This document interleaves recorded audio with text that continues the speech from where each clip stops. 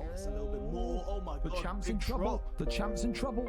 Assassin Banana. This could be it here. DPT Pook has done it. Oh, DPT Pook. Up into space. That's why you don't want to do it. The counter shot is brilliant. The hooks, the up. Oh my god. Jab overhand. Still coming off beautifully, and it's.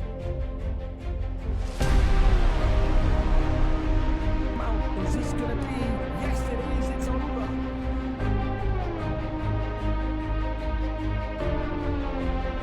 Shots again.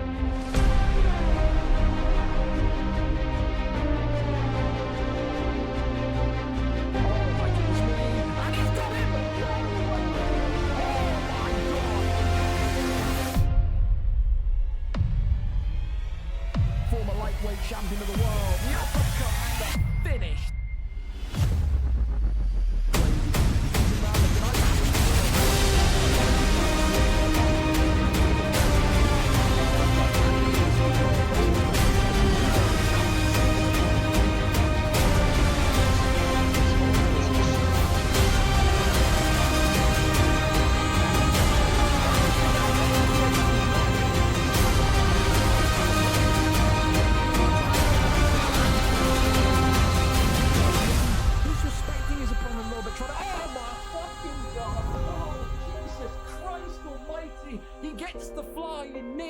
Absolutely slapping. Oh my goodness me!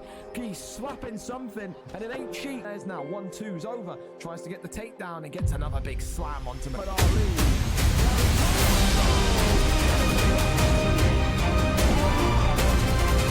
Oh my god!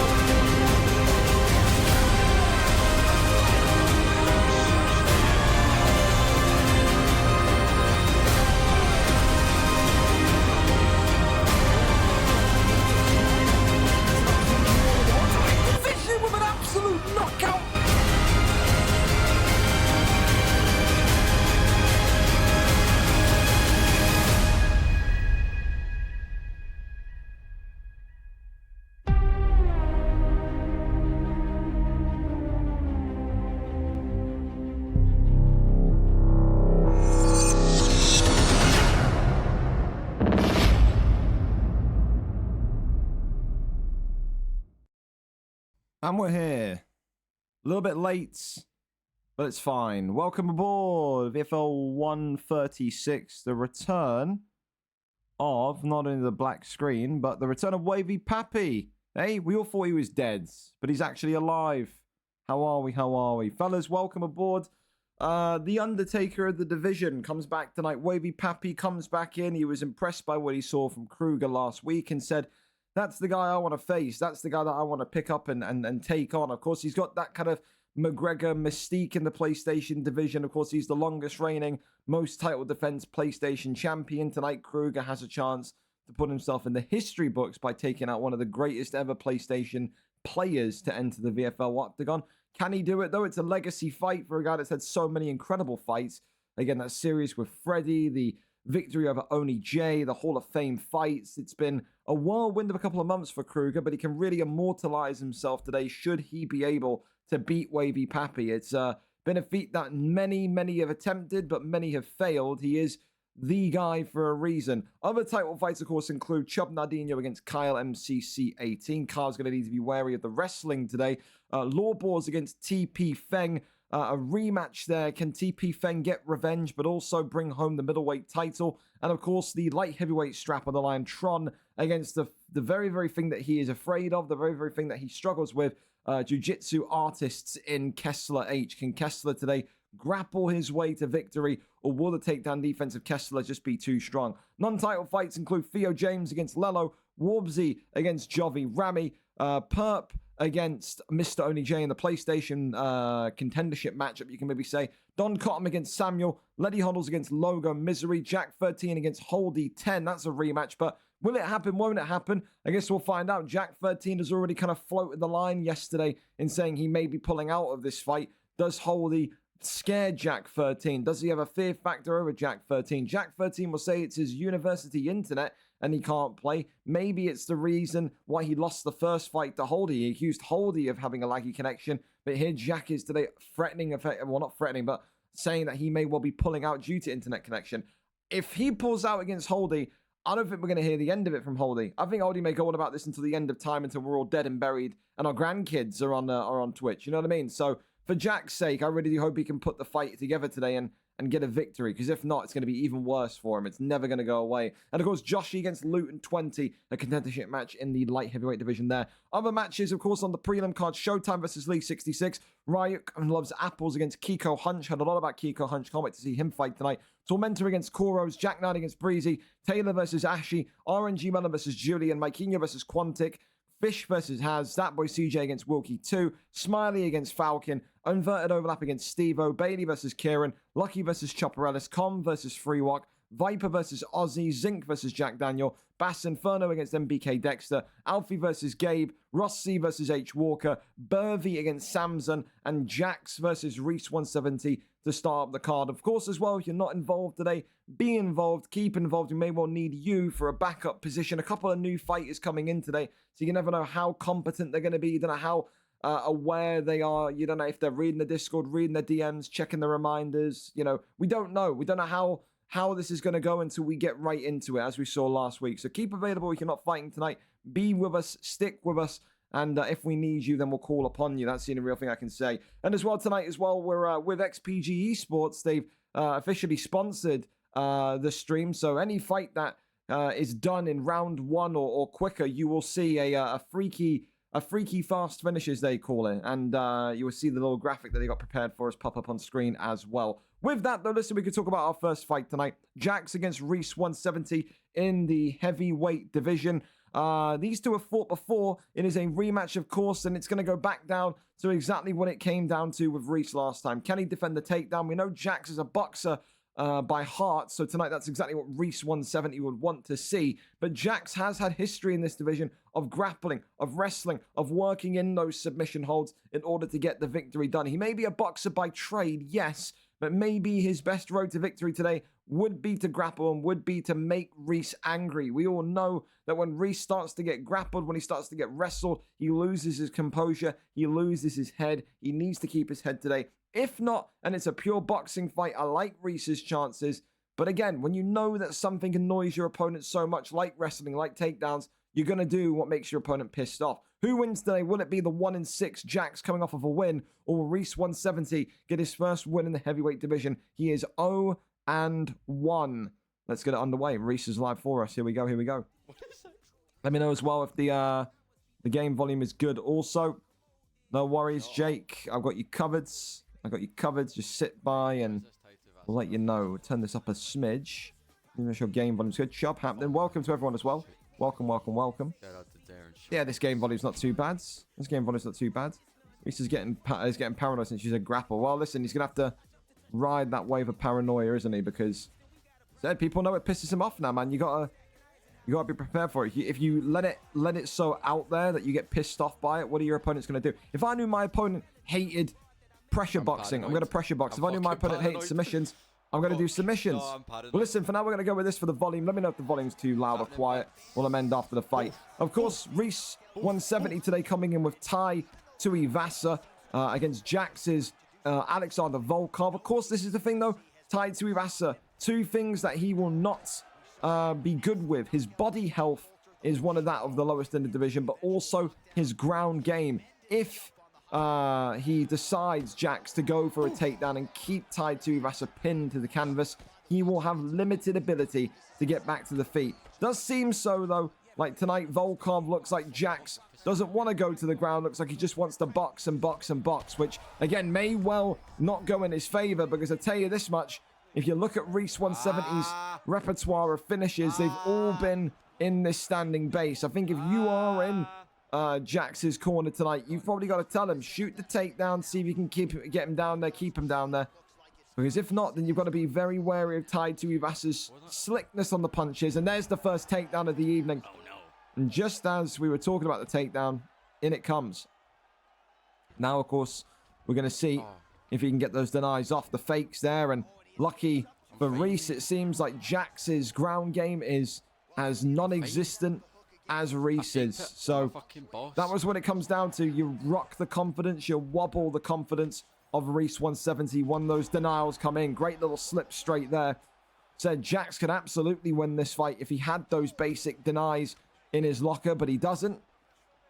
And with that, he's going to need to try and finish this fight on the feet. He does not maybe seem as confident as what you'd think going to the ground himself. And that's there is going to give Reese all the knowledge in the world that he may be able to finally win this fight. He said he's been on one hell of a losing streak. He was on that 5-fight losing streak in the light heavyweight division, came into the heavyweight division, lost his opening fight due to ground game. Now here he is, finally getting a boxer's matchup. He called himself at once upon a time the best boxer at 205. Said there wasn't many people that could do better. Great takedown defense, though, from Jax, who just now regains that distance management and goes right back into it. Big front kick there coming in from Volkov. Volkov, though, does have that cut, that damaged eye that he's got to contend with and he's got to contest against. But this pressure boxing is also going to be great from Jax also. How many knockouts did we see him get in UFC 4? Where he just put you against the cage and just had you really back it up for dear life. Good right hand. Splits open Reese, though. 1-2s down the center. But again, just using that Volkov reach to just fire in that body shot. And that's the other thing. Look at the stamina. Again, this is what we're saying about Tai Tuivasa. Body health or body durability is not going to be that high. You work those body kicks. You work those teeps. You can very much gas out Reese. You can take that option there. Big knee to the body. His elbows now flying in. Maybe Reese getting a little bit upset with the elbows coming forward there. A good first round from both of them. We saw Volkov trying to go for that takedown and effectively got right back up, did Reese. But, I mean, he's got the cut underneath his eye. It's a bit of a nasty one. But this is the thing. I want to see Jax use the reach more. He's pocket boxing too much against Tai Tuivasa. Why? He's the shorter man. He's the more faster, powerful man. The whole thing with Volkov is that you've got to keep distance. You can't sit there and try and phone booth brawl with him. If you do, then you'll end up losing. And look at the difference in stamina. Again, it's only minuscule, but as the round goes on, that will drop. So he's got to abandon all of these head kicks, these wild and crazy kind of out there strikes, and just go for the body, go for the midsection, and really, really work that stamina. Because when Reese has that stamina compromised and he misses more and more shots, then it's going to open up Jax to then go for that head kick, to then go for that overhand, to then go for that pressure. I think he has to. Oh, goodness me. And it's a big right hand. And again, avoids that one. Just a little pull backwards to avoid the head kick. But now you can see Reese's confidence very much improving. But it's double elbows from Jax. Head kick drops him. Doesn't get the lean back fully. Volkov now through Jax. Starting to see signs of victory here. Another head kick, but he's just... This is the thing, he's throwing that head kick just too blandly. He's got to work off the jab and then throw the head kick. Swing and a miss, and that's why if he keeps throwing this dry head kick with nothing behind it, he's going to get countered. He's got to go back to basics, Jax. He's no longer a beginner. He may be in the heavyweight division, but he's one of the most veteranized heavyweights that's been there. Sure, maybe he's been inconsistent in playing the game, but he knows he has to set up more. Reese here now getting double elbows. Says, how do you like some of your own medicine there? And now continues to walk forward. Head movement there. Good, though, from Jax. Double elbows right back from Jax. Body kick again. And look at that head health for Tai Tuivasa, but also look at that stamina on Tai Tuivasa. Jumping knee, though, clips him. It's an absolute war here. And he can't just stand still. He's got to move. Jax is standing there, just refusing to walk backwards. What's he doing? He's got to keep moving. He can't just sit there and take punishment. His block will not continue to save him. Those red lungs, but the cut damage. Front kick drops him. And against the cage here. This could be it for Reese. He's in big trouble now. This heavyweight contest, knees against the body are a great idea. 60%. Maybe you can argue 65% for tied to Ivasa's stamina. Jax has just got to play this smartly. Another takedown attempted. That's going to work against Reese as well. It's going to take his stamina down. Big knee to the body again. Elbows there still being fished for by Jax. 33 seconds left of round number one. A takedown in the end. Comes forward. Posture up and now rains down some strikes here. You'd think that we go for body shots, though, would be a better idea, personally. 14 seconds remaining. And it's difficult to say who won that round, but... Fucking stop punching me. Again, both of them getting good hits off on each other. It's anyone's fight to win in this matchup. Really, really good round. Really entertaining rounds. The nose of Volkov busted more and more. This is the thing for Jax. Oh, Two knockdowns will probably secure him that round. He has to just be calm, though. He is just, at times, going with these random head kicks. That's going to get him kind of knocked out. He's going for this aggressive pressure boxing, which he doesn't need to do. He's got to keep distance from tied to Ivasa. The closer together these two are, the benefit lies in Tuivasa because of his speed and his unpredictable power. Swing and a miss, and that's what I mean. Again, that wild kick, whether it's a head kick or a body kick, it's just wild. It's not set up behind anything. He's just throwing them dry, and those counter shots are going to be the key for Tuivasa for Reese today. Backed up against the cage hit. He's almost inviting the pressure on is Reese. Now swinging for the fences hit. Elbows coming in, double elbows clipping him open again. Tied Tuivasa continues to walk backwards, but three-piece combination from Reese. Uppercut clips him, though. Jax knee to the body. And another one. More knees, and now uppercuts flying in. Oh, uppercut clips him right back, though. And Jax maybe got a little bit too greedy. And look at that. It's the head kick from the setup. And this has got to be it here. Reese 170. Has he done it? No, he hasn't. But that's what you need to see Jax do more of. You see how Reese did the 1-2 head kick. It generates more power. Rather than just... Oh my goodness me. And the armbar's in. But can Jax keep him hit? The answer is no, he cannot. The deny is not there for Jax. And Reese 170. So close to being in a real bit of trouble there. 2 minutes and 40 left of this fight. And again, Reese is just asking Jax to put the pressure onto him. Another takedown attempted. Takedown denied. That's going to take more stamina away from Tuivasa. Big knee there to the body. The uppercut, though, was dangerous. He just is. No, I mean me. 1-2, clips him. Uppercut drops him against the cage. And Jax, has he done it here? No, he hasn't. Not quite yet. Goodness me. Knee to the body. Reese has got to avoid inviting the pressure now because that head health is not going to last too much longer.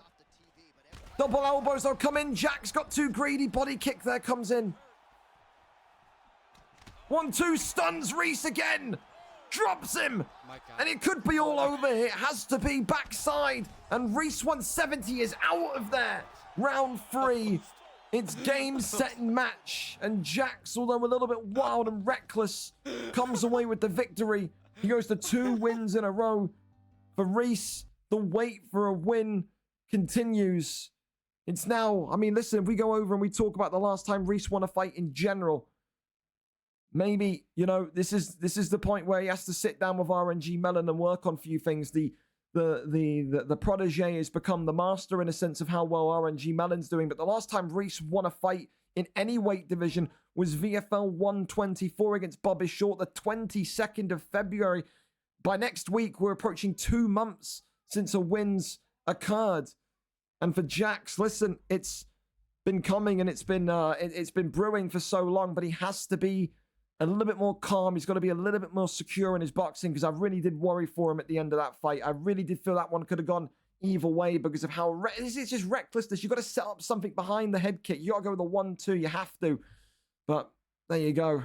It is what it is. He refuses to jump unless he starts getting done in. The guy, don't listen, I can't help him, says RNG Mellon. The coaches have given up, says RNG Mellon. Up next, though, listen, go to our next one. It's Burvey against WV Samson. Burvey, of course, new to the octagon. He is 0-0 today. WV Samson, of course, coming off of an 0-2 fight streak in this light heavyweight division. It's a difficult division to gain wins in.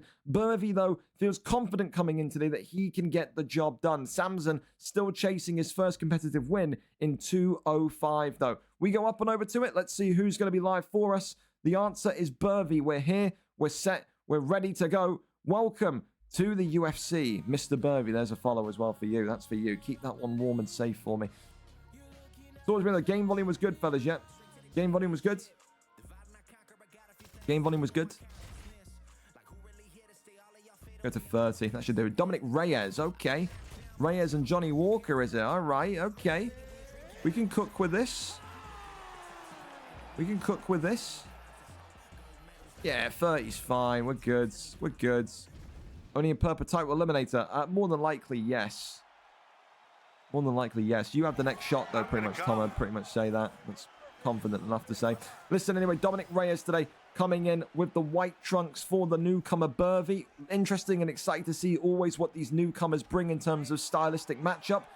Samson, of course, as we've described before, has excellent takedown defense. Probably some of the best in this light heavyweight division on his day. I think the thing with this one, though, is, of course, the reach, the length of both of these two. Dominic Reyes, Johnny Walker, both long, both lengthy. Are we going to see both of them try and fight from the outside? Are we going to see someone go more aggressive than the other? That's the ultimate question, isn't it? And look at that, gets right back to his feet, does Samson. Doesn't let that ground game deter him anymore like it did maybe once upon a time in the middleweight division.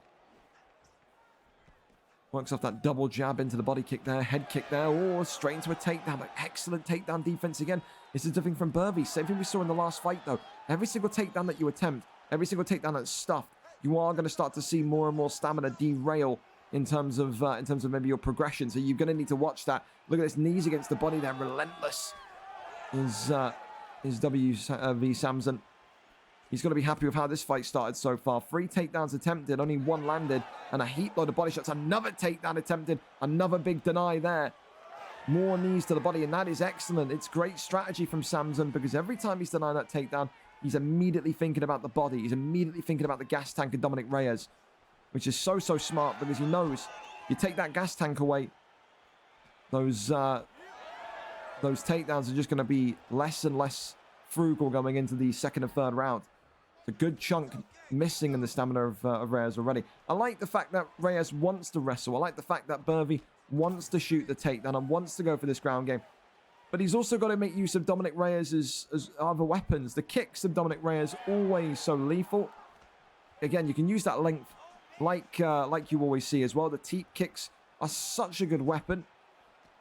But it's going to be about maybe closing distance. You can see so far Samson very much taking backward steps. He's happy to fight on the outside. Double elbows, they're slicing in from Samson in a really nice way. Head kick there attempted again, but that one there is stopped in its tracks. Takedown is stuffed and avoided. Big knees to the body more and more. 1-2 again from Dominic Reyes as it continues to fire on through. I think one thing that I'd like to see is Samson maybe shoot. Oh, big clip there. I was going to say maybe see Samson go for a takedown, because we've seen so much takedown defense. Haven't seen if he's learned anything from his offensive wrestling. And another takedown, and finally Burvey gets one with 32 seconds remaining.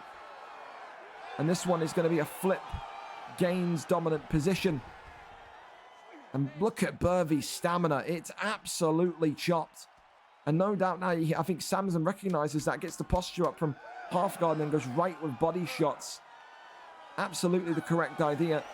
Round 1 in the books, and WV Samson looks like he is, on my scorecard, 10-9 up. He's got to be careful, though. He did get stunned in that round. He needs to take lessons from the last fight, not be too reckless, not be too over the top, not be too gung-ho, and he may well win this fight. Maybe win his first fight in the light heavyweight division tonight. Round number 2. Let's see what Burvey can do. You can see clearly he wants to wrestle. He's going for those takedowns consistently. But equally so, Samson is getting right back up.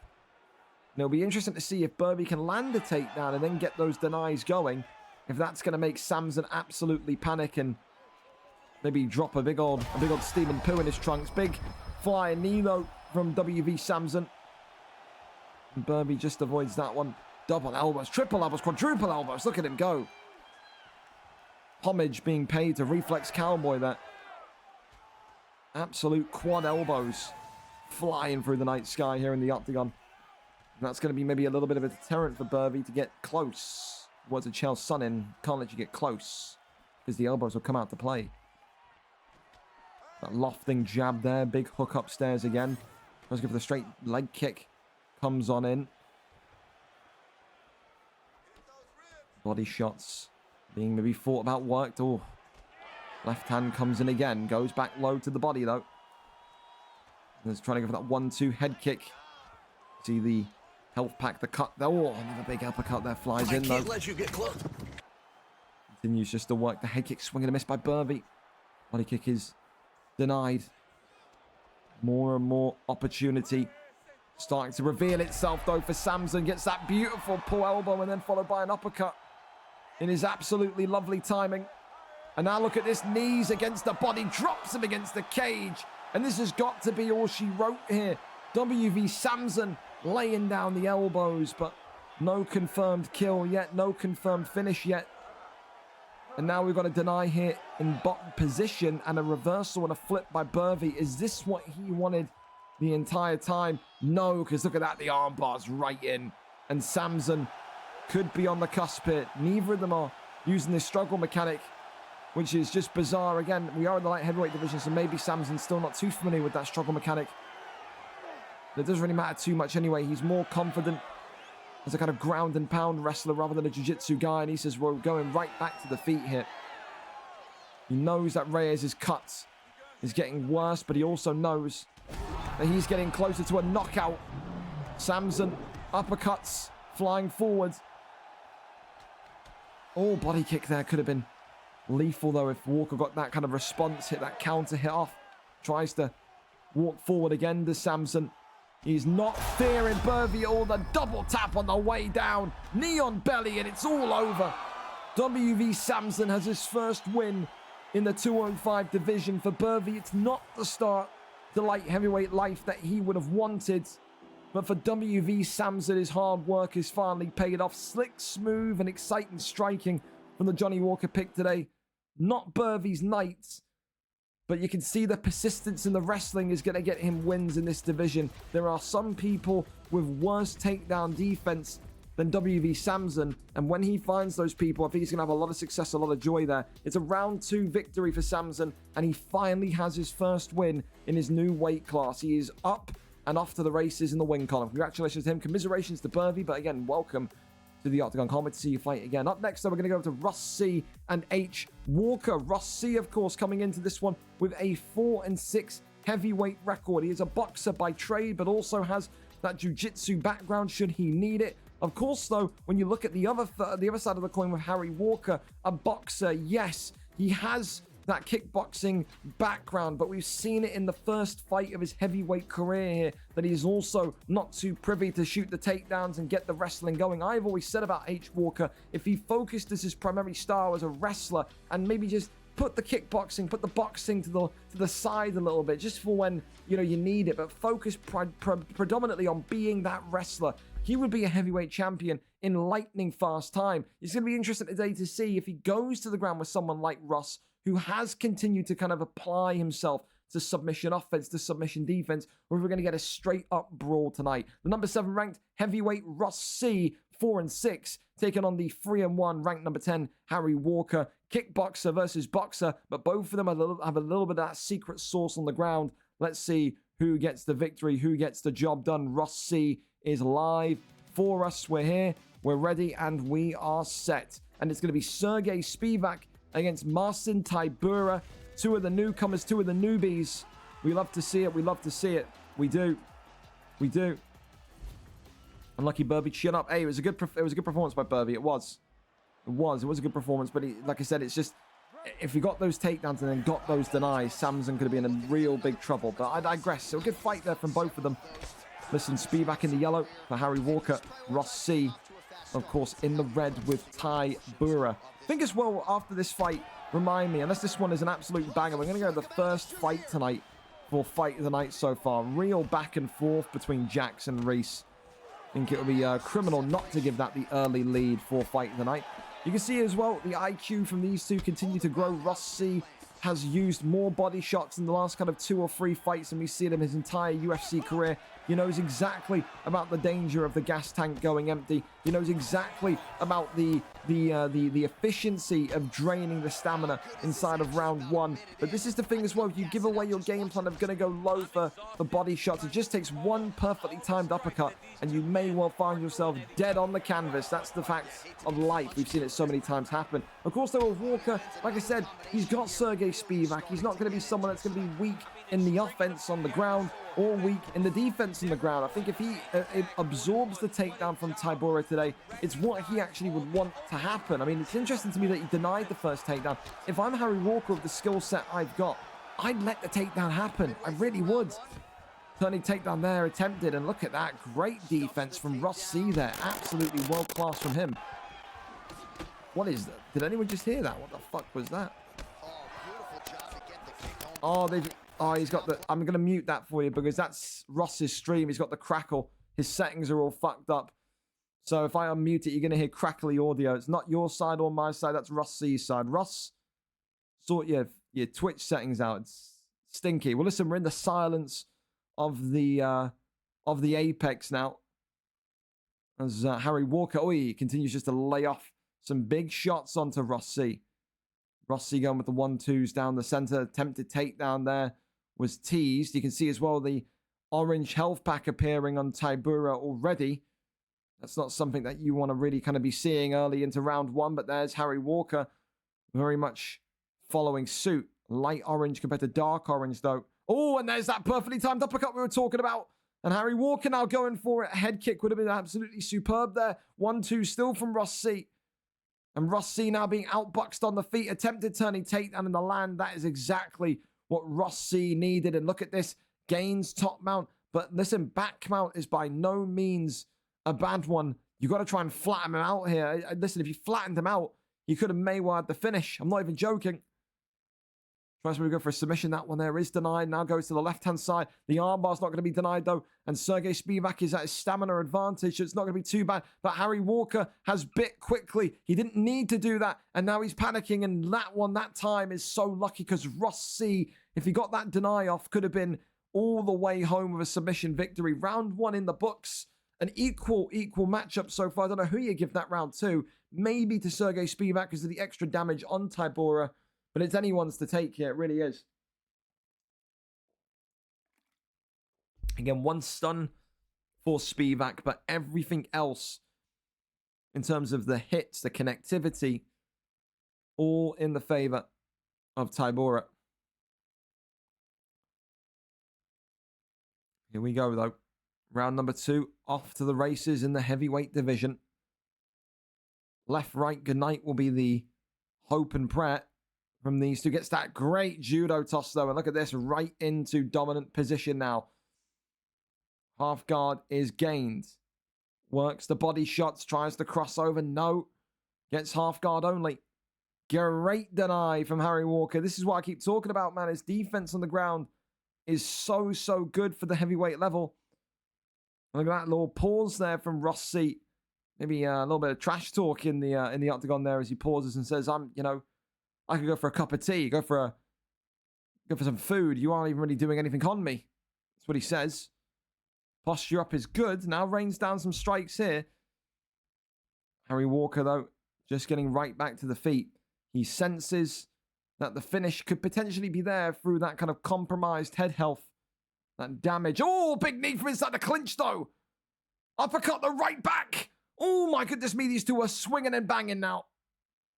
Oh, and drops him against the cage for the block. And Harry Walker not able to get the finish just yet. Knee against the cage. Oh, this has got to be it. Herb, stop the fight, damn it. Harry Walker raining down the strikes, and Harry Walker goes to 4-1. He is a tornado when he gets his game going on the feet. For today, you'd have to say it was a calm and professional performance from Ross. I felt like he needed to keep this fight on the ground a little bit more. If he kept that armbar locked in inside round 1, he could have won the fight due to the compromised block of Spivak. But it doesn't matter. It's ifs, whats, buts, and maybes. All that matters tonight is that Harry Walker goes to 4-1 and continues his rise towards the heavyweight championship of the world. It's a round 2 stoppage, and Harry Walker now is on a 2-fight win streak and is looking likely to be one of the next rising contenders of this division. What a turnaround from his previous stint in the light heavyweight division. He is confident as can be right now. The most confident I've seen Harry Walker in quite some time. Congratulations on the win. Commiserations to Ross C. If only you got that armbar in, I think that fight would have been yours. There we go, though. On to the next one. We go over to Alfie X and Gabe 2098. Alfie, of course, comes in today with a 2-3 resume. 2 losses in a row. He says that he is cursed by the streamed cameras.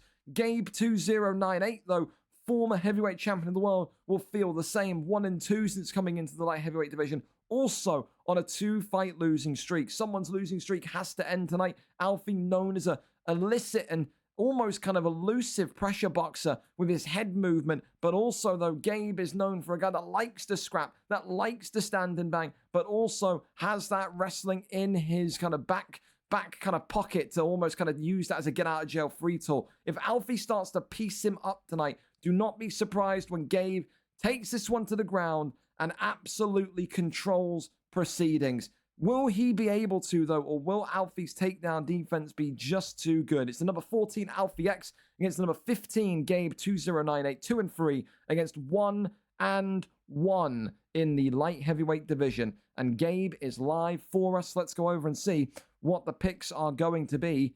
We're here, we're set, and we're ready. Gustafsson against Ovin St. Preux. An out there pick tonight for young Gabe. Never mind, goes for Rakic instead. Dana White, he's thinking, he's scrolling. Who's he going to go for? There's a lot of great options in here. Nikita Krylov, wonderful pick. He's becoming the guy, isn't he? He really is. He's becoming the guy in the light heavyweight division for picks. Krylov against Alfie's Gustafsson. The length of Gustafsson against the speed and power of Krylov, though. Of course, the blonde-haired man in yellow for Alfie. The man with black hair in yellow for the former heavyweight champion Gabe. Already a takedown attempted and already a firm show of takedown defense from Alfie X. He knows how well-rounded Gabe is. He's not deceived by Gabe's 1-2 record. He knows just how impressive the run to the heavyweight title was for Gabe in the heavyweight division, and Gabe wants to make this move to light heavyweight work. I mean, there was a point where his wrestling was so good in the heavyweight division. We were talking about a move to welterweight, but since then, people have maybe become a little bit too privy to his practices and have had just that elevated sense of defense when coming against him. Look at this, Alfie using the fakes to get on up and out. Look at that. It's absolutely wonderful IQ from the pressure boxer there. Alfie X right back to his feet, barely suffers a scratch on the ground. And there's that great head movement we know about Alfie. Of course, not truly a combination artist per se is Alfie X, but he does like to use that pull elbow. He does like to use those kind of short kind of combinations. Maybe the 2-piece. It's not. I don't really like calling it a combination because it's 2 punches. It's a jab straight. It's the most effective 2-piecer though in the entire game. When he gets that 2-piece going, you stifle so many attacks. You stop so many attacks. But there's another takedown that lands. And this time, Gabe's going to be even more determined to keep him down here. So far, you can clearly tell Gabe does not like what he is seeing on the feet from Alfie. Obviously, he doesn't want to be up there for too long because of how well Alfie's performing so far. He's winning the stand-up battle as the Gustafsson pick, I have to say. Big left hand comes in. Right hand now swings on in. Head kick comes in beautifully, though, by Gabe. Really nice. Walks. Oh, great pull elbow. There's the pull elbow that we talked about. The coach, Bass Inferno, will be clapping his hands like an excited schoolboy, waiting for match attacks. He will be. He loves seeing that pull elbow come off. It's what Alfie and Bass Inferno have worked on so much for in training. It's great because it just gets that cut open nice and early, and it makes that anxiety of your opponent rise when they see that health pack appear. Really like the simplistic striking, though, from the Krylov pick. Doubling up on the jab, going for the body kicks. You can see that the head health of Gustafsson is starting to deteriorate. So, you know, work those body shots in. Keep working them in. But then, again, keep tapping to the head. There's obviously been a bit of an over kind of stimulation of working the body since these last couple of patches have come in. But the headshots are still equally as useful, as grateful in fights when that head health is so low so early on. Body kick there attempted, still absolutely nothing though in terms of a real devastating stun. But look at that, you speak it into existence, and that head kick there clatters him back. Great pull elbow, great little pull of the pull. Love that from the light heavyweights. And this one is going to go into round number 2 already. And we are seeing some high level stuff. We're seeing pulls be pulled. We're seeing all of the stuff here in the 205 division today. It shows you just how well drilled and how incredible the progression of this division has come. This does not look like a division it looked like a year ago, 2 years ago, when we were seeing people come in with Rumble Johnson in UFC 4 and just windmill their way to victory. Really, really nice round 1 from both of these two. Alfie is one that's just trying to anticipate when the strike's going to come in. It's just trying to pull a little bit too early. And that's the thing. I think when you're crying... Oh, stuns him. Alfie gets the elbow off there. And this is the thing when Krylov sees the pull. When Gabe sees the pull from Alfie, he needs to let off a body kick. A body kick or a body strike, something. To just now work on Gustafsson's body. But look at that great takedown. And now right into the sprawl position we go. And if you're Gabe here, I'd say just keep him right here. And go for those body shots. And look at this Gabe, though, trying to go for the submission. And Alfie pops right out. Alfie going to maybe want to keep this position or get back up. That's the big question, isn't it? Trying to fake to go for the armbar. Alfie didn't read it. Got that posture up. He beat him to it. Gets the one strike in the posture up half guard. Rises back to his feet, though. Ducks underneath the 1-2. Still flying in. Think here for Krylov. It's a slow start to round 1, but he's very much found his pace and setting here in round 2. I'd probably say you got an argument for Krylov winning round 1 as well due to that head kick at the end. That was the most significant moment of the round, you'd have to say. Alfie continuing to look for those pull elbows, but he's just not close enough. Can't get them completely off. Uppercut again, trying to just peek through that defense of Gustafsson. Spin kick to the body is a nice attempt. Just have to think for Alfie with Gustafsson in the yellow. Besides the pull elbow, what else has he done in this fight? He's not exactly been active. He's been praying that the pull elbow is going to come off. He's tried to continuously pull, but he's never too close enough to get that kind of corresponding shot apart from one time in round 1. Great takedown defense again. And this is what I think Alfie needs to do. He needs to give up on the pull elbow. He needs to just work the stamina of Krylov. He really does. He really does. He can't continue to pocket box with Krylov too much more either. Game that gets that side kick off. Tries to, again, get some combinations going with the Ruski. Overhand comes in. Oh, thought that could have been it there as well. Alfie's head health just continues to slowly falter. There's a great free piece, though, from Alfie. But look at this. He's now not backing up, and that head health is flashing. It needs time to recover. Alfie wants to maybe brawl, but he's got to get backwards here, because if not, that's what happens. You don't let your head health recover. You stay in the pocket for too long. You get burnt by the fire that is the key of Krylov. Head kick comes in from Alfie now. And Alfie, you can sense, is fighting very, very aggressive. He's fighting frustrated. You can see it in how he's moving. You can see it with his resistance to back away. Continues to push onto Krylov, trying to avoid those strikes. And again, look at this. Just the head health is absolutely gone at this point. Round 2 in the books. And I think, listen... I think we have to give round 1 due to the stun to Krylov, and categorically, there's no doubts about it. Round 2 is absolutely a Krylov round. Alfie has got to calm himself down. Has to calm himself down. He fought such a patient and calm fight in round 1. I don't know if the stun at the end maybe kind of rocked his patience. I don't know what it was, but round 2 has been too aggressive, too forward, too gung-ho. And Gabe here with the Krylov pick has absolutely benefited from all of that. He has sat back and just picked his shots. Straight comes down the pipe again. Another big left hand from Krylov. And there's the pull elbow again. How many more does he have to miss to give up on it? He's just not close enough each time.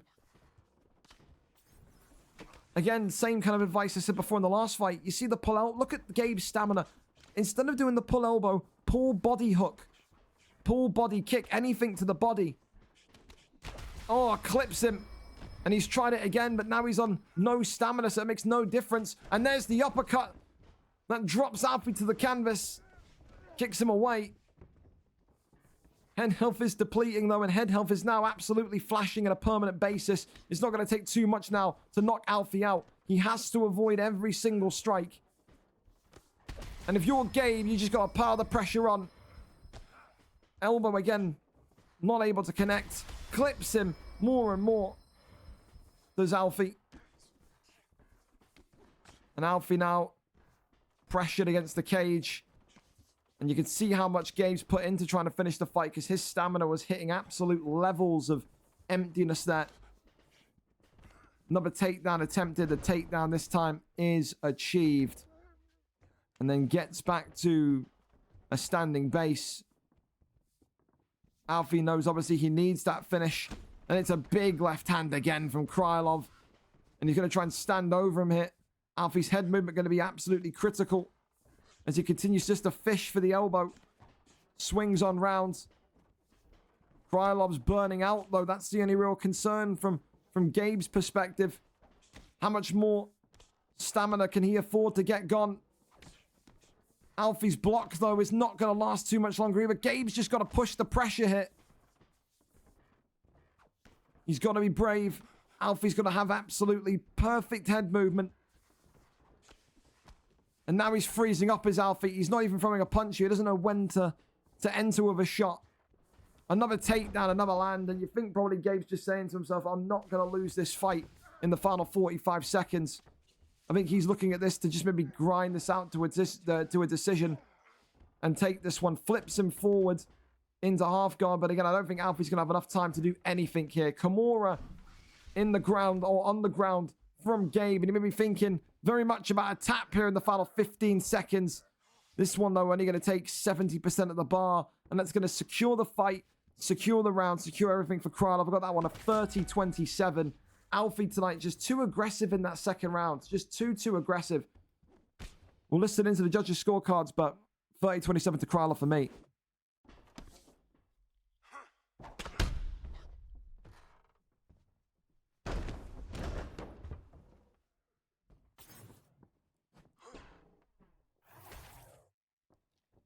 Not even going to get the judge's decision, but there you go. Krylov gets the victory.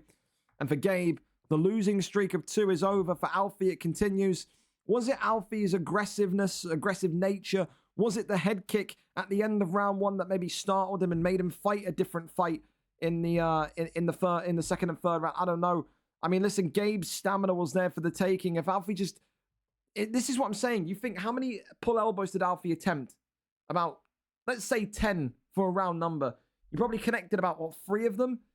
If he cashed another 3 and said, okay, I'm going to not throw it 3 times, I'm going to go for a pull body hook, he may have had the finish. He may have knocked him out. He may have had the stamina so low that he could forward push towards Gabe. But he didn't. And this is the thing you have to think about.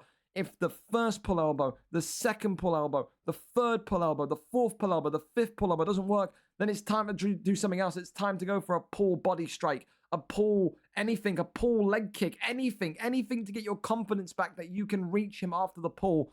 Alfie didn't have that confidence tonight. That's just what it came down to. But for Gabe, a great victory against one of the guardians of the light heavyweight division, you have to say.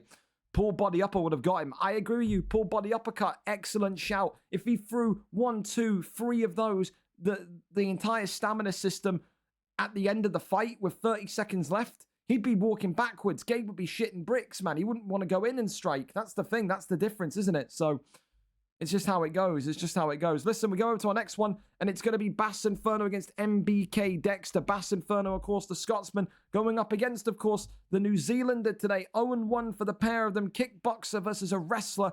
But that ping is going to be one hell of an issue for young Bass Inferno. Let's see if he can master it and rise on through it. We're here and we're ready. Good morning to MBK Dexter. Right now, local time, fellas, for MBK Dexter, 6:10 in the morning on Friday morning. We hope that you have a good start to your weekend, Dexter. Maybe you can start off right with a wonderful victory here to set your weekend up.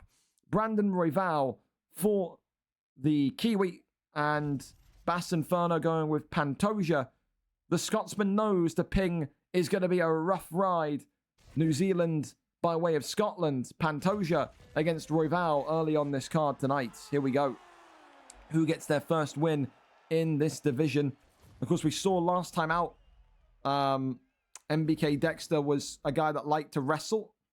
Despite the issues with the ping, he continued to want to wrestle. Will he stick with that game plan tonight, or will he use that kickboxing base of Royval a little bit more? The good news for Bass Inferno, of course, is that whatever lag and whatever delay he feels, Psychotic Genius, aka MBK Dexter, will also feel it in response also. Bass Inferno today operating in the black and gold with Pantoja, and MBK Dexter through Psychotic Genius, the gamer tag is using today, with the white trunks of Brandon Royval. And it's a real good test for Bass Inferno as well. Of course, it was the same opponent that I think Jovi Rami had to fight against. I wonder if he's maybe picked Jovi Rami's brains about what to do, what to go with, what attacks and strike sequences work. Could be one of those where maybe he's saying to himself, listen, get the first stun, who knows? And look at this, an immediate takedown there into the rear naked choke position. And look at this deny already. And Bass Inferno maybe going to be thinking a little bit about trying to get out of this one, or maybe just surviving this one as the struggle mechanic comes on in here. Gets the deny that time again. And this one, look at that already. 80%, if not more, 90% of that submission bar is gone. We called him a wrestler for a reason. This is what MBK Dexter wants to do. He wants to smother you. He's a master of the ping as well. He'll say he's had so many comp fights away from his kind of natural base of New Zealand that he has learned all about the denies. But it's not going to make a difference tonight because Bass Inferno has been tapped here in one. The Kiwi gets his first win in the flyweight division, a submission victory. Bass Inferno may be a little bit disappointed in himself that maybe he didn't go as further as what he wanted to. Maybe he'll be disappointed in Dexter and wanting to wrestle with that ping situation. But regardless, Bass Inferno didn't show any sort of kind of, what's the word, resistance to the matchup. He was more just kind of wanting to see what he could do. Of course, I'm not going to call it a freaky fast finish because I want to save the freaky fast finish for the first round one knockout of the night. It feels like that's, with what the graphic is prepared from XPG, I feel like it's more fitting of knockouts. I think round one knockouts would be better. Maybe they'll shoot me in the boardroom after this and they'll say, no, round one submissions count too.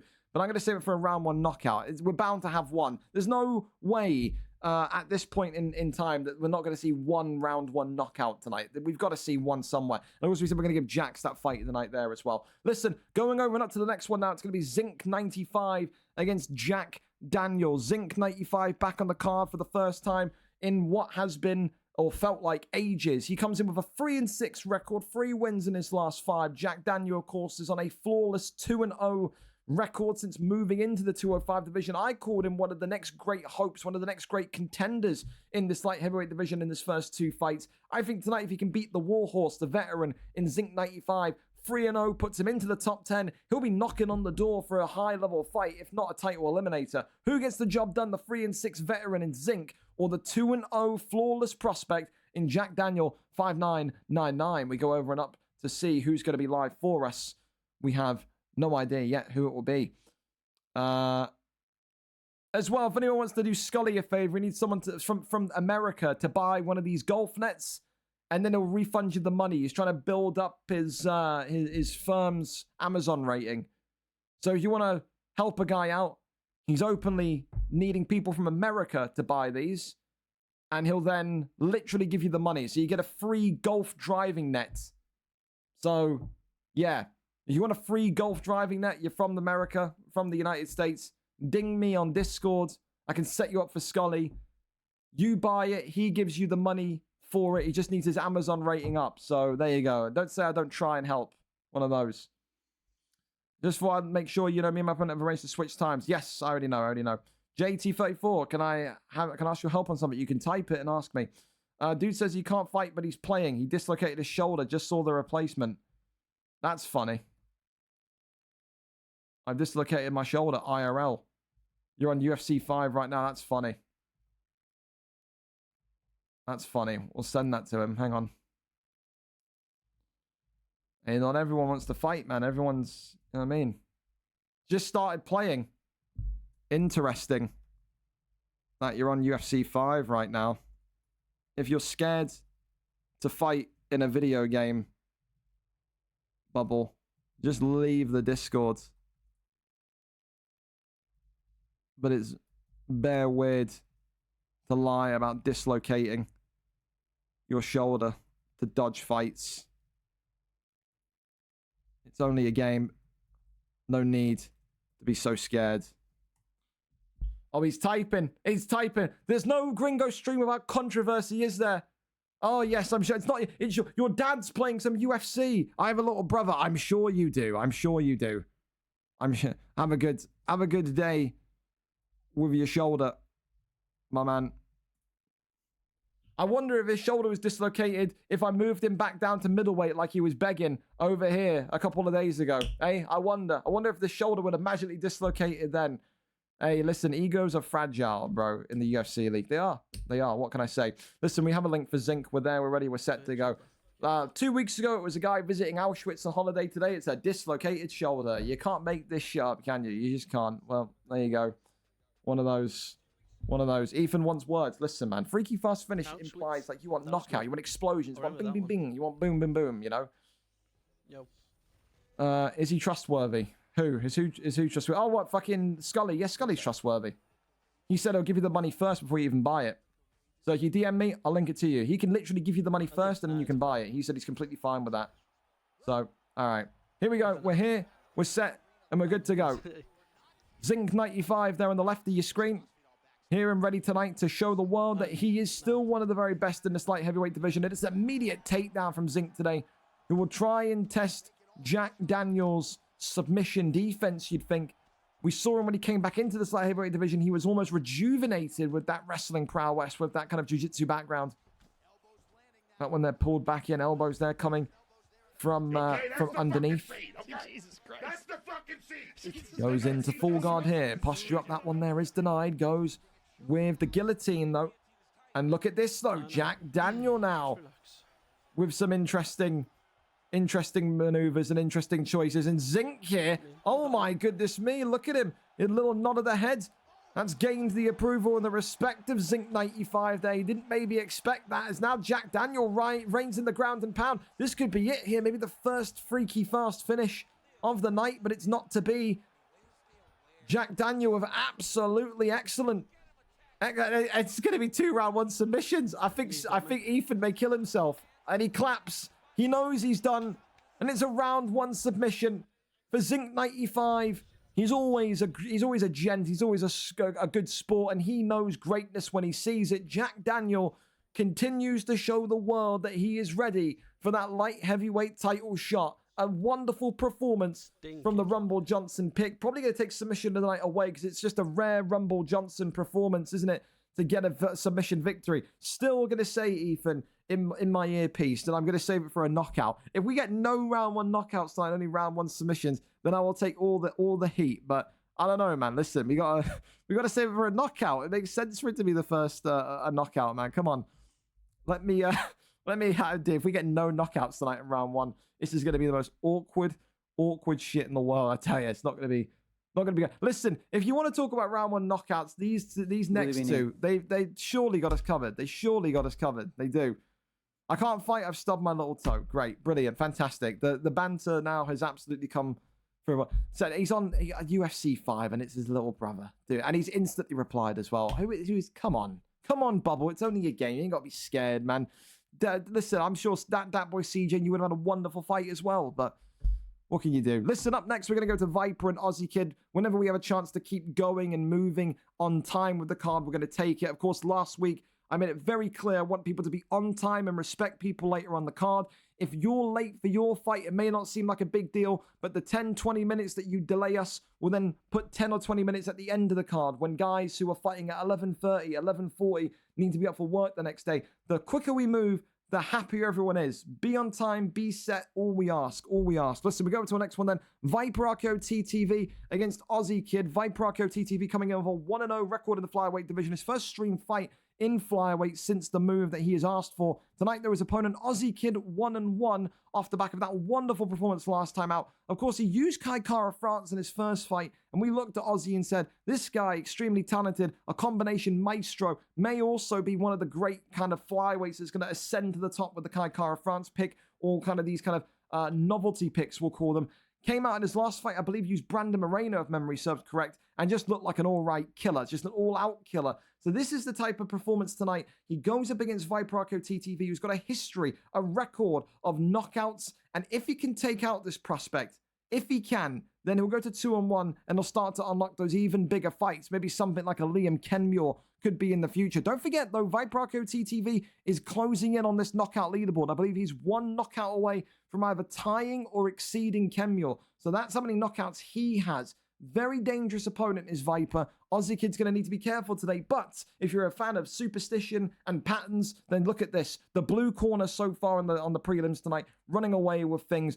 5 out of 6 wins have come the way of the blue corner. Can Aussie Kid make it another one? Can Aussie make it a 6th win in a row for blue corner fighters? Aussie Kid's too dirty. There you go. Just waiting on Aussie. Well, listen, Aussie will be here. I have no doubts Aussie will absolutely be here. Who's streaming? Will it be you, Viper, or will it not be you? Who will it be? Who will it be? Of course, as well, we know Viper and Aussie switched their fight round to accommodate RNG Melon, I think it was, and co. I can't remember. Yeah, I think it was RNG Melon and Julian. So again, we appreciate everyone there. But yes, Aussie said he would stream. All right. Okay, well, let's go to Aussie's channel then and see what we've got over here. All right. Well, we're here and ready regardless. I'm gonna come. So there we have it. Ready early. By the way. There we go. So we're all set. We're all set.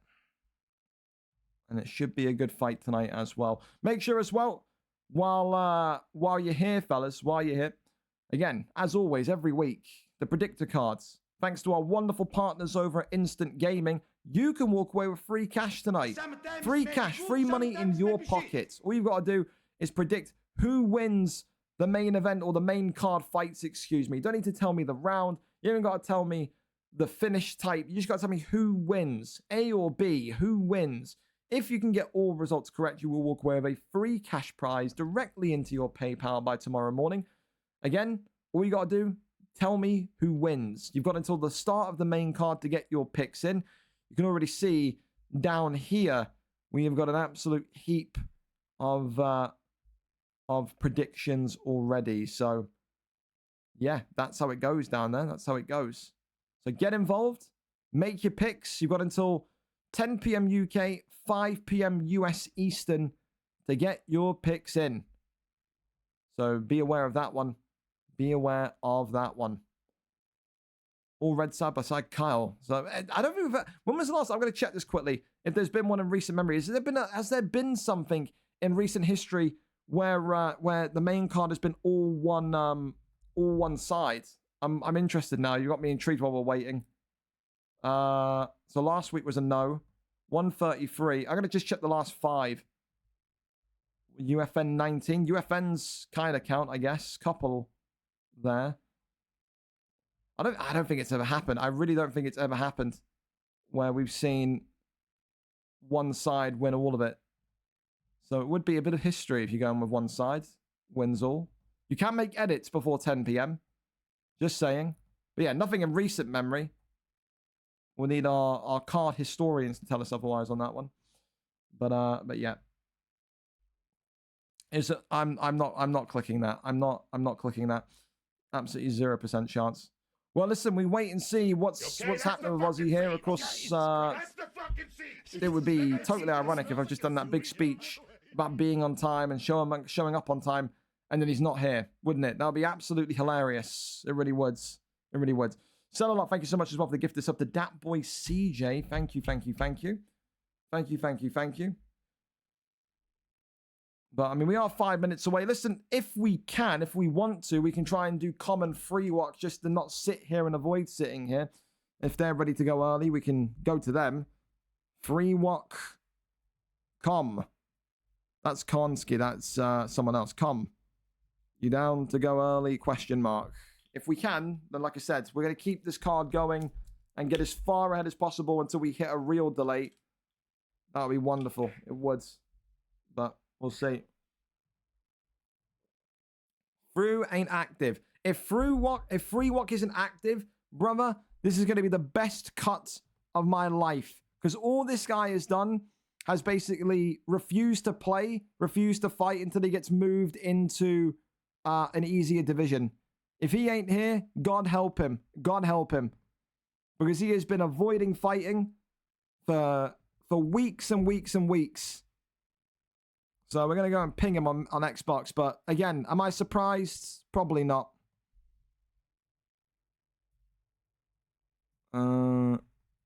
Again, not too surprised. People get fragile, bro. People go into that lightweight division. They lose a few fights. They don't want to fight anymore. People want to... This is the thing with this kind of stuff with leagues, right?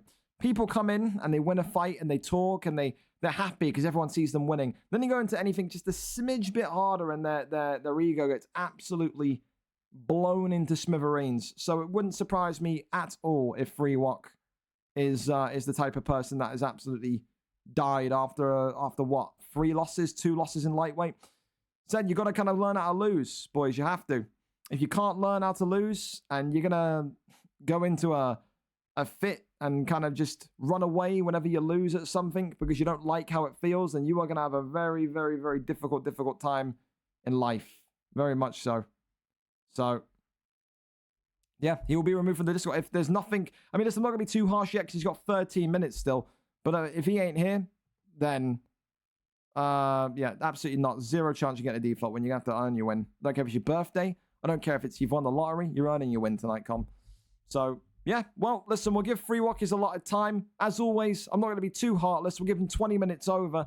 He's got probably then until his fight's supposed to be at 7:20 or 7:40. He'll have until 8 p.m. and then we'll get him replaced. But yeah, happy 32nd birthday, Com. The other thing again is just like I said, just don't do this. Don't sit there and be like, I'll show DMs. Like, I don't mind. Look at this. I've moved you into welterweight, but you aren't signing up. Why? That was on the 6th of May. Then it was a funeral. I went back until Thursday evening. I don't want to risk not getting back. Last fight was on the 18th of April. Okay, no fight for the 18th of May. You're going to lose UFC, tags me booted. And then he said, I'll be back by next week, 100%. That was on the 6th. Today is the 16th. So, where are you? Where are you? Is the big question. Be ready if needed. Well, don't worry. What we'll say, if you are ready, Chop. We'll go to Lucky and Chop. 2 people that are the pillars of reliability. We'll go to them. Lucky and Chopper Ellis then. Lucky coming in with a 3-7 record today. Chopper 2-0. Lucky with 3 wins in his last 5. Chopper Ellis 2 wins from 2. It's a big milestone event, you would say, for Chopper Ellis. He goes to 3-0 tonight. He will break into that top 10 of the middleweight division. Of course, there are obstacles in his way, though. Should he win tonight, he's going to probably be the guy that's being looked at by the likes of Shire, being looked at by the likes of maybe even a Mikey 19. It's even more difficult. But Lucky is not himself an easy touch either. He's not. So, listen. For now, we're going to go to this fight, and then we're going to go double back round to the Aussie and Viper fight. Gives Aussie time to set up and not have to rush on. We'll go to Chopper and Lucky first, and then we'll double back round to the Aussie fight. So, we're all good. Here we go, though. Chopper and Lucky very much here and set to go. Yes, sir. Yes, sir. A hype train is close as well. DNB, thank you so much for the resub. Fellas, exclamation mark Prime. Link your Amazon Prime to your Twitch. Get a free Twitch Prime. We're nearing a hype train. Help your boy get close and closer to 200 subs. Helps massively. We appreciate you. Yes, we do. Here we go. Glove touch and we're off. Imavov. A man that continues to get more and more love and affection in this middleweight division against Joe Pfeiffer, the man that seems to have done Lucky a credible service since coming into this middleweight division. One of those tonight, though, we'd have to say Lucky, the grave digger he once called himself, could very much dig the grave of Chopper Ellis's meteoric push up this division. This ain't WWE. There's no such thing as storylines. If Chopper Ellis wants to be that next great phenom of the middleweight division, he's got to earn it. And he's going to absolutely have to do that against the former light heavyweight champion of the world, Lucky 13 tonight, who is also chasing middleweight glory. Of course, Joe Pfeiffer in the blue, the more pinker slash white of the two. The man that's on the bottom now, of course. And of course, Imavov, the man on top in blue for Chopper Ellis. So longer hair for Chopper Ellis.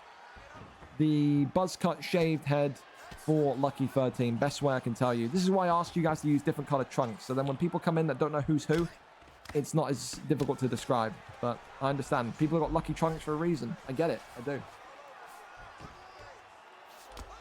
Transition. There we go. Posture up there is good. Rains down the strikes here.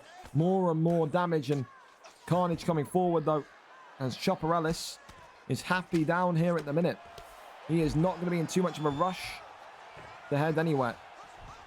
Full guard, that one there is denied. Elbows now clattering in. Goes over into sprawl. Work shots to the body. And then pokes out to the side. Goes on round, though, into half guard. Now crosses over into top mount. Top mount posture up. Raining down the strikes. Big shots piling in there, but nothing too devastating as of yet. But this is what Chopper Ellis has done. He's become such a clean professional in this middleweight division that the ground and pound is just so relentless. It's ferocious. And look at that great pre-deny from Lucky to get that reversal. Now into half guard we go. Tries to get that flip and turn into backside we go. And then gets all the way back to the feet. Very nice, very composed. Gets the cut there, that knee from just the outside of the clinch there. Always so devastating. Big shots now coming in. Lucky 13's gone all aggressive, though. I don't know if that's the correct idea. Lucky 13 may have lost his composure a little bit. Backs away, though. Doesn't need to get into a gunfight with that compromised damage. And with Chopper Ellis is elite and immaculate timing. Quick 1-2s down the center, though. Jumping knee attempted. Lucky 13 continuing to back away and just finds kind of solutions from the outside. Big left hand comes in. 1-2 down the straights again. As his elbows coming off. Big straight down the middle. Now you can see Chopper Ellis very much aware that the round's coming to an end and he's won the round. He doesn't need to kind of get in there and get all gritty and dirty. Round 1 to Imavov. Chopper Ellis. For Lucky 13 for Joe Pfeiffer. I mean, listen, you've seen exactly now what he's about on the ground. Lucky's got to get that takedown defense nice and high, nice and elevated, but he's got to try and keep his head. That kind of flurry, that kind of whirlwind after the knee to the head from the clinch was just so needless. He doesn't need to get involved in firefights like that. Absolutely does not. He's got to try and take this one a little bit more slow pace. He's got to try and take this one a little bit more kind of relaxed if he can. I think, oh, yeah, there we go. Just that one right down the middle again. Big slip straight uppercut swings on in as well. Right hand continues to do the damage. Oh, great elbow again. Chopper Ellis, maybe not getting the cleanest pull elbows, but they are connecting. And that's all that matters. Three-piece connection again coming in from Lucky. Takedown attempted, turning takedown is denied. There's that takedown defense of Lucky 13. That's more like it. That's what we want to see. Empty bottle of water I've just grabbed. Whoops. Elbow there flying on in. Fun fact away as well from the UFC. Sunday afternoon, I will be doing a watch-along for Arsenal's final game in the Premier League. I feel like it's a moment that we have to share as a community, a VFL community. The devastation and despair of Arsenal not winning the league on the final day, or me losing my fucking shit on stream as we win the league on the final day. So we will be there. Sunday afternoon, we will be there. We will. 2 minutes and 39 seconds left of round number 2. First going to be creep on round, gets backside, wonderful. Posture up there though is denied, tries to get that spin and turn. Full guard. Faking left and right. Posture up, rains down, the strikes, big shots here. Imavov looking like he wants to go for the finish in round 2, but Lucky again just defending himself enough. But that head health is starting to really show holes now. And this is the thing. This is the exact kind of performance you want to see from Chopper Ellis. We saw a lot about his stand-up game in the opening kind of fights in this middleweight division. Now we're seeing a lot about that kind of ground game that he's got. He looks like a complete package. He looks like he is the guy to go up against Feng or Lawbors for that middleweight title. He has probably got one of the most meteoric rises since coming back to the league. I really think this guy has improved tenfold since his UFC 4 days. I have to say, he's been absolutely stellar. He has. Goes off the jab straight there. Elbows flying on in. Left hand connects off the 1-2s.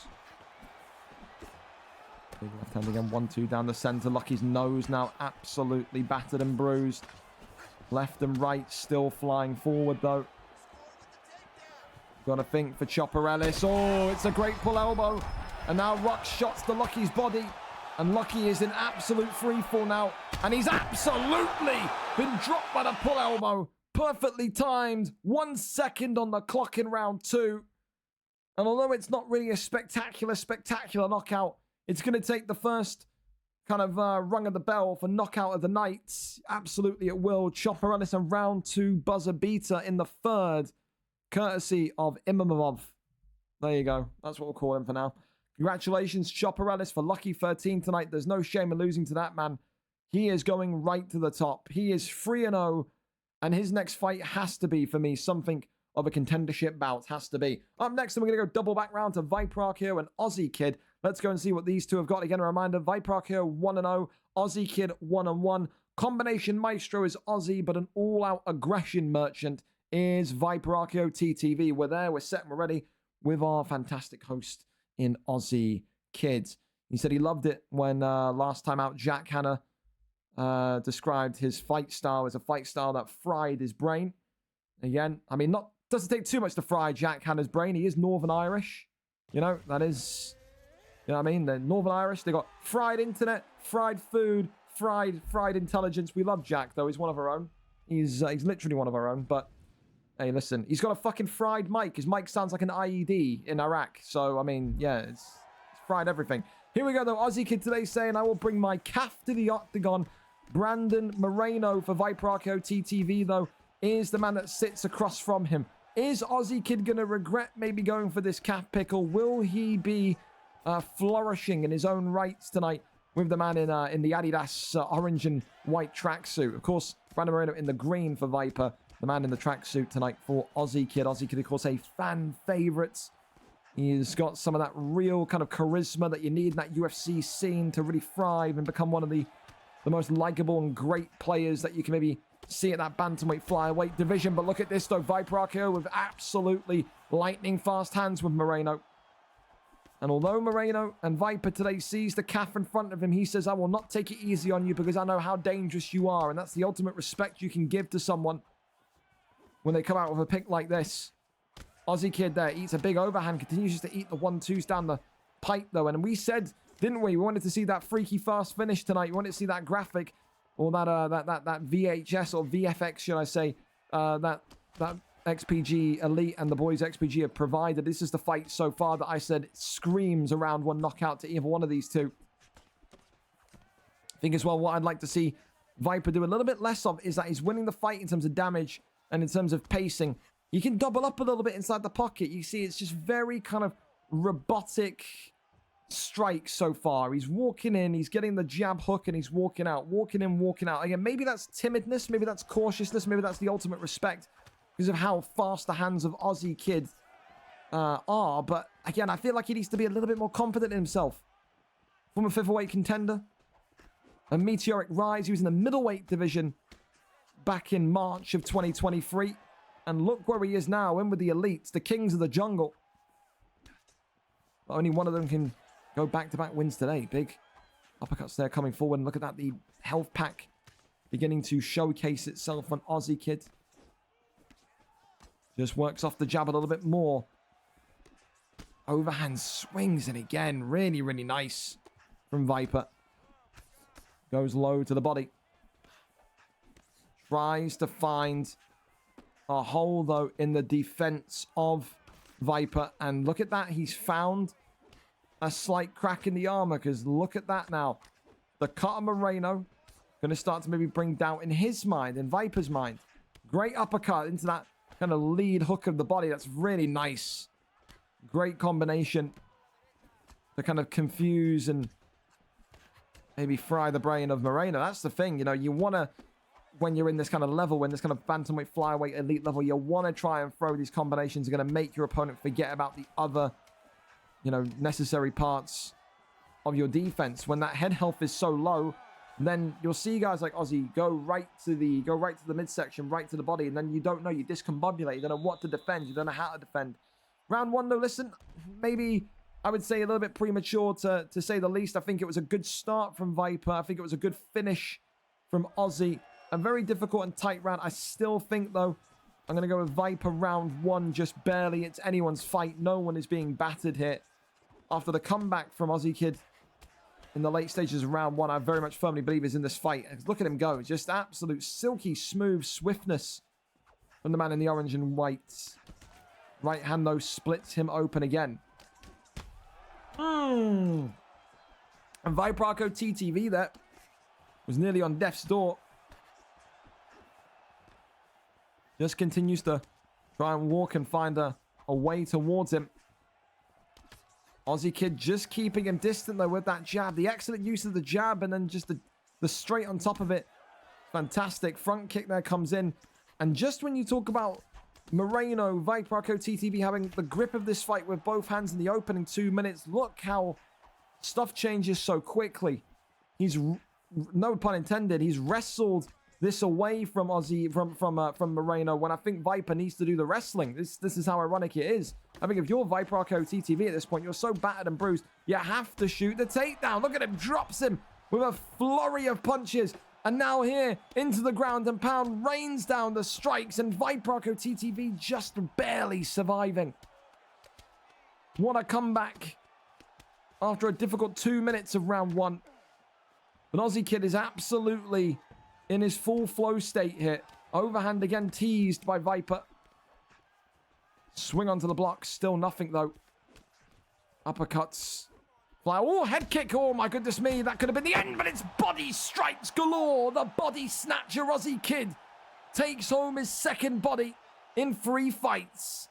He says the calf gets the business done, and the calf does the business. He drops and stops Viper in round number 2. It was that forward pressure. It was that lateral movement as well to kind of cut off the angles of Moreno and keep Moreno penned against the cage. Really, really smart. Really good comeback from Ozzy when he had a very difficult opening 2 minutes. But for Vibraco TTV today, he has lost. He has his first loss in the flyweight division. He didn't expect to go undefeated in this division full of killers. But Ozzy Kid has firmly arrived, and he is very much looking higher and higher in the divisional rankings. A round 2 stoppage tonight, and a wonderful performance. Probably performance of the night so far, based on the comeback ability of the fight. So congratulations to Ozzy Kid. He also keeps that blue corner dominance going, doesn't he? So there you have it. So far, so good for the blue corner. Only one red corner winner in Jax earlier on. So with that, we keep on going. We keep the show moving. We know, of course, that if Freewalk isn't here, he will be punted. 100%. 100% he will be. Me versus Ozzy Kid, who says no. Everyone in the crowd.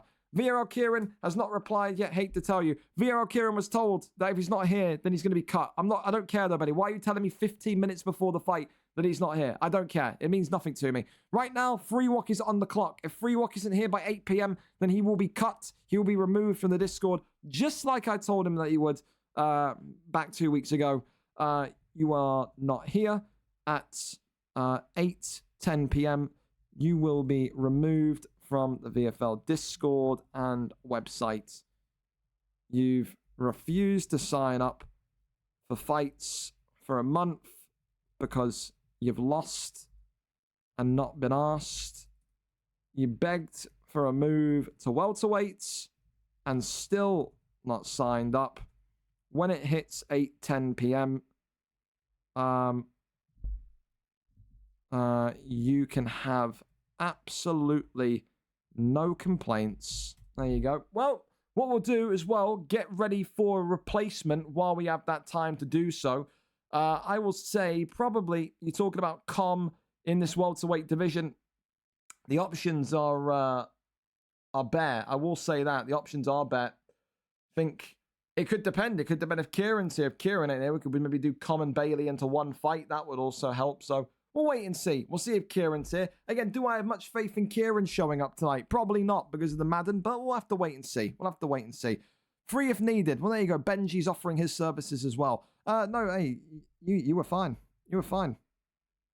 You were fine. Absolutely fine for you, Rozzy. Well, listen, let's keep this going. We keep it going. We know Bailey and Kieran's going to be more towards kickoff. We know Common Free Walk is now on the clock. We know we've got an option there in Benji PP as well, should we need it. And, I mean, I'm not too opposed to that fight, because I swear Benji and Common have a very similar fight style in wrestling. And I don't think they fought each other. I think they fought, okay, VFL 131. Oh, well, you know what I mean? Ugh.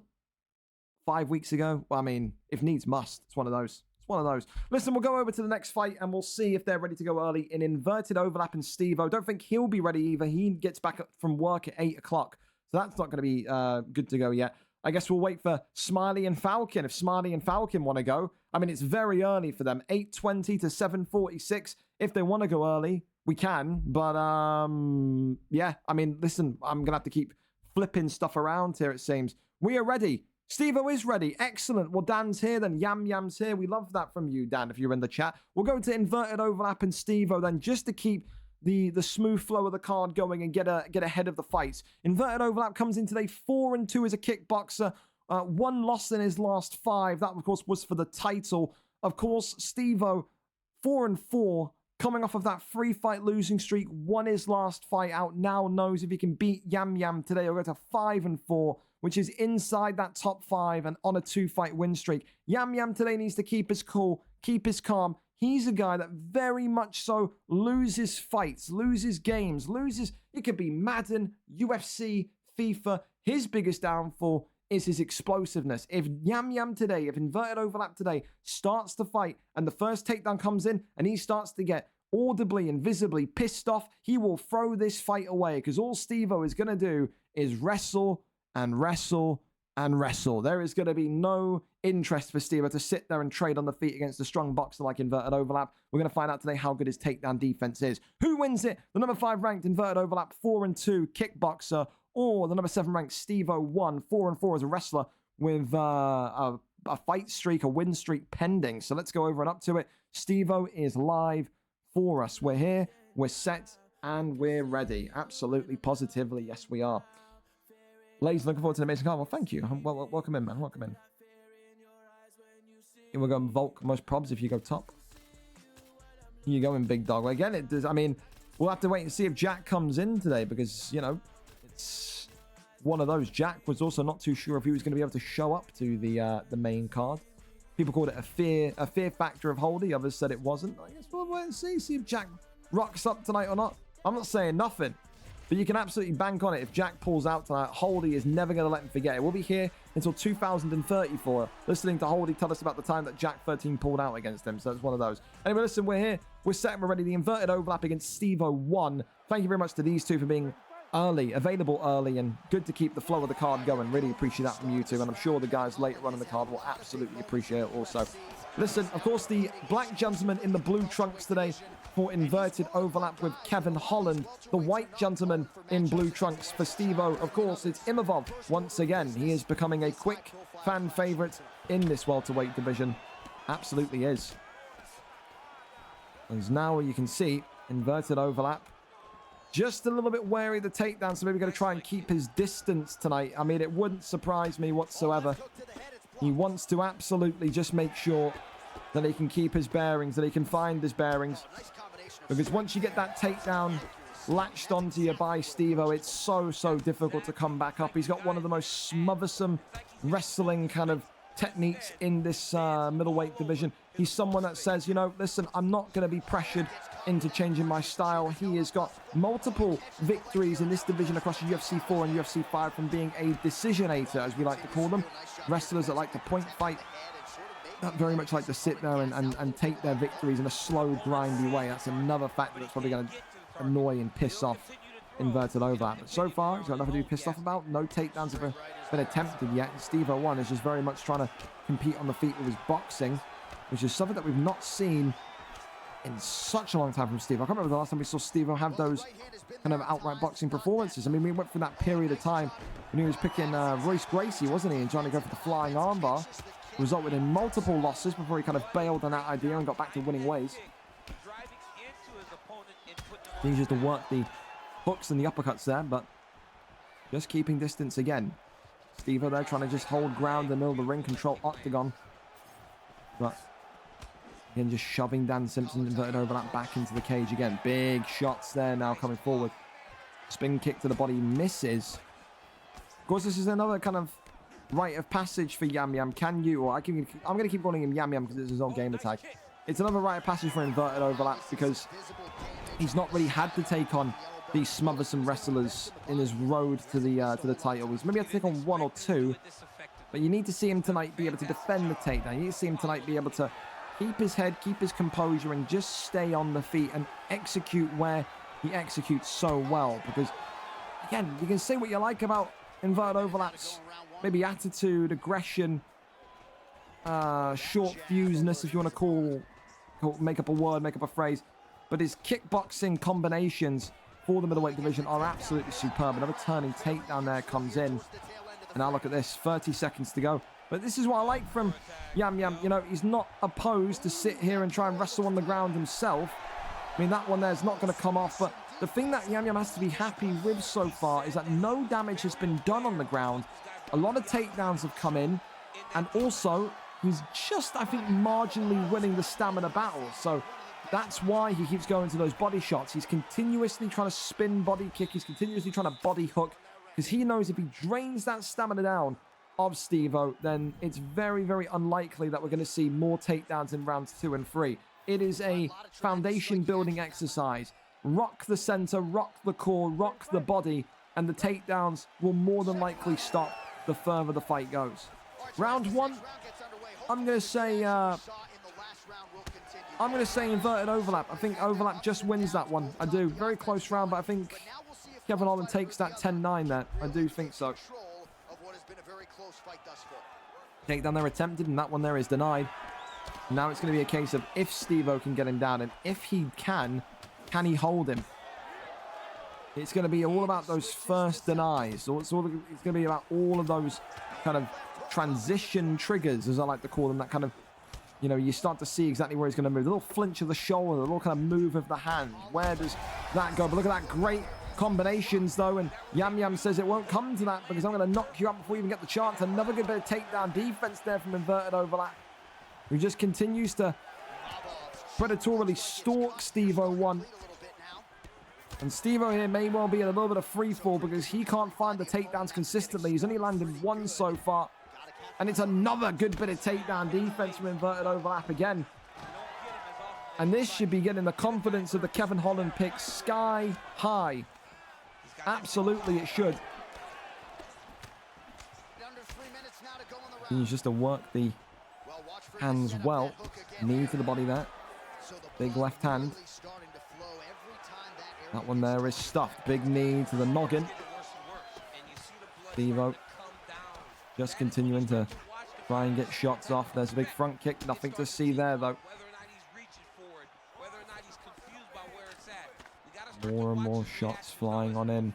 Elbows. Oh, it's 3-piece on the way down. He's clipped them on the way down. You think maybe Dan Simpson would have liked to jump into that, but be wary of Steve-O's wrestling acumen, wrestling background. Left hand again comes on in. Side kick to the midsection there. Steve-O swings on round. He's going to need a miracle, a hope, and a prayer, a Hail Mary, if you want to call it that. Another takedown. Another deny. Knees to the body. Big ones up top. 1-2 down the center. Another takedown. Another stop. Just wonderful work. Really, really, really world-class work from Yam Yam and his takedown defense today. It's been absolutely up there. Some of the best anti-wrestling I've seen from him. And the doctor's going to come in here. The fight isn't going to be stopped, but it's going to be close to getting stopped. And if I'm Kevin Holland now, if I'm inverted overlap, I am just going 600 miles an hour towards him. I'm working the jet. I'm just absolutely lighting his face on fire. Douse him in gasoline. Go aggressive. Pull the ripcord and just go. That's what I'd be doing if I was inverted overlap. But, of course, That's got him in trouble before. For Steve-O now, he can't afford any more damage on that face. Absolutely not. 50 seconds left of round 2. And you can already see he doesn't want to stand. He's trying to go for that takedown immediately. And there's that first stun. And now, of course, Yam Yam's chasing. Can Yam Yam find some sort of knockout blow here at the end of round 2? Picks the leg up and slams him down there. Tells him, get back up. I want that pressure. Steve-O's block as well. Absolutely compromised. The big straight down the middle, though. More hooks flying forward. But there's the back take. And in the end, you think Steve-O is just about going to get to round number 3. Yam Yam, Dan Simpson, inverted overlap, know him whatever you like, is very much going to be maybe a little bit disappointed in himself. He couldn't get him up and out of there. Then Steve-O is on survival mode. He is on survival instincts. Third and final round. Attempted glove touch there. We love that attempted show of respect. Knees to the body hit. More and more shots through the midsection though. 1-2s down the center. Continues just to back away, shoots the takedown, gets the takedown. Wonderful, wonderful stuff there. And Steve-O now has the ability to keep Dan Simpson grounded. And this is not what Dan Simpson would have wanted to see. Oh, well, hello there. Inverted overlap. Could it be? Oh, if he got the submission off there, I would have stood up and applauded. I really would have. If he got the leg lock off, that would have been one of his best finishes in his career, no doubt. Just continuously trying to push and get for that. Oh, big hook upstairs, big uppercut there, drops him. Left hand, straights. Shoots the takedown, denied again. Absolutely world-class spin kick to the body. Big straight again, Steve-O. Is he down and out? Big knee. Inverted overlap has got it done. And then Bubbles on the grave as well. He gets it done. The former #1 contender will continue to push for that rematch with Law Bors, you would say. Maybe even TP Feng, but it was a classy performance tonight on the feet. Excellent takedown defense as well. He gets it done, and that's the first red corner victory since the opening of the cards here earlier on today. So there is no superstition in Inverted Overlaps camp. Congratulations to him. Commiserations to Steve-O. Again, just couldn't land that takedown. That was the big problem. That was the big issue, wasn't it? It's always going to happen, but it's an off night. You will be back. You will be better. Do not worry. CJ, comms for Thursday Night Football when I get home? Yes. Do it. Absolutely. And Nath. My friend was tell him to DM me because I'm on UFC at the minute. Of course, 7:58, so Free Walker's got 10 minutes, and then we're going to be giving him the old Italy, the old boot. So there you go. Same with Kieran as well. We're going to give Kieran a little bit of time. Again, it's only 7:58, so he's got 2 minutes, but again, not looking great from Kieran, but then again, why would it? Smiley against Falcon, though, are ready. We love that from those two reliable pillars. Again, Smiley coming in today with a 4-3 lightweight record. But listen, he's been in this division before. He's only got 2 wins in his last 5, and it's included a trip as well to the featherweight division. But I will say this, when you think about his opponent tonight, when you think about Falcon, this is a guy that will be arguing that he should be either higher up in the weight class pyramid. He should be in that featherweight division. He should be fighting for the lightweight belt even. That's how he feels about things. Tonight, Smiley's got to be that guy that kind of puts his hand up and says, hang on a minute. You're not just there yet. You're not quite there yet. There's a lot of levels to this. If Falcon can beat the former featherweight contender tonight, he'll have a 3-fight win streak, a 4-1 fight record, and very much so be in the ascendancy. He'll have a 3-fight win streak, which is the biggest in the division outside of Edgy, Ollie, and Lee 66. Lee 66 and Ollie, I believe, could join him today. But we've got some real contenders emerging in this division for the American champion of Arrow 2224. Let's see, though, who gets the job done. Will Smiley end the 2-fight losing streak, or will Falcon make it 4-1 and go to a 3-fight win streak? We're up and over to it. Let's go over and see what the picks are set to be. Of course, it is a regular card tonight, so 4-star picks in the lightweight division only, please. Thank you. God bless. And we go from there. Wavy Pappy, good evening. Good evening, my friend. Did you enjoy the poster, Pappy? I went with Islam. I don't know what else to go with. But the poster today, listen, I'm just saying, no one from the UFC will ever be watching my streams.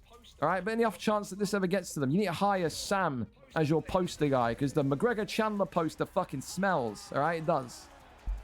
Sam has done wonderful work with tonight's poster. The Wavy Pappy and Kruegerr main event. One of the few PlayStation main events we've ever done, but hey, it's worthy. Wait, that's me and my fight. Here we go, up and over we go. Anthony Showtime Pettis against Conor McGregor. Of course, we know all about Smiley's Showtime Pettis pick. He is dangerous. He is ruthless. He is sensational on the feet, but also on the ground. We said this and we've alluded to it time and time again. Smiley is an excellent wrestler. An excellent wrestler, but he just does not use those talents and use those skills. Maybe it's because it's just a personal choice. Maybe he feels like the fights get too boring if they go down there. Maybe he just wants to be an entertainer rather than a winner, which is completely fine. You need everything like that. You need a little bit of everything. You need kind of the... how do you word this? The boring decision guys, but you also need those kind of high-flying, wacky kind of strikers to really make the card what it can be. And that's what you're going to get with these two. I think today Falcon can be a little bit more patient, a little bit kind of more rehearsed, I think would be the best word for Falcon. Whereas Smiley AUFC, the Scotsman, is a freestyler. He will throw out knees. He will throw out elbows. He will throw out the Showtime kick. He'll do the step-up kick. He'll do all sorts of kicks. He'll do kicks you didn't even know existed. That's how good Smiley AUFC is. And that's the thing as well for Falcon, is how do you kind of combat against someone that is so kind of exuberant, someone that is so kind of colorful in their fight style? How do you kind of contain that? His answer will be through the speed and power of the left hand of the notorious Conor McGregor. See though, Smiley so far. Oh, taking a big stun there though. Elbow, but he gets dropped. And this could be the first finish of the night. Could it be? Oh, it could have been the first freaky fast finish. No doubt Ethan stood up in his office there, a little bit happy, getting ready to see what we all wanted to see. Body kick there comes on and trips him and gets him back down and then wallops in with a kind of diving strike on the way down. Fake is there, goes across, but that one is denied. And then back into a top kind of position, a posture up position. Trying to kick off of McGregor, but nothing really there. Fakes. And now little taps to the dome. Coming on in fakes, but again denied once more. Gets that guillotine in though. And could we maybe see a Conor McGregor submission tonight? I mean, we've seen a Rumble Johnson submission already, haven't we? But I mean, not going to be the case as Falcon gets back to his feet. A little bit more damage on the Showtime Pettis pick than there is the McGregor pick. Uppercut is fantastic from Smiley, who then just tries to confuse him with some leg kicks there. Tries to go low, but just too out of reach once more. Goes to the body again. Just goes for that leg tap. The leg tap just continued to be a consistent theme for Showtime Pettis. Oh my goodness me, right at the end of the round as well. We got that beautiful step-up kick, because I like to call it, but a good round one. Both of them getting their fair trade of shots on each other. Both of them getting stuns on one another. Really, really good back and forth lightweight contest between what I can maybe argue is two featherweights. Smiley will say, I'm not a featherweight, I'm not a featherweight. I still believe he can get wins in that division. He's just out of form. And as we know with UFC, when you're out of form and your confidence is low, it makes such a difference to how well you fight. Trying to refine that spark, refine that kind of, that energy that he had. Looks off the jab there, tries to go for that spin body kick. Body kick there, trips him down, and look at that, just dives in again. And now crawls over into half guard. The posture up is there, rains down the big strikes, more and more shots from Anthony Showtime Pettis. Works the body in the head here. The posture up is good. Elbows now coming in. This may be, well, the best chance of winning the round back if he did feel like he lost it. Keep this down here and try and work Falcon. Great deny there from Smiley, but equally a great deny there from Falcon. Look at this, and McGregor guillotines in. And now look at this. Oh, he's gotten stuck in there. Smiley could be in big trouble. Denies right as well. And this one, all 60%, if more, 75%, you can maybe argue with the bar down. And we said we could see a McGregor submission tonight. It's been a night of weirdness and Rumble Johnson getting a submission. Don't rule out Connor getting one. Rains down the strikes more and more. Big elbow drops in. Goes to half guard. Nothing there though. Continues just to get those little taps to the dome. Tries to cross over, and it's going to be a full guard flip here. Absolutely wonderful. It was a good kind of reversal as well by Smarty, who absolutely needed it after that near-death experience with the choke of the guillotine. Little taps continuing to just fly in and pile in again. More and more taps hit to build that G8. Seems like, again, Smarty's just kind of collapsed back into a round where he just wants to kind of get that momentum quenched. And McGregor and Herb Dean's going to stand us up here. Just try and kind of keep McGregor, keep Falcon quiet, keep him down. Keep him in a position where he's not going to be able to build upon that great start of round 2 and on that submission that he had. Still think, though, it's a McGregor round. Still think Falcon. Oh, look at that spear takedown from McGregor. When are you going to see that? Never in your life. Never in your life. Half guard, or full guard, excuse me, gained. Gets now into rubber guard. Wonderful work. Elbows now flying in. Can he keep him locked in, though? The answer is yes, he can. Now look at this. Get the cut open of McGregor. And what could happen here? More and more denials here, but in the end, pops out of that one. That there is exactly the kind of damage you would want to see after a tight submission call earlier in round 2. We're going to round number 3. A lot of round 2 and round 3 finishes now. Listen, we had 2 round 1 finishes, and they've both been by submissions. I think if you're Ethan at this point, you're starting to feel a little bit cursed. I can't lie, a little bit cursed. Just a smidge of a curse on the card here.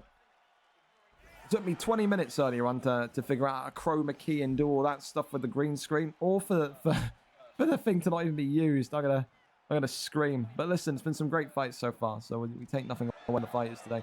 Great little kind of fake into the uppercut as well. Wonderful work. Spin kick upstairs, misses, and gets clattered with some big counter strikes there from McGregor as well.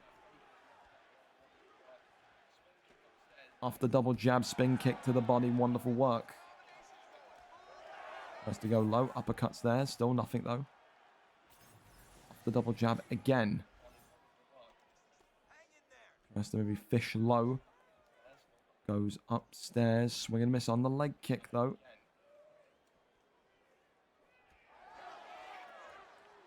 Off the double jab. Spin kick to the body. Left and right hands going. Oh, big elbow. Uppercuts continuing to come forward, though.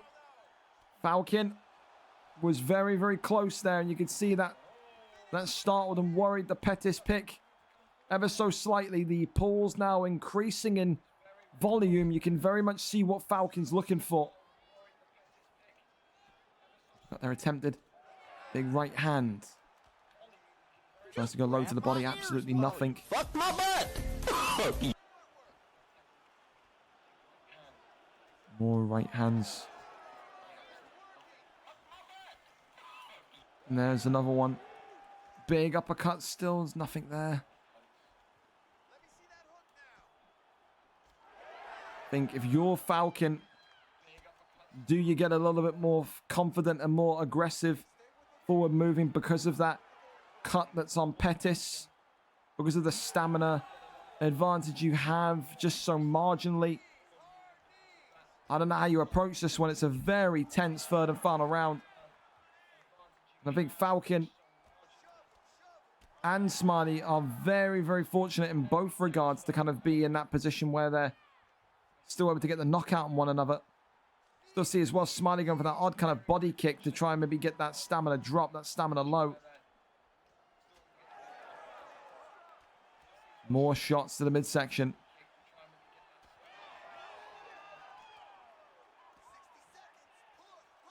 Body kick. Again. 50 seconds. And you got to say, I think Falcon's just happy to walk backwards and take the decision win. I don't think he's looking to finish this fight whatsoever. I think he's confident he's won this on decision. And I don't think he is looking to chase for the finish whatsoever. But will he be right in doing so? I do feel like Edgy... Oh, my goodness me. Wonderful cartwheel kick there. I do feel like Falcon, excuse me, has won this fight. Oh, my goodness me. But that one was a great matchup. Who's won, though? I haven't got a single clue. Well, listen in. I don't know who's got that one. Said the final couple of seconds of round 3 were just absolutely electrifying from Smiley. The cartwheel kick. Wonderful. Has that stole the round for him, or stole the fight for him? Let's listen in. Here we go.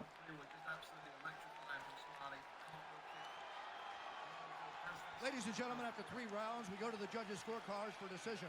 All 3 judges score this contest 29-28. Declaring the winner by unanimous decision, the McGregor takes it. Falcon takes it. I said it felt like a Falcon fight. It did.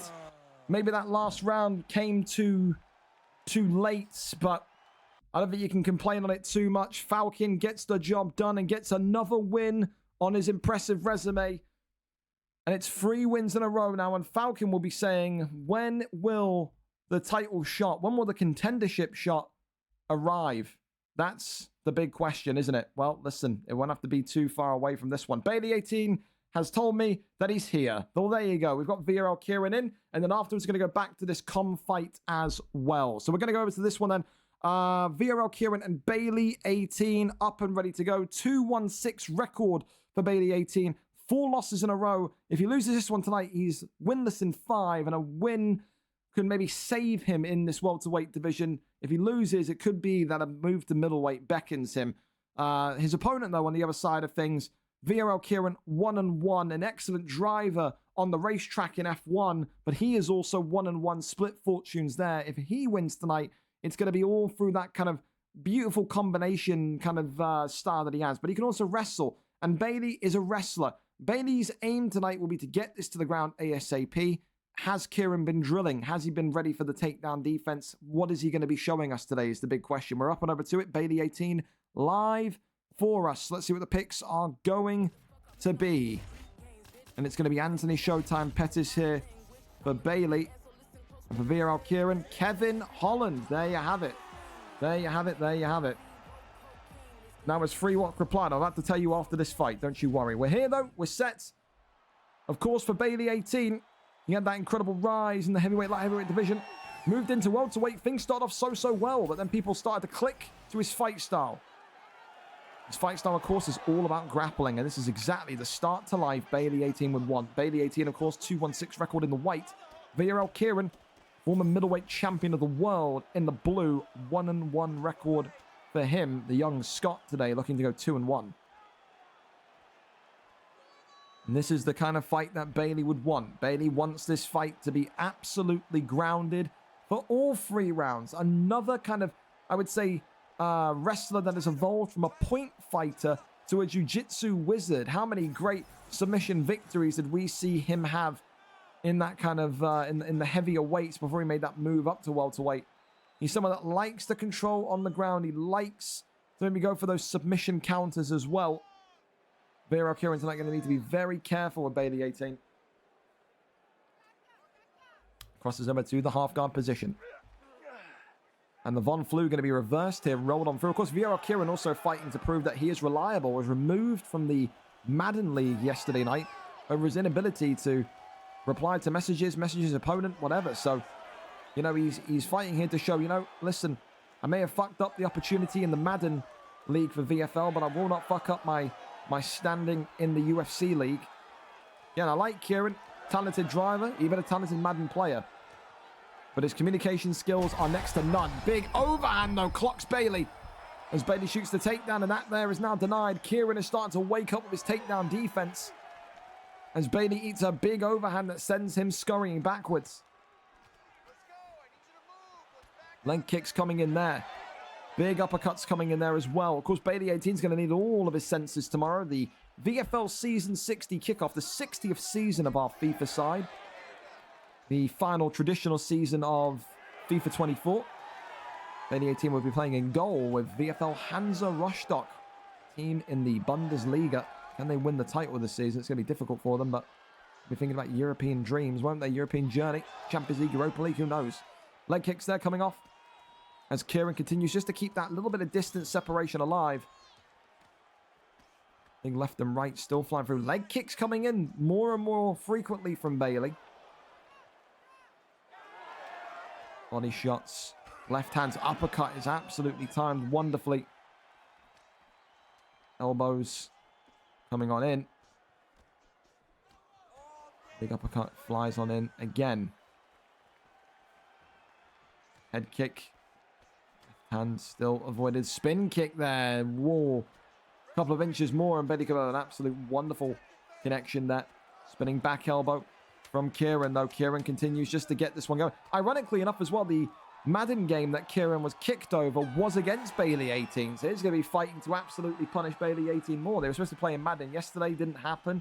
Got removed from it. And now here they are a day later fighting the UFC League. It's funny how life works, isn't it? But round one in the books. You probably got to give that one to VRL Kieran. It's that overhand, that stun that probably wins the round for him. Bailey 18 getting him to the ground. Not getting in any sort of confirmed submission though. That's going to be his downfall. Bailey 18 has to get this fight to the ground and he's got to control the fight on the ground. It's all well and good securing the takedowns, but you have to control your opponent when the fight hits the deck. You have to. Wonderful. Again, the overhand that comes in from Kevin Holland. It really was. Well, listen, round number 2. Up and on its way. Here we go. Glove touch and we are off. Big uppercut again, flying on through. Of course, with Bailey, head kicks are going to be a bit of a worry. That anything really from distance is going to be a bit of a worry. Oh, because Kevin Holland is just so lengthy. He's like the Black Slender Man, isn't he? He's just so dangerously reachy. He could probably poke him with a jab from across the octagon. Grabs the back of the neck though, Bailey, and then throws Kieran to the ground and now looks to pounce on him with ground and pound. Bailey here just going to take his time, just going to take his minutes to try and secure something. And look at this now. Look, this is one of those submission counters that we talked about. And that's exactly what Bailey keeps getting wins from. He's deceptively dangerous on the ground. It's another big submission counter that now's probably going to worry VRL Kieran. That drops the submission bar down to about 60 or about to about 35% remaining, 30% remaining. Bailey now knows if he gets one more submission in, he's won this fight. And in a performance where again he has not been any sort of a deserved winner here. If you're Kieran, you gotta get back to the feet and just continue to piece him up. Because Bailey's now got the bit between his teeth. He wants that submission victory. He plays possum so much. Does Bailey? He does. Good deny there though from Bailey. And look at that, a great reversal through. And then back to the feet we go. Kieran says, you got me once, you will not get me again. Oh, and then he walking into a big lightning fast straight though. Kevin Holland teeing away. Another good bit of takedown defense from VRL Kieran though. And Bailey now's got to really try and time this takedown. The next takedown just flawlessly. If he gets clipped again, he may go out here. Showtime Pettis and White. Knee there, just trying to be teased by Bailey. The block of Bailey 18 is absolutely going though. 3-piece combination, dropping it, and it's now starting to bleed through and tap onto that head health. Clinch now. Bailey's just trying to do whatever he can to try and get his opponent to the canvas. He's trying takedowns from clinches. He's trying to maybe get the back, suffocate him that way. Swing and a miss on the leg kick. Oh, he goes upstairs though. Bailey 18 just went a little bit too high profile for my liking. 35 seconds left of round number 2 as they just edge closer and closer towards one another. For Kieran, I think he'll just be happy to get into the round with a lot of damage done. Bailey 18 knows he's probably won this round because of that confirmed submission. But look at this, another big stun here. Bailey 18 may be in big trouble. Oy! How has he not been clipped But that uppercut, as he came in, you think you just saw the uppercut brush off of his nose. That could have been a flash. It could have been. Well, listen, it's a couple of big stuns, but we all know now about the scoring and the way things look in UFC 5. That confirmed locked-in submission is probably going to take the round for Bailey. I think it's a very fortunate round for Bailey. I still think Bailey is in real danger with his head health. Kieran, if you're him, you just do not let this fight go to the ground. You continue to piece him up on the feet. Bailey doesn't look like he can hang too much more with Kieran in the stand-up department. Swings and a miss there. Oh, clips him again, drops him again. Is he going to jump? The answer is no. And Bailey invites him down. Kieran rejects the advances and says, get back to your feet. We finished this as we started. The block going more and more. Bailey dropped again. And how much more can he take? He's stunned again. He's got to get out of there. He's got to just bide his time on the canvas floor. The arms go up from Kieran. He knows. Bailey lets that head health recover.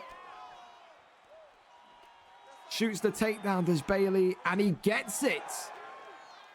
How pivotal is that? Now Kieran's got to be very calm. Did the arms go up a little bit prematurely?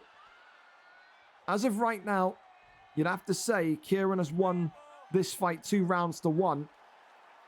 It all changes if Bailey can manage to get a submission off here and lock it in, because he would just need one. He would. That's got to be playing in the mind of Kieran. It has to be. Back to his feet. Takes the back here. Is he going to try and... Oh, no, knee to the body there. Bailey just giving up and trying to take the back. And there's the clinch. Gets back up, though, does Kevin Holland. Right back to... Oh, head kick from Bailey! Goodness gracious me. Oh, my God. It's an absolute cannon. Left hand. Good night. Bailey not noticing his stamina and getting absolutely clarted to the canvas. For Bailey there, we thought maybe the head kick comeback of the year potential was there, but it's the left hand of Kevin Holland that seals the deal. It's the same thing with Bailey's fights. He's got that sneaky deceptiveness on the ground with those submission counters, but on the feet, he just can't seem to match with those great strikers. And once he does, he's going to be so dangerous in the welterweight division, even the lightweight division. That boxing has to be dialed up a little bit. The ground game and the way that he can survive and he can deal with the ground game now, very much welterweight level. It's just this striking that I maybe have concerns over. Will it result in a move to the middleweight division? Only he knows. Only he will push or resist it, as Bailey will. But tonight, you have to give all the plaudits to VRL Kieran. A wonderful performance there with a victory in the third and final round. And still, you have to say, it's been a blue corner show tonight, boys. It really has. The only red corner wins, inverted overlap and jacks in the beginning of the card. So, the question, Free Walk is here. I'm back now. My internet's been gone. Good. You're up. You're up right now. There we go. So he's here. His internet went, but he's here. Fantastic. All right. So we're going to go over to that one. Com45 and Free Walk. On they come. Com45 tonight coming in with a 2-2 wrestlers background, the Ruski. Of course, for Free Walk, he's been pushing for this move to the welterweight division for so long. He finally gets it. Tonight, he has to take on one of the most dangerous wrestlers from UFC 4. Com45 ruled the lightweight division, the 155 division, with pure dominance, didn't he? With that Islam Makhachev pick, you just knew that you didn't really have too much hope when you faced Com45. Moved into the featherweight division, was a long stay competitor there. I think was there for about 4 or 5 months, was Com. And then, of course, time caught up with him. Life caught up with him. It's less time to practice, less time to grind the basics. And he saw the rest of the division overtake him, overlap him. He's now back in the welterweight division. He's looking for a third win today to go positive and looking to claim back one of the first pieces of gold he ever held. Back in 2022, he held that welterweight title, didn't he? So wants to get back there tonight, can start to get back there with a win over Free Walk, who again showed excellent progress with the light heavyweight division. Went up to lightweight because of his incredible wrestling. Only won, I think, 1 fight in lightweight, then got moved down into welterweight naturally. Tonight, again, he's been facing tougher people than Com45 due to Com45's kind of I want to say kind of sporadic activity. Both of them have had sporadic activity, to be fair, but in the fights that they have had, I would say that Free Walk has been fighting the more high-level people. So there we go. We're here, we're ready, and we're set to go. Don't be sorry. You've reached your deadline, even though it's late, but you've reached your deadline. There's a ticket as well. Remortal, I want to create a team or apply. More people applying for teams. I'm going to scream, but it's okay because it's a good thing. We're happy screaming, aren't we? So we wait for Com and Co to get underway. And then, of course, we are advancing through the card quickly. Of course, the next fight after this will be the CJ and Wilkie fight. So we're roughly about 10 minutes behind, but it's not too bad. We've had worse nights in the office, haven't we? We certainly have. We certainly have.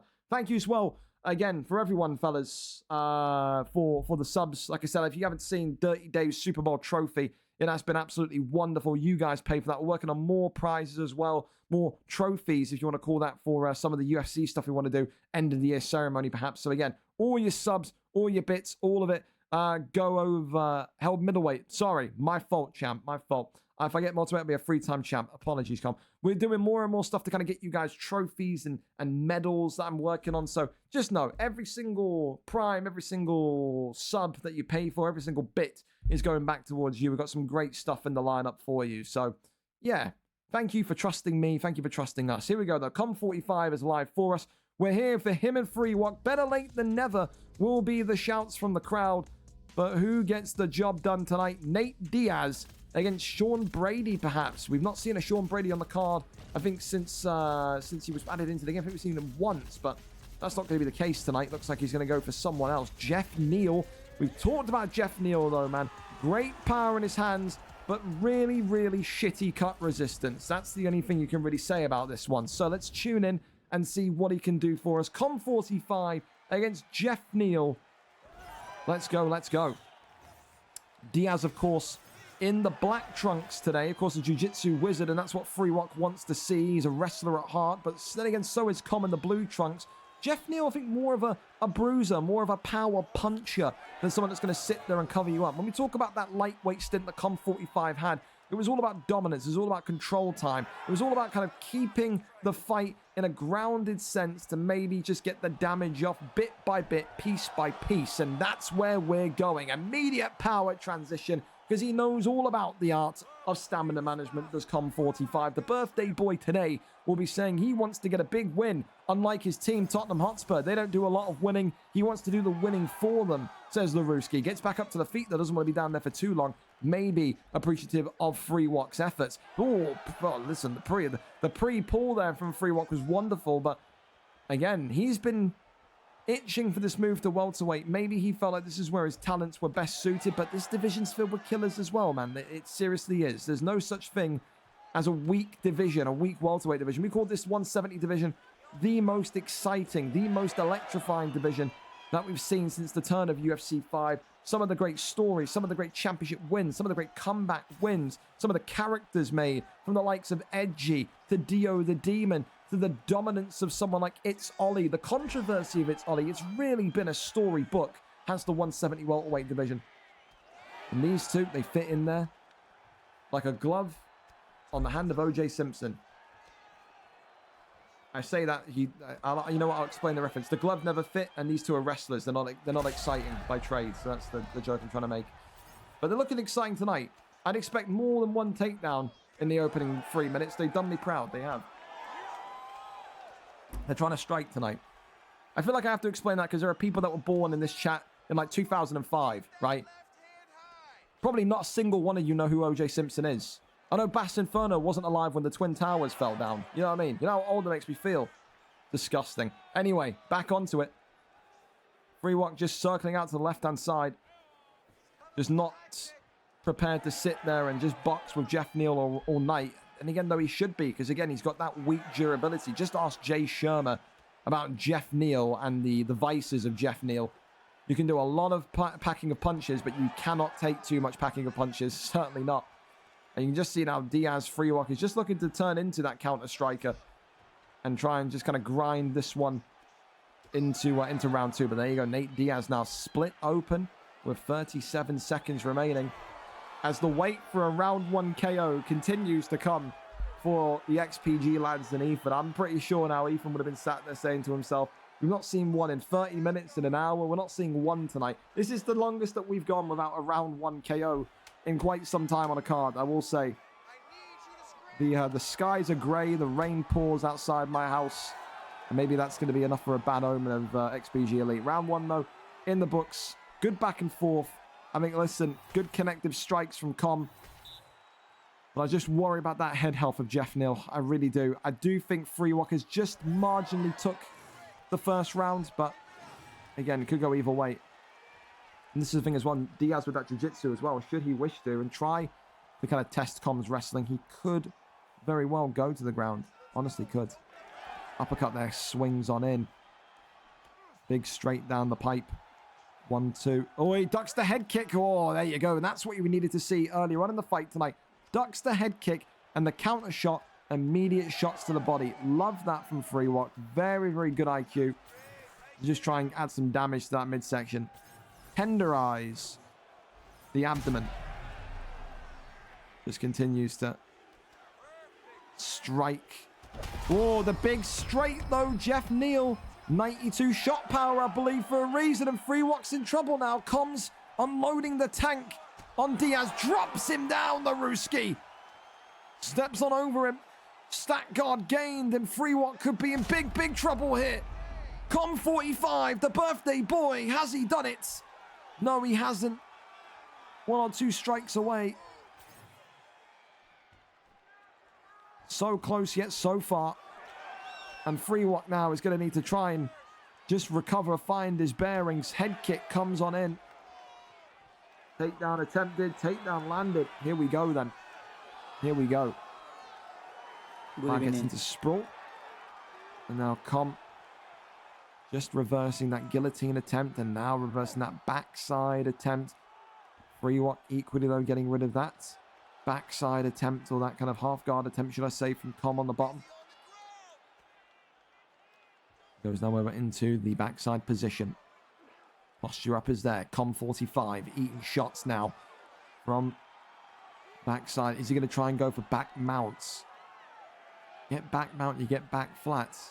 That could be where the key lies. That Com very much alert to it. Knows those animations like the back of his hand. Takes him against the cage though. Free Walk. Oh, it's a big shot again. Jeff Neal's power.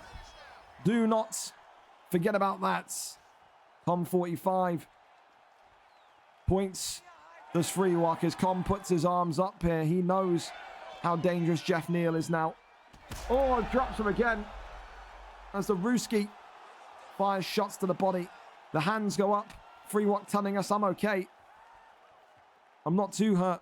Trying to get that Stockton slap off, followed through that laser of a straight hand. Gets calmed down, pulls that one in, goes over to the right hand side, flips and rotates him. Wonderful stuff here. Jeff Neal, posture up. Gets up and out of it. Leg kick there from the down position. Com continuing just to throw the absolute ballistic war chest at Free Walk. 6 seconds remaining. Free Walk and Com still absolutely swinging. Drops him. And this one is going to go to round number 3. Herm Dean having a sprint in there and just peel away Jeff Neal from Nate Diaz. He could have killed him. Diaz maybe have blacked out there and just kept on hitting, kept on punching. Free Walk, though, going to survive and gets over into round 3. Big knee to the midsection there to start us off. Takedown is denied. Wonderful. Com now into that stack guard position again, and Free Walk can't protect himself too well. Goes over into half guard. That is absolutely world class from Com. Prioritizing the position over any sort of damage there. And if anything, that's probably got to be a reprieve to Diaz, because I think Free Walk knows he's not going to be able to take too much more damage here. Takedown attempted, takedown landed. 3 minutes and 50 left of this third and final round. It's been a card tonight filled with round 2 and round 3 stoppages. Only 2 round 1 finishes tonight, and they've both come from submissions. Not a single blitz of KO madness tonight. Goes for the attempted guillotine there, but that one there pulled back into side control. Inside is denied. Elbows now raining in. Gonna cross over that one there. Not done too brilliantly.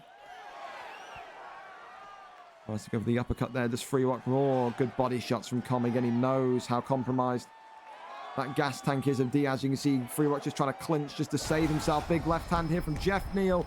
Com 45 through Jeff Neal. Oh, may have had an absolute howler there if he got clipped on the face. Com could have sold that fight right down the river. Good head movement by Freerock. Com's got to keep his eyes on the prize here. Oman comes in from Diaz. Avoids that. Oh, what a slip hook that is from Com 45. Sends Freerock teetering backwards, and it's the alley-oop. The uppercut drops Diaz, and the straight on the way down. That is a Hadouken KO if you've ever seen one. Com 45 for Jeff Neal. Give me the action replay. Look at this.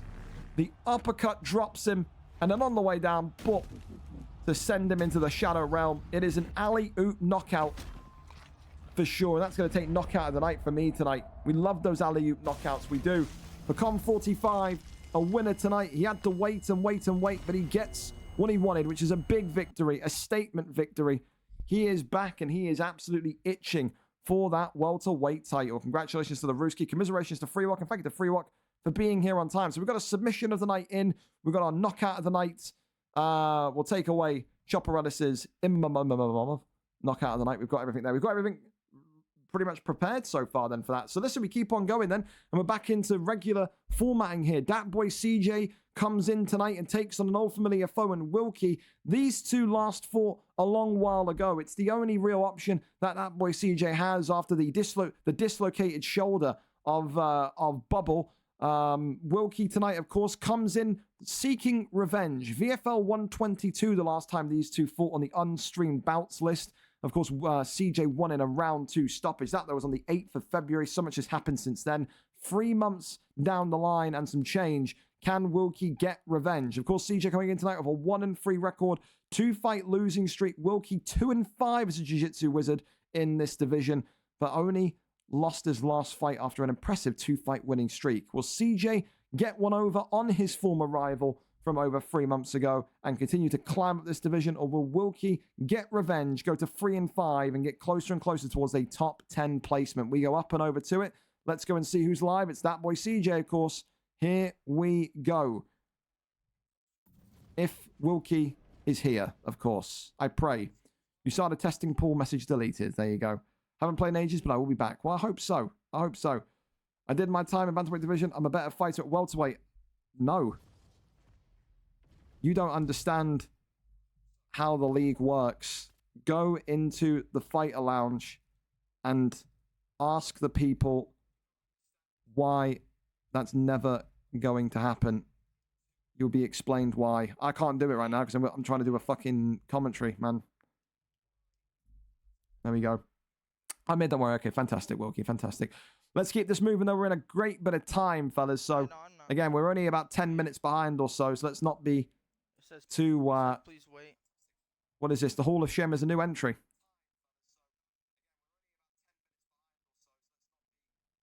He's waving. Jay Badger quitting against Mumlanger. Oh, yeah, these two have got beef. They got beef. They got all sorts of beef. Ham, pork, beef, everything. Everything. Of course, we've got some great fights still left on the prelims today. Of course, we got the return of Fish 14, the return of Maikinho as well. Some really, really good. The return of Ryuk Loves Apples, and of course, Kiko Hunch, the man brought into the octagon by Aussie kids. So, I mean, there's a lot of great fights. Like Breezy as well against Jack 9. Some really great fights still to come. Still to come. Come on, Wilkie. Hurry up. There we go. TY, there we go. I feel bad now that I've said hurry up when he's here. We're here. We're set and we're ready. All right. Kamara Woodman can't be picked. 4-star picks only, fellas. Thank you as well. FPS 3600. Sorry for my camera going yellow. Are we fixed? No, it's still going yellow. Jesus. Yep. He's going to have to deal with my Kevin. Oh, God. Jesus Christ. Whew. Something dodgy going on, says Ethan. There is. Yeah, I can't lie, man. No, not a single round 1 KO yet. Unbelievable. Give me an Ethan an exhibition fight. We want to get a round 1 knockout. Well, there you go. And because Badger spams random stuff there. Well, said they're gonna be beefing into the night sky, aren't they? Hold it. Let them beef. They can fight in the car park. Here we go, though. Ruthless Robbie Lawler The bold man in the blue against Kevin Holland. The black man in the blue. And are we fighting with no HUD here? What the bloody hell's this? And they got it on real-time clock. Settings. Oh, brother, back out. We ain't doing this for 15 minutes. Why is my HUD off? You got this on competitive mode or something. Get this shit dog, I gone. think it's his Hey. setting. I can't be sitting there doing real-time clock. Back out. Come on. Do I text,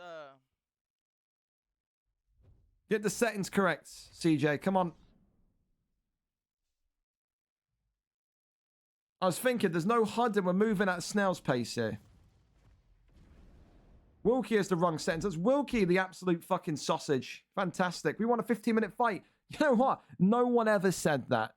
Ever. that was Wilkie, No one ever said that. not me. I wanted 15 minutes of fighting. Listen, not a single person wants that. Send another. Not a single person wants that. 0.0%.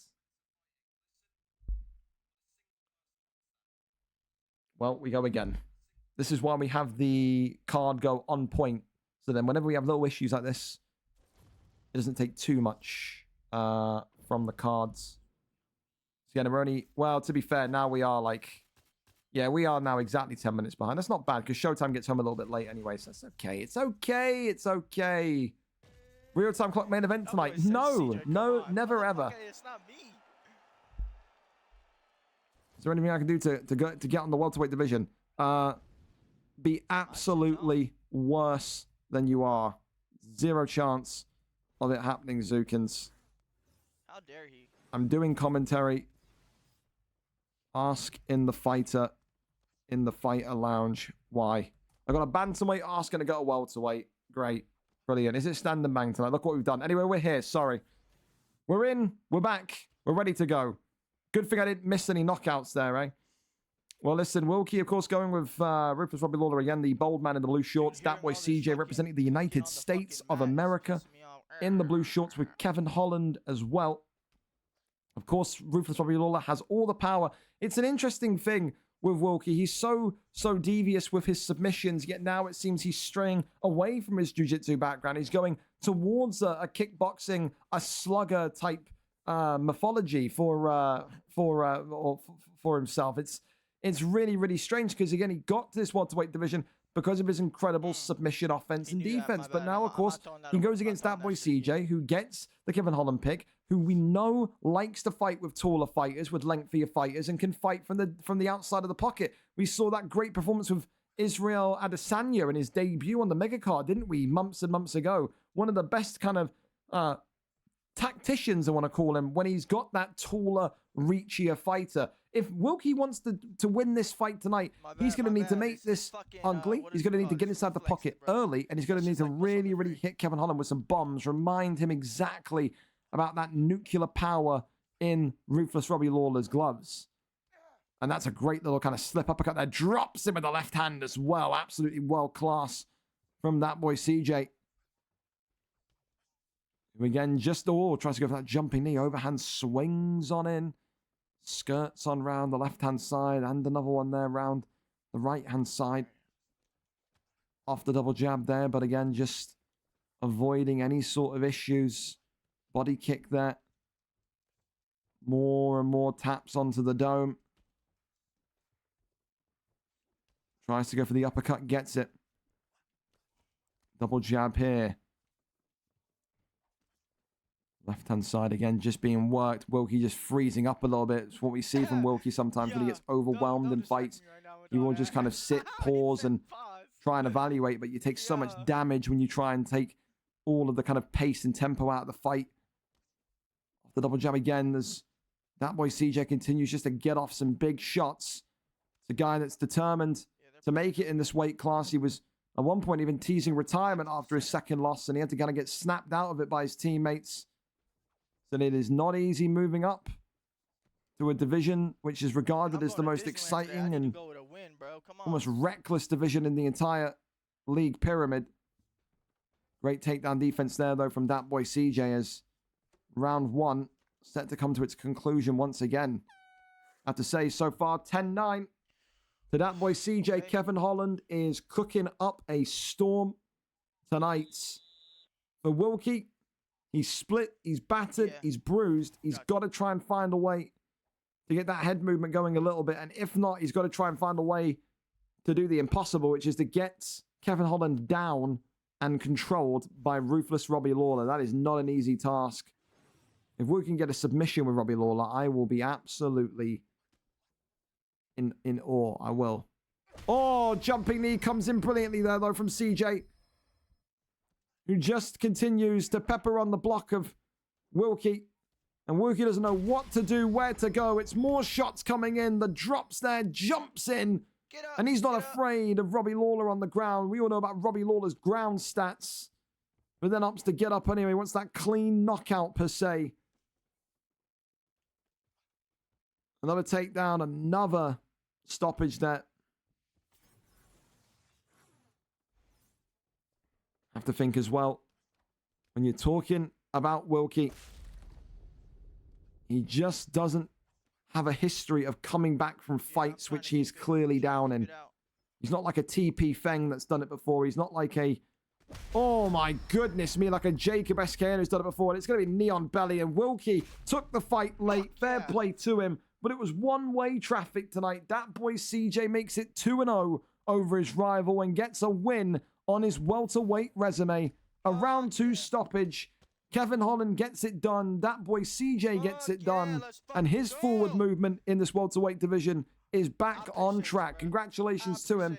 A big win tonight. And to Wilkie, commiserations to you. But thank you for taking the fight at such short notice. But still, only 4 red corner victories tonight. Up next, though, we're going back and welcoming in one of the great featherweight champions, the 2023 Fighter of the Year, with how much improvement he showed. Fish 14 back after a long hiatus. The last time we saw him in the octagon was up here, VFL 125. It's been 11 weeks, nearly 3 months. He lost that fight in round 1 against Black Panda, went on to be a double champion, didn't he? That was back on the first, of course, the 29th of February. Here he is again, though, one of the most loved featherweights of all time. Fish 14 today takes on HGO Haz, but it's not going to be about the record of Haz being 2-0. It's going to be about the activity, the ring rust of Fish 14. How has he rediscovered his form? How has he reinvented himself? He was a jiu-jitsu artist before when he left. Is he a striker now? What is he? HGO Haz, of course, will love the featherweight division. He loves the quick nimbleness of this division. He's a 2-0 fighter for a reason. He had doubts if he was going to make it in this division. He's proven all the doubters wrong and himself wrong. Wins today, goes to 3-0, and he will break that top 10 for the first time in the featherweight division. We go up and over to it. Let's go and see who is live for us. Law Boars, what do you need as well? Explain to him. He's been told in the lounge. There you go. Well, I hope he has. It's basically a compliment. We're saying that he's too good, all right? He's too good to go in there. Zukins, we love you. That's why you're never going to go in there, because you would ruin the enjoyment of the people that aren't as good as you, all right? Just how it goes. Dustin Poirier and Brian Ortega. Fish 14 back. And who is he back with? TC. That's, of course, who it is. He's still a submission man at the root cause of things. 4.5 stars, of course, in the featherweight division is legal. Let's go and see what we've got in store today. Of course, Poirier in the black and silver for HGO Haz. Whereas Fish 14 comes in with Ortega in the blue. Ortega, of course, not known for his strength, but known for all of those submissions. But since Fish has been away, he has absolutely mastered the art of takedown defense, but also counter submissions. And immediately, look at him, he's stuck in that guillotine already. And Fish 14, is he going to be tapped now instantly? I mean, listen, that's the good news for Brian T-City Ortega. He's going to need a lot of subs locked in on him if he wants to be tapped out. That's probably one of 6 that HGO Haz is going to need. Dustin Poirier has got good jiu-jitsu, but you'd be thinking he's more privy to win this fight on the feet with his lightning fast hands and boxing. Goes over here into format. That's a great deny as well. The posture up is here. Fish 14 suffering some big shots here. Voids the towering elbow. And this is the thing we always say, you know, when you come back in after such a long time out, you have that ring rust. You certainly do. It doesn't feel as fluid or as natural as when you were last inside a competitive environment. Even if you've been playing games in like quick fights and OWC, you just don't match that kind of level of, I don't know, adrenaline, anxiety that you get when you compete in front of a crowd. Even if it's a small crowd of like 60 people like here on the prelims, it's still 60 pairs of eyes on you. that you have to try and maybe kind of impress with your return kind of statement. So one of those today that maybe Fish is going to be a little bit in his own head. Got to try and prepare himself for that. But look at this. A triangle choke comes in immediately. And this is what Fish 14 was known for. And look at this. There we go. Fish 14. Maybe. Going to need to try and be a little bit savvy here. And he is. Gets rolled over into top mount. Smart from Fish after the deny from Has. Position over submission is very much gained here. And now look at this, a great reversal front. You have to give plaudits to HGO Has, by the way. Back in UFC 4, this guy was 11-10 in the welterweight division. 21 fights, just barely a winning record. Couldn't really do it in title fights. Consistently kind of lost in title fights. He's got into lightweight in UFC 5. He's been persistent. He's been consistent. Maybe he's had little kind of moments where he's had kind of flutters to kind of maybe quit or give up. But he has absolutely improved his ground game tenfold. I mean, even though we're talking about a submission being locked in here from Ortega, which doesn't even come in, you have to say, just the improvement from 4 to 5 for HGO has been something incredible. He's up there already for one of the kind of most improved players of 2024. No doubts in my mind. Shoots the takedown, gets the takedown. No, he doesn't. Denied there again by HGO Has. Overhand and uppercut from Ortega. That's going to be hitting you like a pillow. There's just no strength in that from those bony hands of Brian Ortega. Round 1 in the books. A good back and forth, but for Fish 14, maybe he loses that round because of the confirmed submission. Maybe he wins it because of the amount of significant strikes landed. You be the judge on that one. Both, though, giving as good as what they've got. Oi, big left hand from Poirier already. Gets that kind of flashy stun onto Fish 14. Goes right back with the knee to the midsection. And now walks him into, oh my goodness me, a flying triangle, but it's been denied. And then, of course, Poirier decides against stat guard. I would have absolutely loved to keep stat guard there if I was HGO Has. A lot of damage can come from that position. When you stack them up, the damage very much follows. Big shots coming in there. Big left and right hands. Continues just to fly. Uppercut again comes in. Ducks underneath. Great little flurry of strikes from Fish 14, though, but not quite there yet, some would say. Head health of Has, though, is going down. Let's not lie about things. Oh, good left hand into the uppercut there, though. The HGO Has now getting absolutely carried away with the volume of strikes. He smells blood in the water. Uppercut into the right hook. Oh, and clips him again. Fish 14's in deep, deep trouble. Jumping. Crane kick there from Ortega. Uppercut into the right hook again. Left hand from Ortega. Ducks. Oh, my goodness me. And it's that head movement of HGO Has. And it's the power and speed of the Diamond Dustin Poirier once again. HGO Has said he didn't believe he was good enough for 145. Well, he absolutely is. 3-0 record now for the former lightweight champion and the knockout sensation in HGO Has. And again, the Poirier pick absolutely fits him to a T. Even got to see a little bit of submission brilliance from him. You have to love that tonight from Has. For Fish, listen, look good in parts. But again, you're going to have that kind of, that period where, you know, you come in and you're relearning maybe the basics and getting used to the kind of feel of the fight again. He will be better than that. That is probably the worst that we'll see Fish. And he wasn't even that bad, but that's the worst we'll see Fish. He's going to get better and better and better. He'll be up there competing for the featherweight title again. Don't you doubt that for a split second. Up next, so listen, we're going to go over to the next lightweight fight, and it's going to be Maikinho and Quantic. Of course, two guys that have been a little bit inactive. Of course, Quantic making his debut. So, I mean, how can he be active? But Maikinho, 1 and 2 as a wrestler, the American freestyle folk style wrestler, wants to very much get his hand raised today, get to 2 and 2, and climb higher and higher into those divisional standings. He'll look to right the wrongs of a terrible NHL season where he'll hold his hands up and say, listen, that's my bad. I absolutely sucked there. Shouldn't have done it. Won't go near it. I'm here, though, to put the gloves on tonight and very much show that I can wrestle with the best of them. For Quantic, what is he? Is he a striker? Is he a wrestler? Is he a submission machine? We don't know anything about this Quantic guy, and that's always the most dangerous type of opponent that you can have inside the octagon. Let's go over to it. Who's live for us? Will it be Has? Will it be Maikinho? Who will it be? Toss me the link. Toss me the link. Yes. Come on in, Vape. We'll give that one a tick because my voice is starting to go. Yes, it is. Yes, it is. Maikinho and Quantic. Quan. Link plus. There we go. Wait for that one. If not, we'll rotate the fights one. Devil Monkey. Don't click this. Whatever you do. This is a scam. He's been hacked.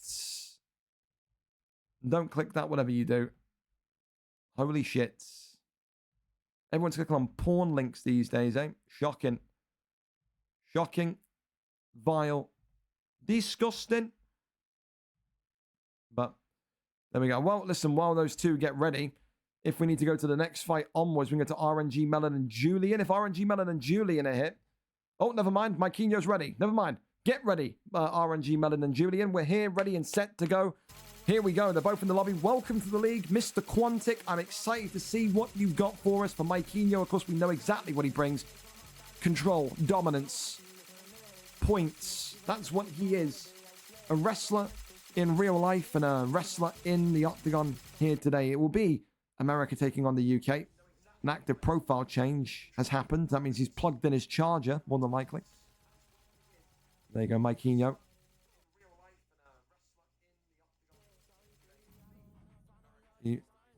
What the... Okay. What the fuck is your controller doing, Mike? Jesus Christ. Mike's controller has erupted into a flash. No worries, Dan. You're very welcome. Make sure you get your Madden game done if you haven't already, please. While we wait again to go. Mike's controller turned into a fucking flashing beacon, didn't it? Melon versus Mark is one to make. Yeah, totally. Said no one ever. Said no one ever.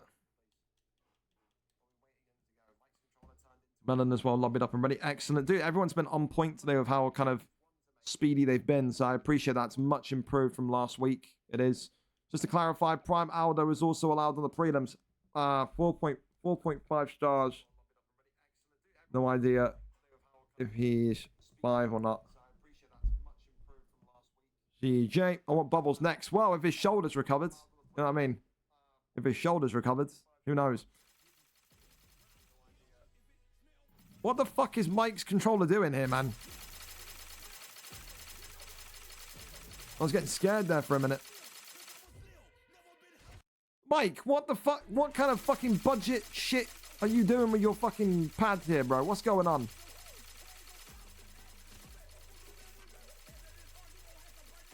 I just feel like you're hammering RB and LB. I don't think this is even a controller issue.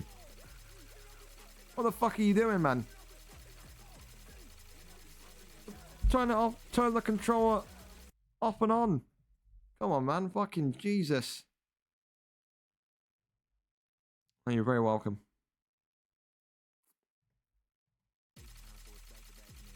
Oh my fucking word, man. Well, is Mike fighting? No one knows, CJ, because this is happening at the minute. Great. Awesome.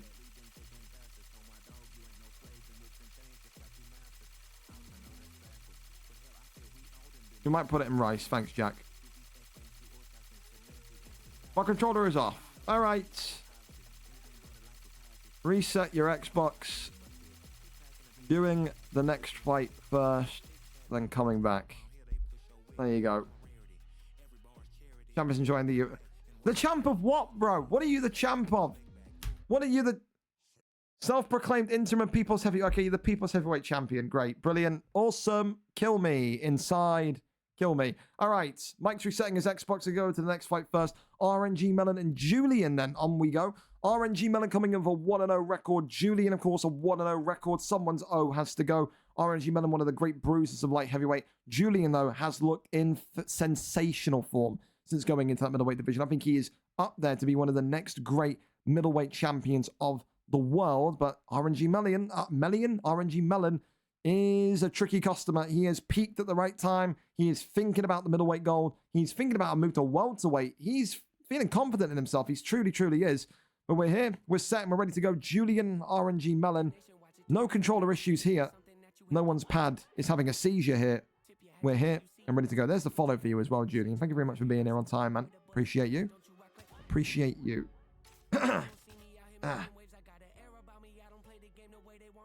Want me to get a bus to your gaff and let you borrow mine? Says Lalo. Well, there you go. There you go. It's not his Lalo, it's Mike's. Mike's controller was having a fucking absolute seizure. Absolute seizure. Well, we're here, we're set, and we're ready. RNG Melon and Julian, two undefeated middleweight prospects with real desire to win gold. They will be keeping their eyes peeled, win or lose tonight. Either of these two will be keeping their eyes peeled on that Law Balls and TP thing matchup. The middleweight division is starting to get more and more spicy by the week. Some great records being amassed, some great skills being shown inside the octagon.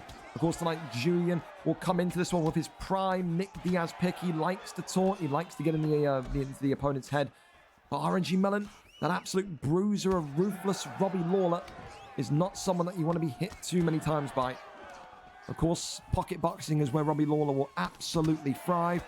His head can't really feel any damage. I mean, every time Robbie Lawler gets hit, he feels like he's in the ball pit at McDonald's just enjoying his childhood. Doesn't know where he is. He probably doesn't even know that he's fighting right now. Oh my goodness me, what he will do now, because Julian is just knocked him out with a beautiful combination that the CTE is getting CT extra for Robbie Lawler here. Continues just to work off the double jabs and now try to get the Stockton slap off.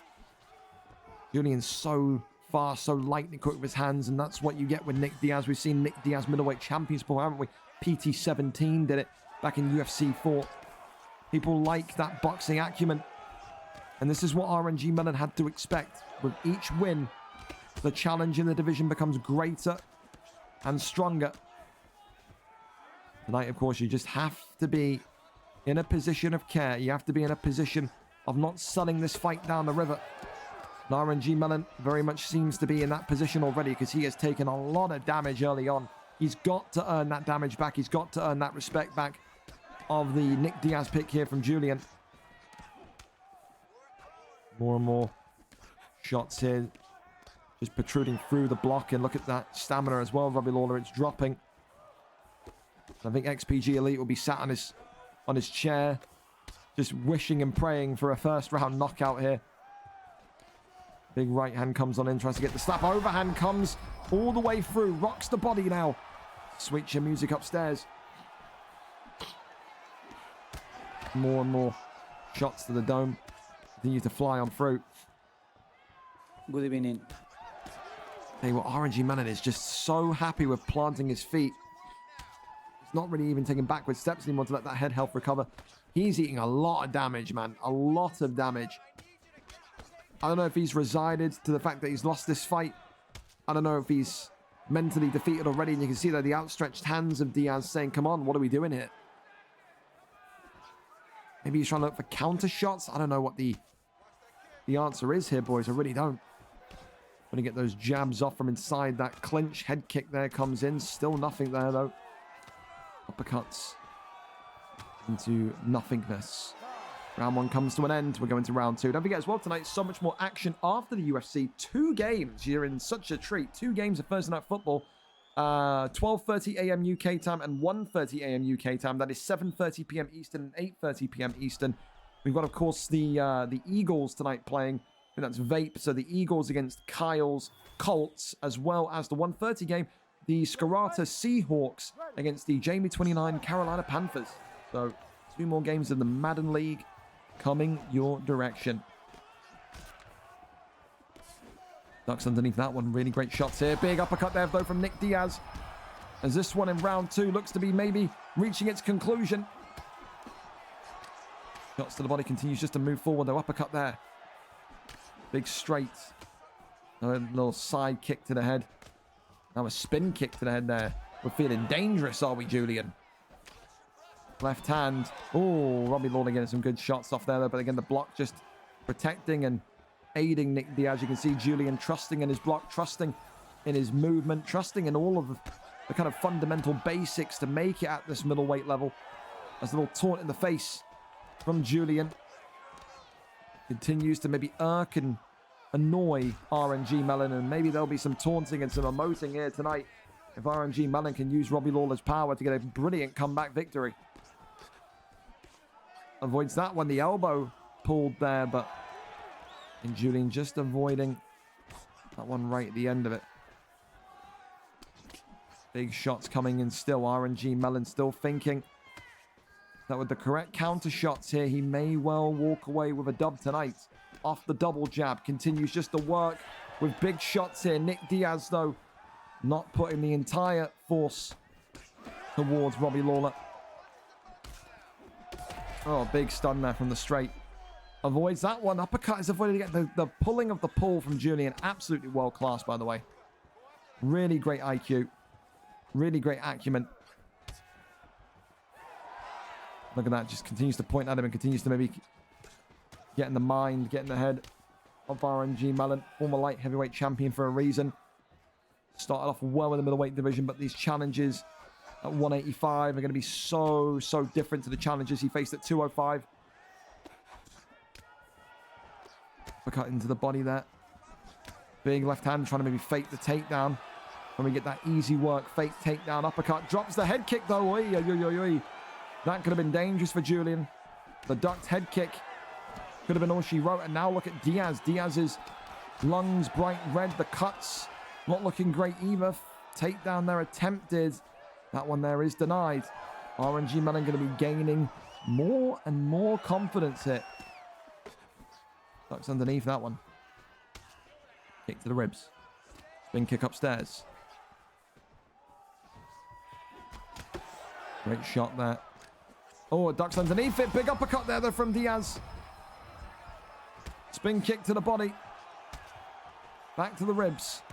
Jumping kick upstairs. Turning takedown though, and RNG Mellon saves himself.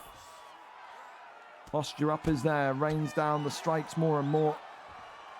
And that is round 2 in the books. Nick Diaz though is edging closer and closer towards a 2-0 record. RNG Mellon 2 rounds down.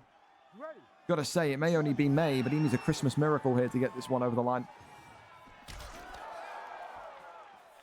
Can he find the right timing? Nick Diaz continuing just to pour pressure on and just continuing to tap at the dome of Diaz. And there's those turning takedowns again. RNG Mellon seems to think to himself tonight, if he wants to get the win with Robbie Lawler, he's got to go a little bit unconventional. He's got to go a little bit ground and poundy with Robbie Lawler. Do everything that he possibly can to get that benefit. And maybe will RNG Mellon now be sitting here and saying to himself, I should have gone with maybe a bit more of a wrestle-centric pick before the fight started. Goes over into top mount. Look at this though. Good denies here from top mount. Rains down some strikes. Robbie Lawler's dangerous from this position. He's got to be careful here. Diaz there eats a big elbow. If RNG Mellon can get back into that position consistently, he could well steal this fight. Good deny there. Maybe thinking about a submission with Lawler. Julian, though. I'm amazed he's staying down here. There we go. I thought that would be the case. Gets back up to his feet where he's been the dominant fighter. Head health is absolutely flashing for RNG Mellon. He cannot take even a singular strike for that block. Another turning takedown has connected and has landed. And now Neon Belly here. Going to get a couple of shots off. Is Robbie Lawler. This could be maybe a real difficult position. If you're Julian, you know that you've just got to survive and you're probably going to win this fight. But RNG Mellon is finding a way to really put Julian in his place here. It's been a great wrestler's performance from Robbie Lawler, but has it come too little too late? This is going to be a good, even if he does, oh, hang on, back flat. This is not good. If he can get the posture up, that's, oh, in the end, avoids that one, rolls him through into half guard. Crosses now into top mount again. RNG Mellon knows that the clock is his enemy. Julian's stamina absolutely burned. Robbie Lawler's stamina marginally better. Good denies there, though, from Julian, who will now roll him into a Kimura. And this one's going to be put through onto knee on belly. And gets right back down into side control. And he may well just sit here and hold him and contain him. And this is the thing for Mellon. I think this is a good thing. Even if he does lose this fight, it's going to teach him. Try the takedown in earlier rounds. Don't leave it until when you're absolutely on death's door to try and get the wrestling going. Because if he wrestled in the first and second round, who knows what kind of matchup we could have had here. RNG Melon trying to get those strikes going. If you're Julian, you just got to walk backwards, man. I wouldn't even risk it boxing with Lawler with this low stamina. The point is there. And drops him with an absolute straight. That's absolutely gangster, to be fair. Points up and then drops him with the straight. Unbelievable. Spin kick upstairs.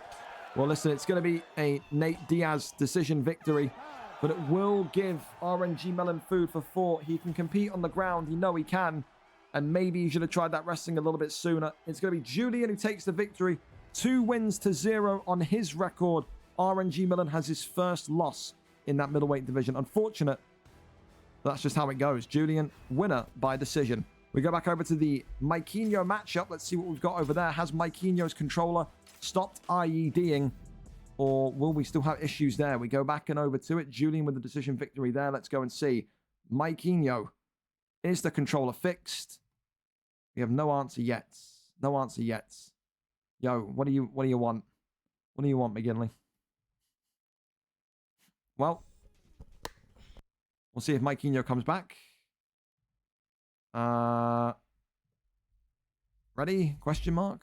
Where are we, Mike? Where are we? The stream is off, Mike. The stream is off. The stream is off. Julian seems like a bell end of a guy. Hey, you got to throw the taunts in, man. Be a little bit showmany. That's how it goes. Need out this weight. Happens, though. Bro, you've lost 1 fight in the weight. Come on. Is the stream up? Not for me. I don't know if Mike... Oh, now it is. Now it is. There we go. Took its time. All right. Well, we have... stability in Maikinho's controller. It's no longer trying to detonate. So that's wonderful. Quantic then for McGregor for Quantic, Conor McGregor. So that indicates to me he's going to be a bit more of a combination artist, a striker, a power puncher, a sniper, a sharp shooter. He's going to need to show us some takedown defense though tonight. Maikinho, the American in the black with Nate Diaz, Quantic A or Quantic I, however you pronounce it. The debutant tonight in the lightweight division, with McGregor in the green. And I mean, listen, it's a difficult prospect in itself to go against Maikinho. UFC 4 lightweight champion, was a long stay competitor in the featherweight division across UFC 4 and 5 as well. He prides himself as being one of the best kind of folk style controlling point wrestlers that there is in the league. Tonight, though, literally looking like he wants to go a bit more jiu-jitsu based if he's going to go with that Nate Diaz pick, because there's that guillotine immediately off the cage. And is Quantic going to be able to get out of this one? Flips him over into top mount, and this is where Maikinho begins to take the surgical gloves off, take the shoulder pads off, and just relax and say to himself, "You're in my domain now." Good deny though from Quantic. It's going to be all about Quantic and his ability to get back up. If he can consistently stall and stop Mike's momentum with this wrestling and this takedown ability, then he will be absolutely fine. But it's easier said than done against the talented North American. Tries to maybe crossover, gets that one denied though, goes for the get up, and Quantic not able to get out of there yet, and now using the power transition into stack guard, pushes him away though. And then side control, that one there is denied by Mike, grabs the ankle. Right back onto the feet we go. Hands behind the back here, a little bit of showmanship from both of these two. Don't worry, don't talk me Quantic now. saying, "You won't hit me."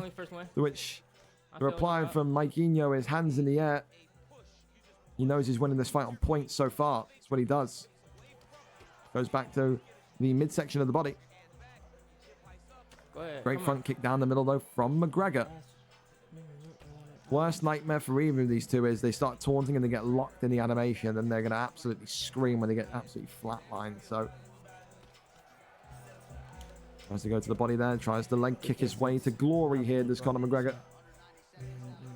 Quantic just shifting and circling around the Diaz brother here. Beautiful shots continue to come forward. Now reaches to hand the heat kick, trying to send him backwards. Jab Loy.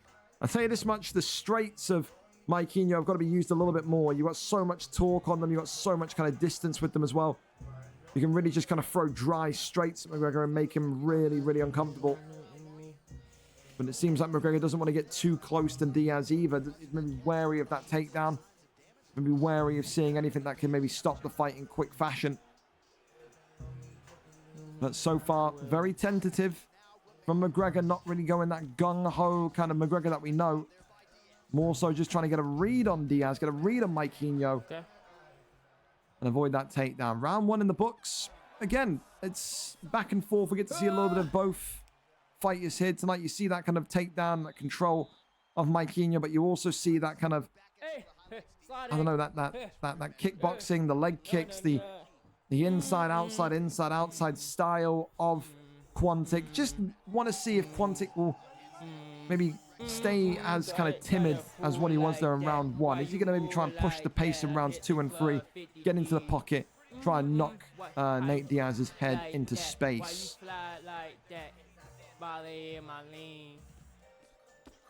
Big shot there already. Onto the right-hand side. Uppercut there. Brilliantly timed, brilliantly placed. Just continues to let the left hand go. And now look at this. Maikinho in the pocket doing more damage than what you'd think we usually see from him. Great uppercut and straight and left hand again. Big one down the pipe. More and more shots coming in. Left hand again. McGregor, though, goes low, goes high. Great level changes from Conor. Quantic having his back taken and suffocating him down into the rear naked choke position. And now here we go. Can he make the read of the shimmy? Is the question. And the rear naked choke, is it going to go in? Yes, it is. Quantic not reading that one. And that is a good 90% of the bar gone. And now look at this, even better. Back flat there. Rolls through. Is he going to think about another submission? No. Maikinho postures up, rains down the strikes here. Quantic avoiding too much of that. Now, can he get back to his feet? Can he do it? There is denied. Seems to work the little taps to the dome, gets him back into full guard here. Posture up is there once more. Power transition into stack guard and then uses that to get right back over into side control. Gives up his back though, does Conor. Realizes quickly the mount there is denied. Maikinho can't get the denied to the right hand side. Posture up there. Another power transition straight back into top mount once more. Posture up, brains down, the ground and pound. There's Maikinho. Couple of big shots there. Gets the deny. Brilliant work from Mike and the triangle choke. This could be all that she wrote here. It's a submission that Maikinho is very, very comfortable in. He gets the first deny. And he's going to lock this one in. And that's going to be all she wrote for Quantic.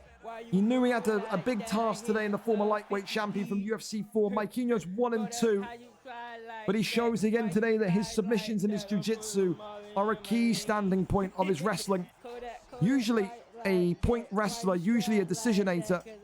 But tonight gets a round 2 submission with his Nate Diaz pick. A wonderful, wonderful professional performance from Maikinho tonight. For Quantic, commiserations. Welcome to the league. Hopefully not every fight is going to be against someone like Maikinho, which is just like, I don't know, just so dominant on the ground, isn't he? Up next, though, we go on over to it. Taylor V against Ashi Higger. Also, someone that is brand new. We'll see if Ashi's here or if Ashi's not here. We cross our fingers that he is. Of course, tonight, though, Taylor makes his debut in a new division. The 145 division is where he will now call home. 0-0 for him. 0-0 for Ashi. We know all about Taylor, but what do we know about Ashi? That's the big question. I wonder.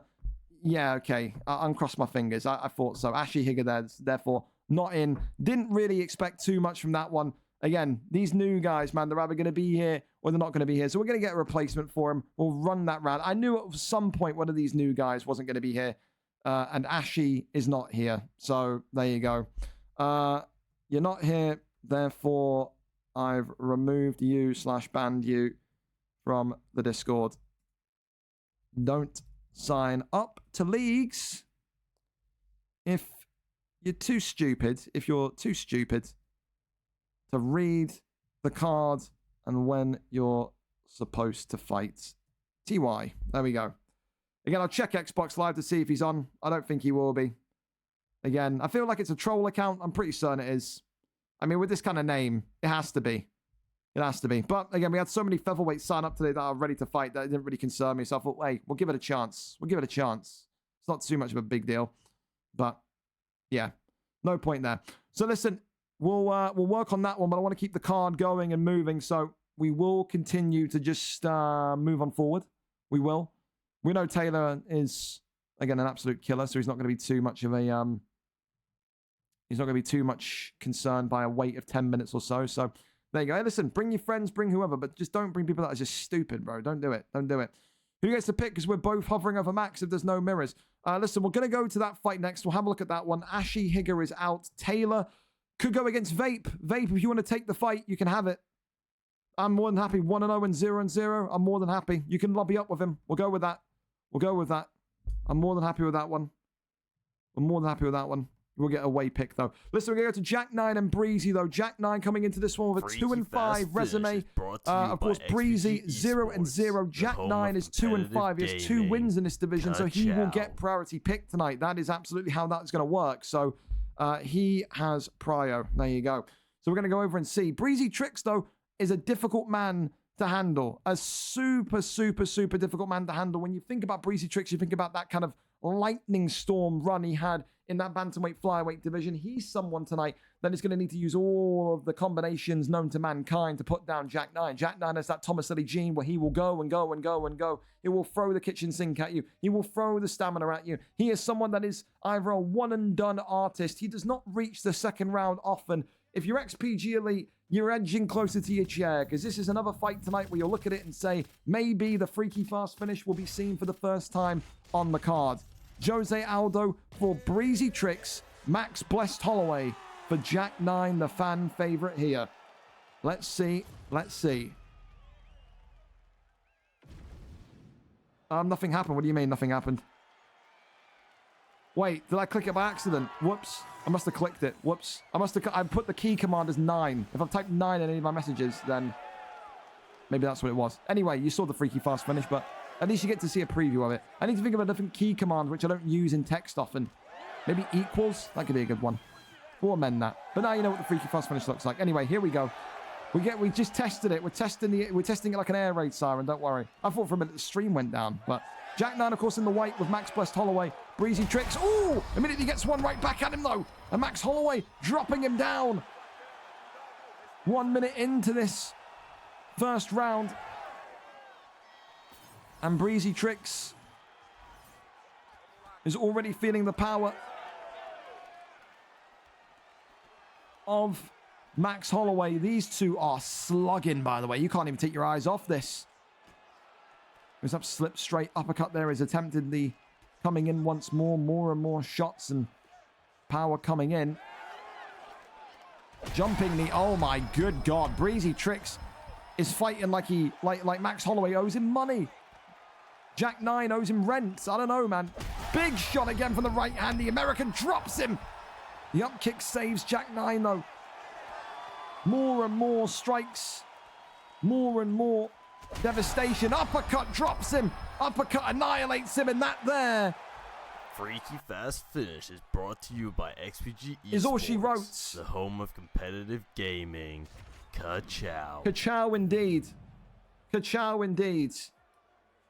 There you have it. A round 1 stop for the first time tonight. Breezy gets it done. And what a way to make your entrance into that stacked featherweight division. Hell of a fight. Hell of a war. Breezy Tricks is firmly back. Oh, yes. Unbelievable. Congratulations to Breezy. Up next, though, listen, we go back over and now have a look with Taylor and Vape. Taylor and Vape, have they ever fought before? It's the big question I have. Taylor and Vape, Vape and Taylor. We've only seen Taylor in a couple of fights. Like I say, a couple, like it's not 24, but we need to see if it's a rematch or not. Arrow, Jake, McLovin, Don Cotton, Shermer, Panda, Falcon, Hitters, Salmon, Gazito, Tormenta, Lagout, Seller, Viper, Kyle, Sam, Niven, Logan, White Chuck. Never fought before. Absolutely wonderful stuff. Here we go. This is the replacement fight in the prelims now.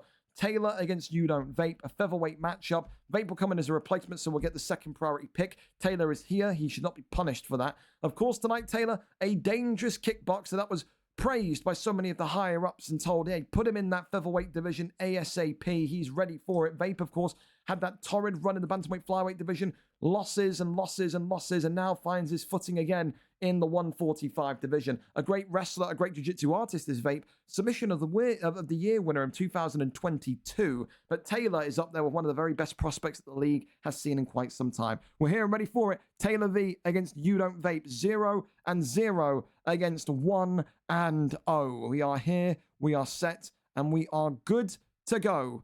Brian Ortega against Max Blessed Holloway. There we have it, there we have it. Oh, Lightweight, says Ali. Listen, relax. that is actually sick. That's fine. Hey, you're absolutely Gave me a fine, man. wrestler on the Can't first strike up here. Going to see nothing featherweight but Gastel and picks from now on. That's fair. Message my opponent, no response so far. Well, listen, I'm hoping I'm going to tell Ozzy to go and check in on him. Can you check up on fight. Kiko, That is please? so dirty. Because I need Gringo, I to can't make believe sure you've gave me a he's wrestler on my he's first featherweight fight. 100% here. Well, listen, we're going to go into this one. We're here, we're set, we're ready to go. Let's see who comes away with victory. Glove touch and we're off. Brian Ortega against Max Blessed Holloway You cheeky here fraud. tonight. I can't even use the O key and the 9 key to type because they are they're binded to effects. So, of course, Vape tonight with Brian T. City Ortega. Not really an out there pick for Vape. He knows all about kind of using submissions, using that ground game to really kind of impact his opponent. He's someone that really, really wants to kind of sit there and smother you. He doesn't want to be involved in gunfights and firefights. He's got a rare knockout of the night victory a couple of weeks ago, but look at this already. Taylor is storming towards him, and look at that, the body drop there from Taylor. This is why people said he needs to be in this 145 division. He is absolutely teeing away with Max Blessed Holloway here. And this is the kind of talent you're going to find at 145. More and more shots to the body now, as Vape's Ortega is also split wide open. Taylor just controlling the pace and the space in the octagon. Oh, uppercut drops him. Max Holloway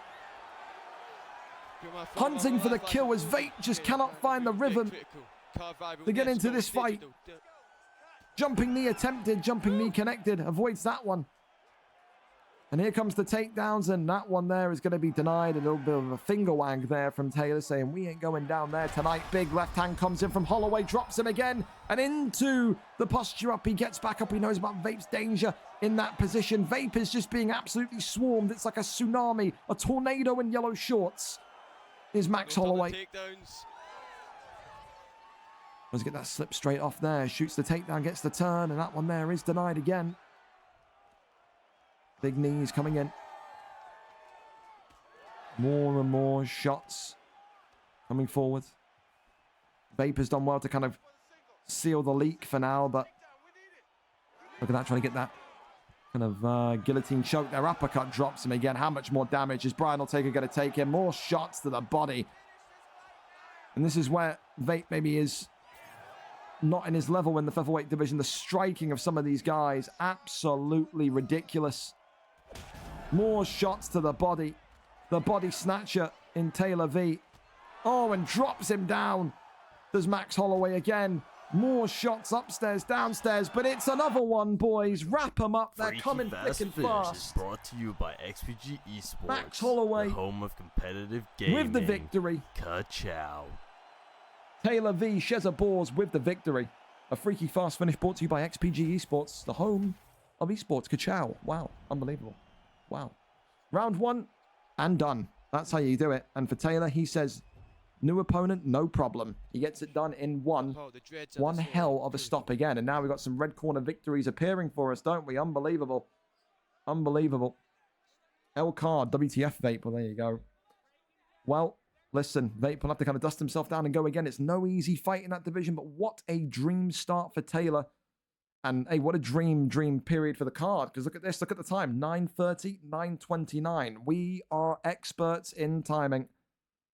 Well, I hope he is, man, because I kind of put him in because you vouch for him.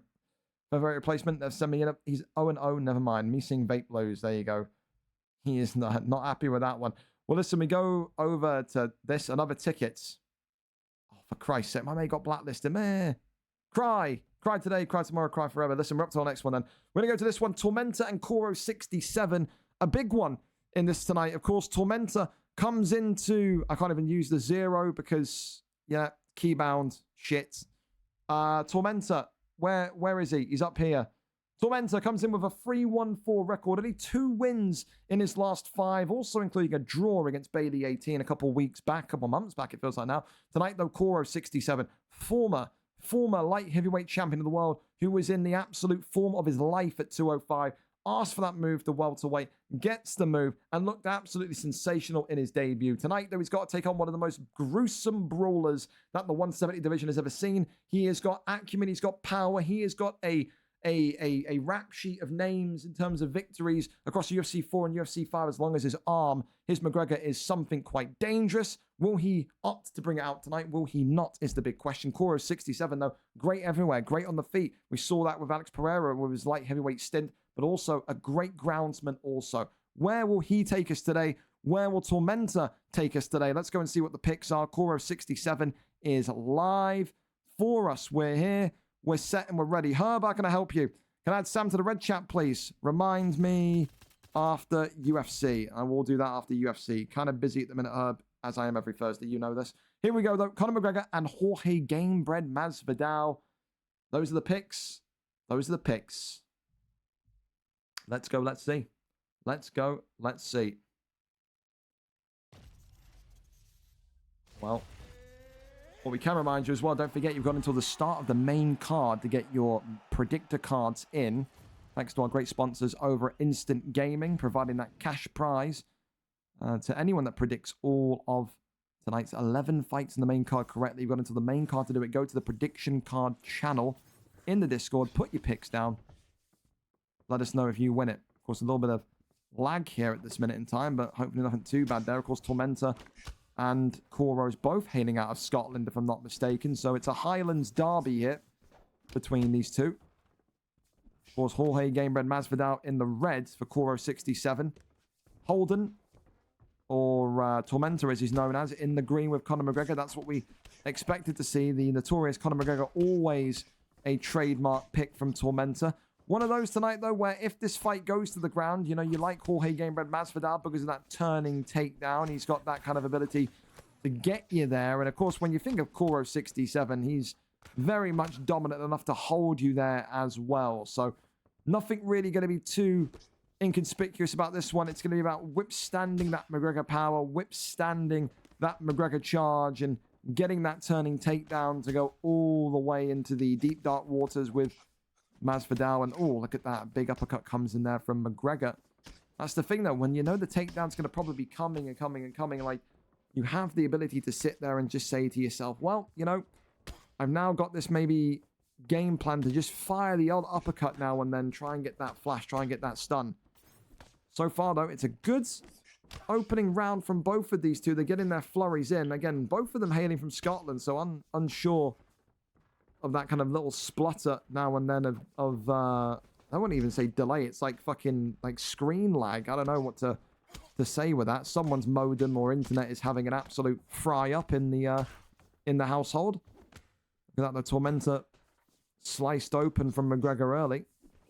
Uppercuts there, teeing off left and right. Of course, Tormentor, one of those kind of future Hall of Fame names, isn't he? He's just so known for his work in UFC 4. He just needs a kind of good streak, a good spree in UFC 5, and he would very much be up there as one of the kind of great knockout artists of this kind of generation. Tell you what, though, when you talk about someone like Kruegerr 67, who has just gone through the ringer, gone through all that development, to now be here and potentially fighting to get his record to 2-0 in the welterweight division, you have to wonder what could be next for him. He feels like his ceiling is the lightweight division. If he continues to improve as he has, you know, the sky's the limit. People said the same about Viper RKO TTV.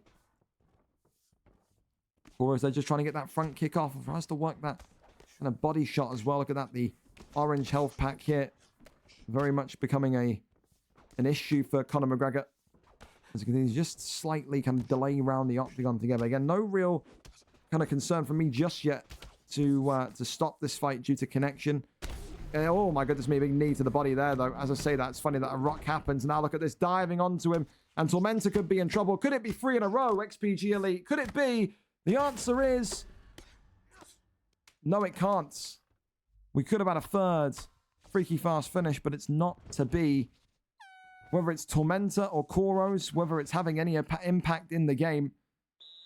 Clearly, you can see that kind of little disjointed kind of splurt of screen freeze is, or not even screen freeze, but kind of like delay. We have it on Madden. It's the same thing. The same thing that's happening here is the same shit that happens in some of my plays when I snap the ball in Madden.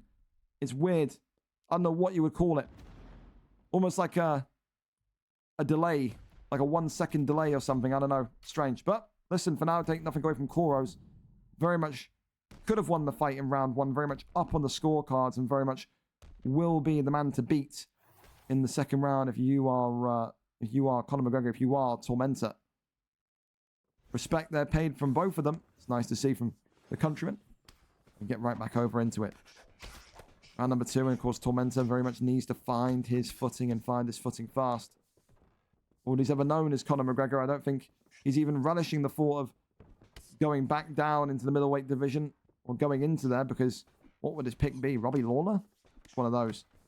Of course, though, listen, there's so many great competitors in this welterweight division that I think, again, when you think 2 wins in this last 5 doesn't sound great, adding that draw doesn't sound great, but it's one of these guys in Tormenta that just always wants to be at that exceptional level, always wants to try and prove himself, to be ready, to be kind of there, relevant for maybe title pictures or those big fights. It's not gone his way the last couple of months, but he will be confident and competent enough to get this one back into a positive position. I still think he's one of the most dangerous strikers in the welterweight division. I really do. Continues though just to try and deal with Koros in this kind of fashion. And the doctor's going to come in here. The fight won't be stopped though.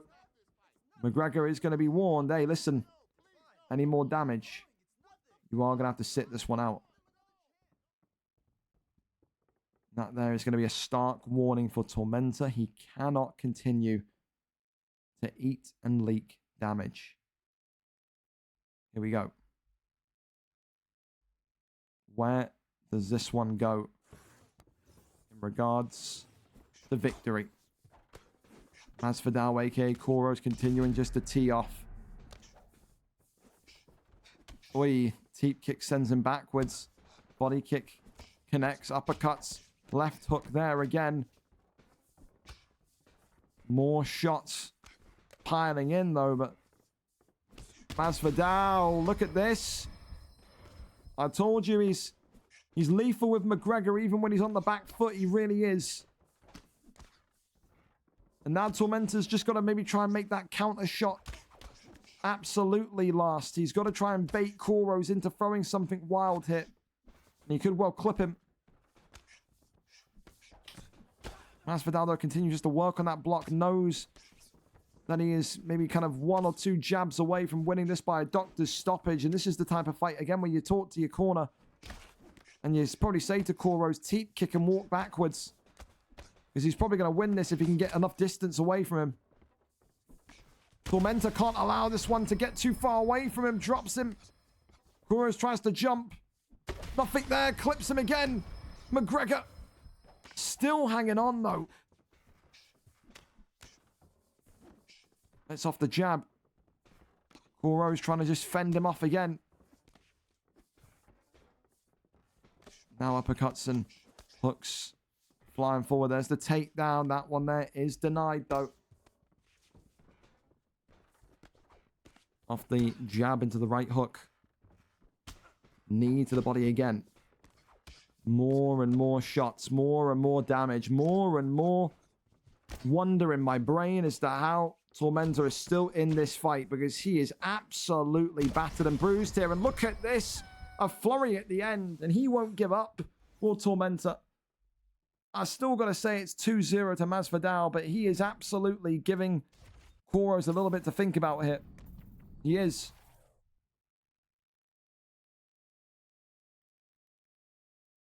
Third and final round. Wild, unreal, unbelievable. Ducks the head kick. Oh, dear God. That's never good. I can't even get hype about it anymore because I've seen it happen to Reese so many times. I get sad when I see it. Big knees inside the clinch. Swings on round. Uppercut connects again. McGregor has got to really circumnavigate this.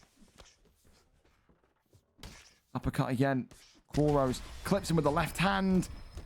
And Conor McGregor still won't go down, man. What is this block made out of? Titanium.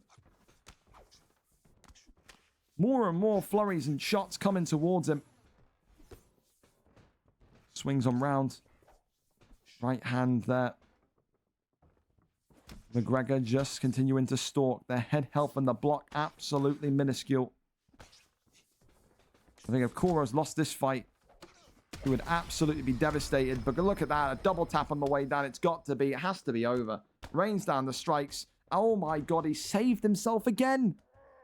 And top mount into an arm triangle. And Kruegerr's hit. Oh my God. Hang on a fucking minute. Why is he... Oh, you've got to hold RB. You've got to keep holding RB, Tormentor. He sold it because he let go of RB. Oh my God. Yeah. He was letting go of RB and it was letting the bar recharge. I can't believe it. He could have choked him out, honestly. Oh no.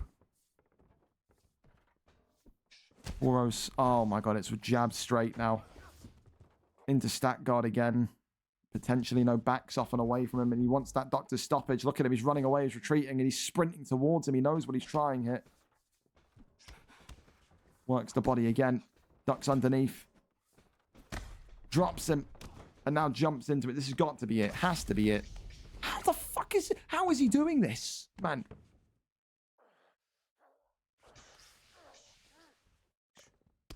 If Tormentor wins this fight, the house may have to be woken up. Rains down the strikes hit. No. Goes back. Even if he gets to a decision, it's valiant, isn't it? And now here we go. Part 2 of the arm triangle. Denied. RB and then sub. RB and then sub. Okay, he's got one in. It's not going to be enough. I think Kruegerr has hung on one enough. I mean, fair play, though, to Tormentor, man. All that damage to survive it, to get to a decision, maybe even win the third round. Valiant. But it was just too much damage inside those opening 2 rounds. For me, I've got this one 2 rounds to 1 for Kruegerr, but I've been wrong before. Goes the distance. Fair play to Tormentor. We're not even going to get to see the decision or hear it. Kruegerr, of course, wins it. The decision, of course, maybe a 29-28, you'd probably say. I think it's fair to give Tormentor at least that final round because of the locked-in sub, but I guess we'll find out on the scorecards if we get to see them, of course. But, I mean, can't argue with the stats. 67 out of 159 significance, 107 for 306. 30-20. Wow. Wait, they gave McGregor maybe Masvidal a 10-8 in round 3. It's a little bit harsh, bro. That's harsh. That's harsh. Well, unanimous. And it is what it is. Kruegerr 67 wins on decision. But at least Tormentor can hold his head up high and say, I went the distance there. I kept that one competitive. I kept that one alive. Well, I mean, it seems like, yeah, no, I gotta get Devil Monkey out of there. Devil Monkey's been hacked, so give me a minute. I gotta get Devil Monkey's account gone. I've got to unblock. Dude, this is the most stupid system, by the way, ever. You have to unblock someone to literally boot them. Most stupid shit I've ever seen. Don't click links you get on Discord, man. Some of you are so stupid. You click links on whatever fucking shit you get sent. Don't click links. Is he gone? There we go. He's gone. Fantastic. All right. Quantic. That's fine. Vape. Going to go and contemplate life for a bit. I'll let you know when I'm ready to jump on comms. Well, there you have it. For now, listen, we don't know where Kiko Hunch is. We don't know if he's here. Of course, he was supposed to be coming in on the vouch of Aussie Kid. He is not here. So if anything, if I was Aussie kid, I'd be a little bit pissed off because your boys probably made you look like a bit of a dickhead. I can't lie. I mean, I don't think you're a dickhead, but your boys made you look that way. I can't lie. So, we may need a replacement there because I don't think Showtime is home yet. I mean, we'll give one more kind of ping to Ryuk or Kiko. I know Ryuk's here. If Kiko isn't here, Ryuk, I'll get you a replacement. So, we'll see. But, yeah, I was told, get this dude in. He's solid.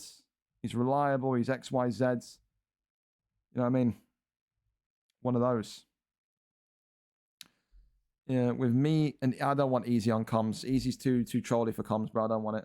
I don't want that. Nah, I'll pass on that one. I don't want to do that. I don't want to have to try and fucking babysit Easy on comms. He's too trolly. I don't want to deal with that.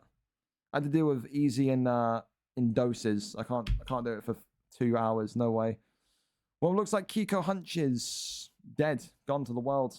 So we will get a replacement. And again, I don't blame Aussie. Let me just make that clear. But just shows you, not everyone can read. Not everyone. I messaged this Kiko Hunch guy as well. Look, I'll show you.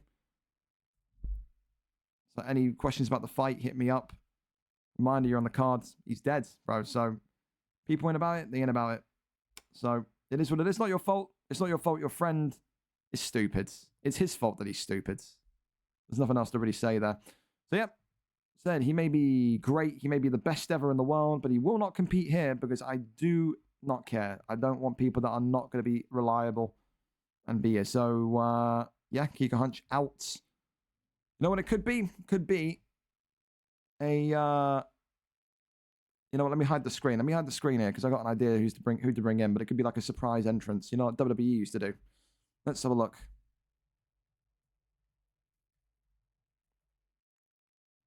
I hope I'm not clicking the fucking commands randomly.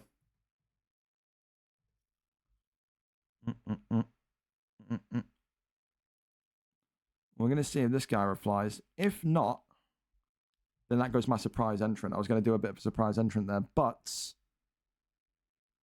we could pull in Jakey B. See if Jakey B wants to fight, unless Jakey B's doing 1v1 me shit. I don't know. We can ask Jakey. Jovi Rami is unattainable. We know that. Let's ask Jakey. See if Jakey's here. Wait. Want to fight?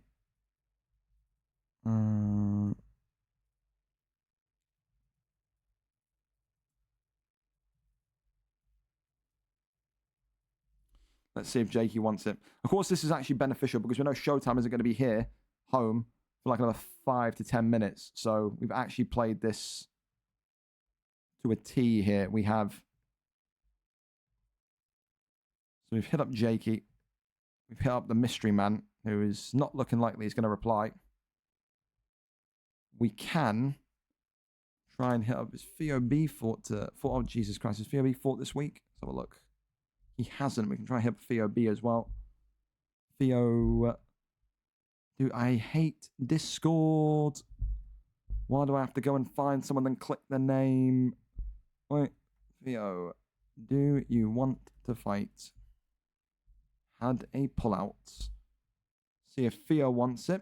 Other option. We got multiple options to be fair, which is quite nice. Can't give it to Zukans. Can't give it to Aaron. When now, yes, Theo's replied. The Theo against Ryuk, which I'm not opposed to.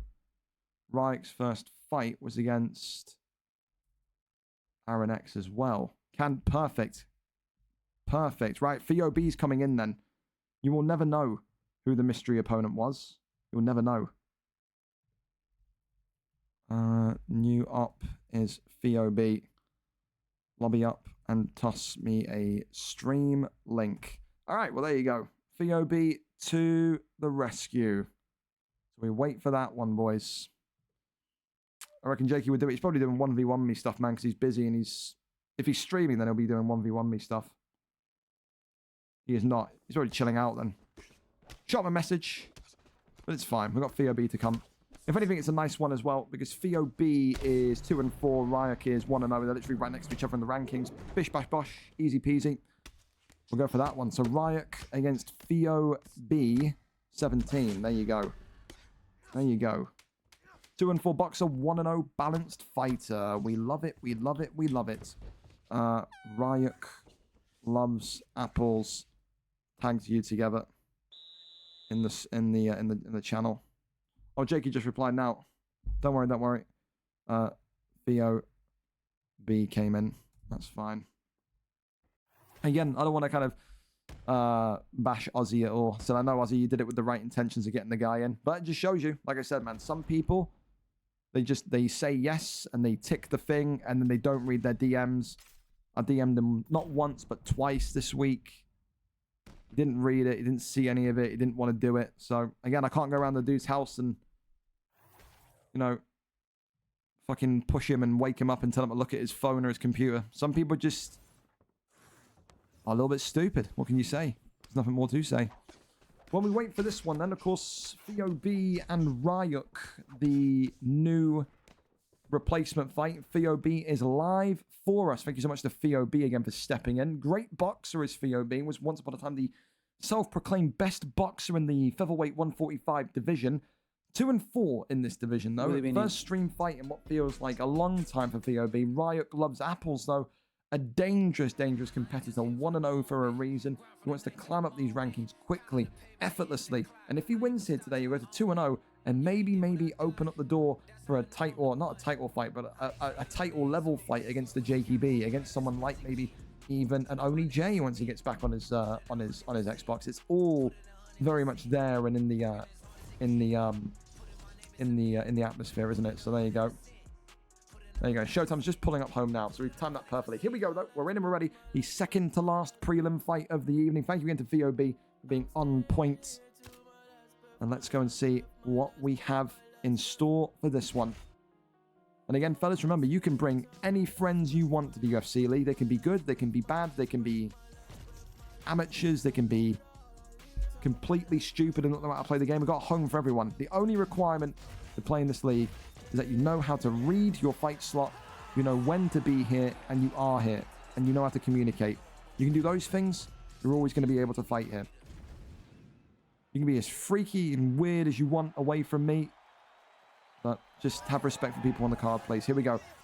Umar Nurmagomedov in the red against Sugar Sean O'Malley in the bright pink. Of course, VOB coming in with Sugar Sean O'Malley tonight. It really fits his style well. I love the O'Malley pick for, I mean, any of these bantamweights will love O'Malley because, again, he's got that length, which we know that Theo is operating well with in that 145 division back in the day. But also on top of that, he's got that sharpness about him, does VOB. And that's something that you need to stop an Umar Nurmagomedov. And, of course, when you see that Nurmagomedov name, you're thinking about wrestling, you're thinking about all of it. But look at this, VOB has started off excellently, got that first kind of stun on Ryuk loves apples there.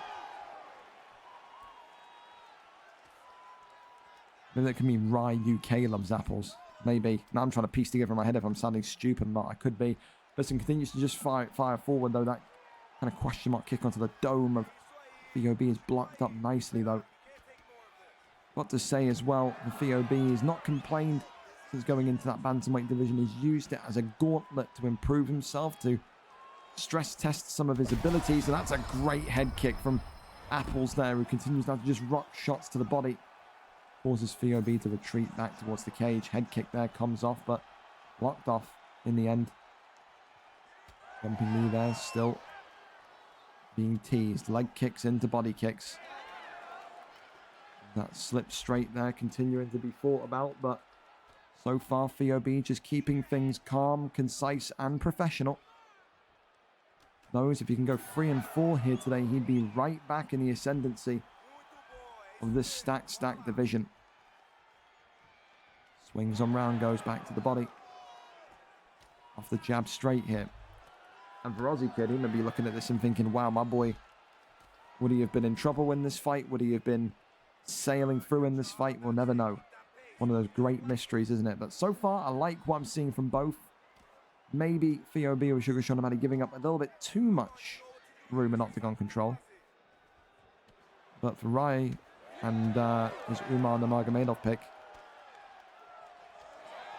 I like it, but I also don't like it. I feel like, when is the wrestling going to come? Will the wrestling come? Because right now he's using him as a kickboxer, using those heavy body kicks to try and maybe move the chains a little bit of Sugar Sean O'Malley.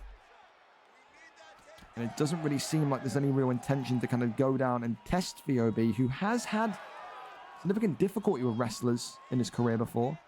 Featherweight, lightweight.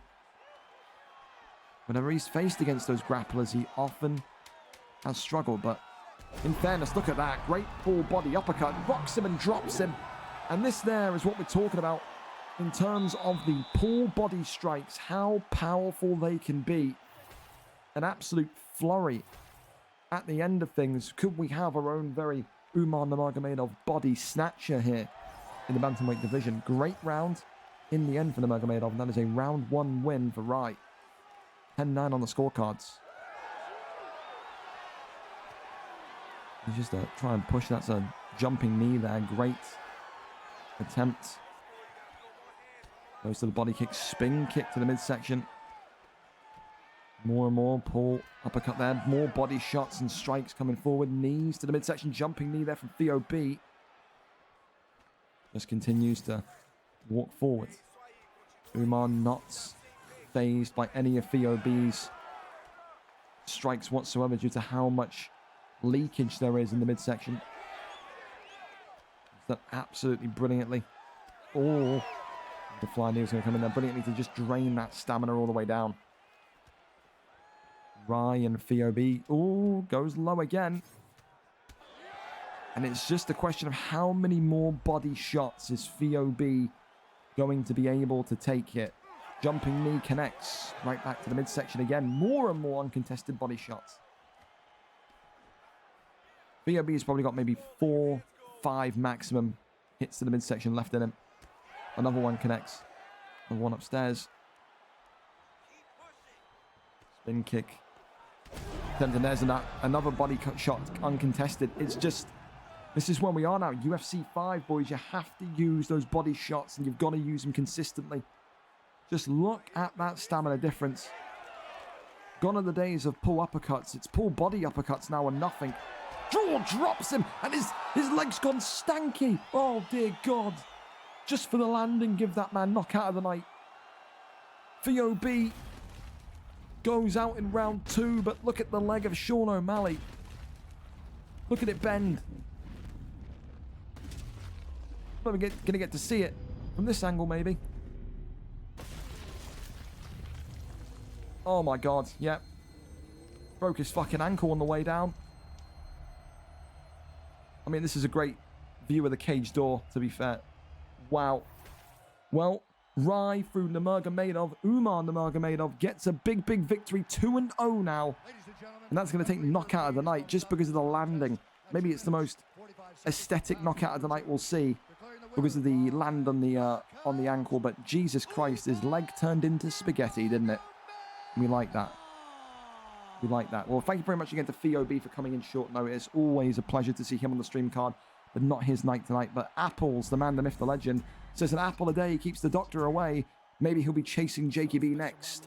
Who will it be for the 2-0 contender? Good for him. Congratulations and all the best for your future fights. We are going up then to our final prelim fight of the evening, and we're going to get this pinged as well. Remember, get your prediction cards involved and get them in before the start of the main card. Remember, you have a chance to win a free cash prize from our sponsor, Instant Gaming. All you've got to do, click the pin, look at the picture, tell me who wins each fight. You don't need the round, you don't need the method, you just need to tell us who wins. If you get all of it correct, cash prize in your PayPal by tomorrow morning from our great sponsors.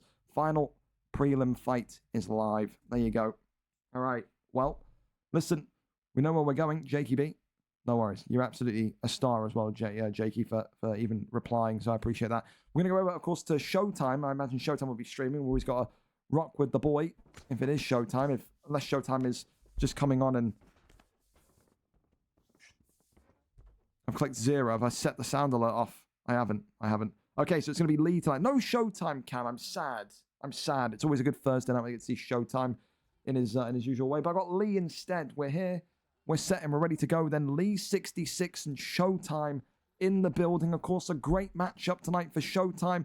He comes in tonight in a little bit of negative form. 4 fights, 4 losses in a row for the once upon a time great lightweight former champion for Lee 66, who ruled over this division once upon a time. 2-0 since his move, chasing 3-0 tonight. Paul Felder against Conor McGregor. That there is quite the pick. Paul Felder in the red trunks for Showtime. Conor McGregor for Lee 66. A bow of respect here. Lee 66 knows that this is one of the great icons of the game, one of the great icons of the sport in Showtime. The first ever BJ Penn lightweight champion in UFC 4. One of the first ever men to bring Nick Diaz to glory in general. But he is a man now that has, oh my goodness me, already stunned Lee 66. And this win streak of Lee could be over before it even started. Remember, Showtime on a 4-fight losing streak, but do not put that into the same breath of his game being off. His pressure game is still up there, one of the most incredible in the 155 division. You have so many of the division rooting for Showtime because he gives you that Stephen Wonderboy kind of vibe of just being the people's champion. Stuns Lee again here. Lee 66, there has to be the villain today. If he wants to continue to climb these lightweight rankings, he has to put down the crowd favorite. He can't allow himself to be plagued by emotions. Great big flying knee there from Showtime though. Head kick comes off. Lee 66 now struggling to peel away from Showtime's pressure, and this is why he's so difficult to beat. This is why when you get a victory against Showtime, it feels like it's an achievement, it's an award, because you can just survive this constant barrage in the 155 division. Goes back low, goes up high. Lee 66 getting shots into the body of Paul Felder. Great head movement there, though, from Lee, and now the elbows coming out. The Welshman in the top right of your screens, locked into a trance of concentration. He's been regarded in one point in UFC 4 as knee 66 because of his knee bowing, HUD 66 because of his HUD watching, and he wants to be winner 66 tonight. Showtime continues just to rain down the pressure. Big shots now coming from Conor though. Oh, nearly goes right into a McGregor uppercut. Showtime's going to let that head health recover. Has to. Lee 66 is doing a great job fighting off the back foot against the cage. Oh, clips him with the right hand though. Paul Felder. More upstairs, more downstairs. And look at the body health of Paul Felder. Lee 66 has been a silent assassin in this fight so far, just mincing the body of the Irish Dragon. Knee to the midsection again. Goes low. More and more body shots. Showtime's got to be careful here, boys. He may get body stunned here. May get body knocked down. When you get body knocked down, Neon Belly comes in. When Neon Belly happens, well, that's all she usually writes. Goes back low. Goes back up high, though. Big straight comes down the middle. Body uppercuts once again. Oh, Showtime! Showtime with a second left. Oh, hit the music, damn it. Is brought to you by Oh XPG my Esports, the home of competitive With gaming. 1 second left. Ka-chow. That's the Showtime that we know and love. And that's Showtime back to winning ways. Oh my goodness. The buzzer beater in round 1. Lee 66 loses his first fight in lightweights. But it's not too much of a disappointing loss. He's one of the greatest lightweights to ever do it, is Showtime. And he gets back to winning ways today. What a way to come back into the winning form of things. Congratulations to Showtime. Commiserations, though, to Lee 66. He will not be happy with that one, especially since he was so close with those body stuns. So close. Absolutely nasty, man. Jesus Christ. Another W in NFL. We love that from you, Luke. Well, listen, fellas, for now, make sure you go and get your prediction cards in. Free cash on the line.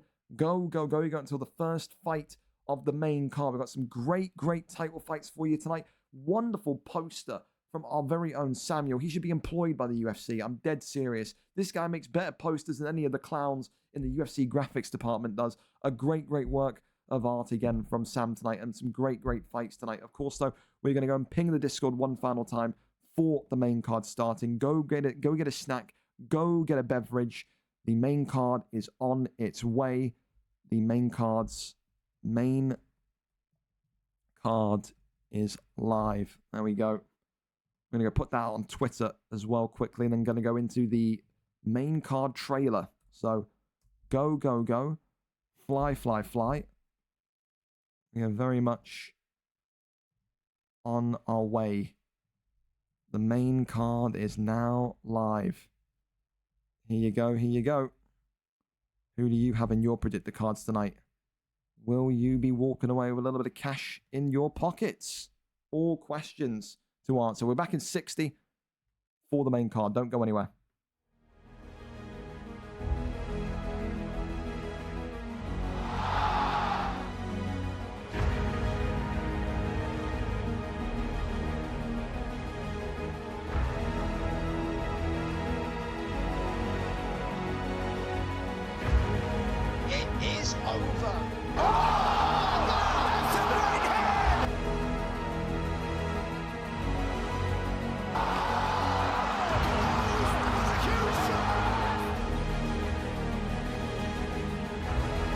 Oh my God!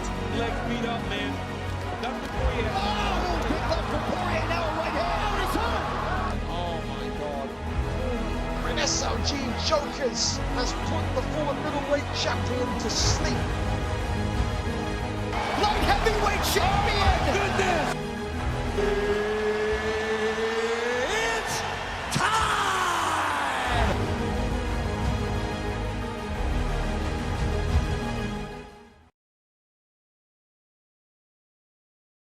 Oh yeah, we're back.